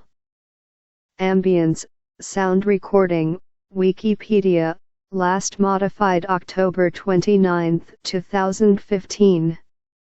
https://nwikipedia.org/wiki/ambience_ sound recording. Black comedy, dictionary.com, http www.dictionary.com/browse. B-roll, Wikipedia, last modified May 4, 2016, https://nwikipedia.org/wiki/b-roll. Character, dictionary.com, http www.dictionary.com/browse. Cinematic techniques, Wikipedia, last modified July 25, 2016, https://nwikipedia.org/wiki/. Cinematic_techniques. Cinematography, dictionary.com, http www.dictionary.com/browse. Cross-cutting, Wikipedia, last modified May 29, 2016, https://nwikipedia.org/wiki/cross. Cutting. Dark humor, dictionary.com, http www.dictionary.com/browse. Directing, dictionary.com, http www.dictionary.com/browse. Dissolve, filmmaking, Wikipedia, last modified August 12, 2016, https://nwikipedia.org/wiki/. Dissolve_filmmaking. Edit, dictionary.com, http www.dictionary.com/browse. Fade in, Wikipedia, last modified June 14, 2015, https://nwikipedia.org/wiki/fade_in. Fade out, Wikipedia, last modified June 14, 2015, https://nwikipedia.org/wiki/fade_out. Film Studies Program, New Haven, Yale University, last modified September 15, 2016. http://filmstudies.yale.edu.html. Footage, Wikipedia, lasted modified March 13, 2016, https://nwikipedia.org/wiki/footage. Jump cut, Wikipedia, last modified July 20, 2016, https://nwikipedia.org/wiki/jump_cut. Montage, Filmmaking, Wikipedia, last modified June 9, 2016, https://nwikipedia.org/wiki/. Montage_filmmaking. Movie Making Manual/Post-Production/Editing, Wikibooks, last modified July 16, 2012. https://movie_making_manual/post-production/editing. Movies, Dictionary.com, http://www.dictionary.com/browse. Romantic Comedy, Dictionary.com, http://www.dictionary.com/browse. 83. Sound Effect, Dictionary.com, http://www.dictionary.com/browse. Soundtrack, Wikipedia, last modified June 13, 2016, https://nwikipedia.org/wiki/soundtrack. The Basic Plots in Literature. Special collections created by IPL2. October 13, 2010. Accessed September 16, 2016. http://www.ipl.org/divided/farq/plot/fotki-takto.html. The Voice Foundation, http://about/what-is-tvf. 3-point lighting, Wikipedia, last modified March 22, 2016, https://nwikipedia.org/wiki/. 3-point_lighting. Webster's Encyclopedic Unabridged Dictionary of the English Language. Revelation ed. New York, Gramercy. 1996. Wipe, Transition, Wikipedia, last modified June 6, 2016, https://nwikipedia.org/wiki/. Wipe_transition. 84. Exploring movie construction and production.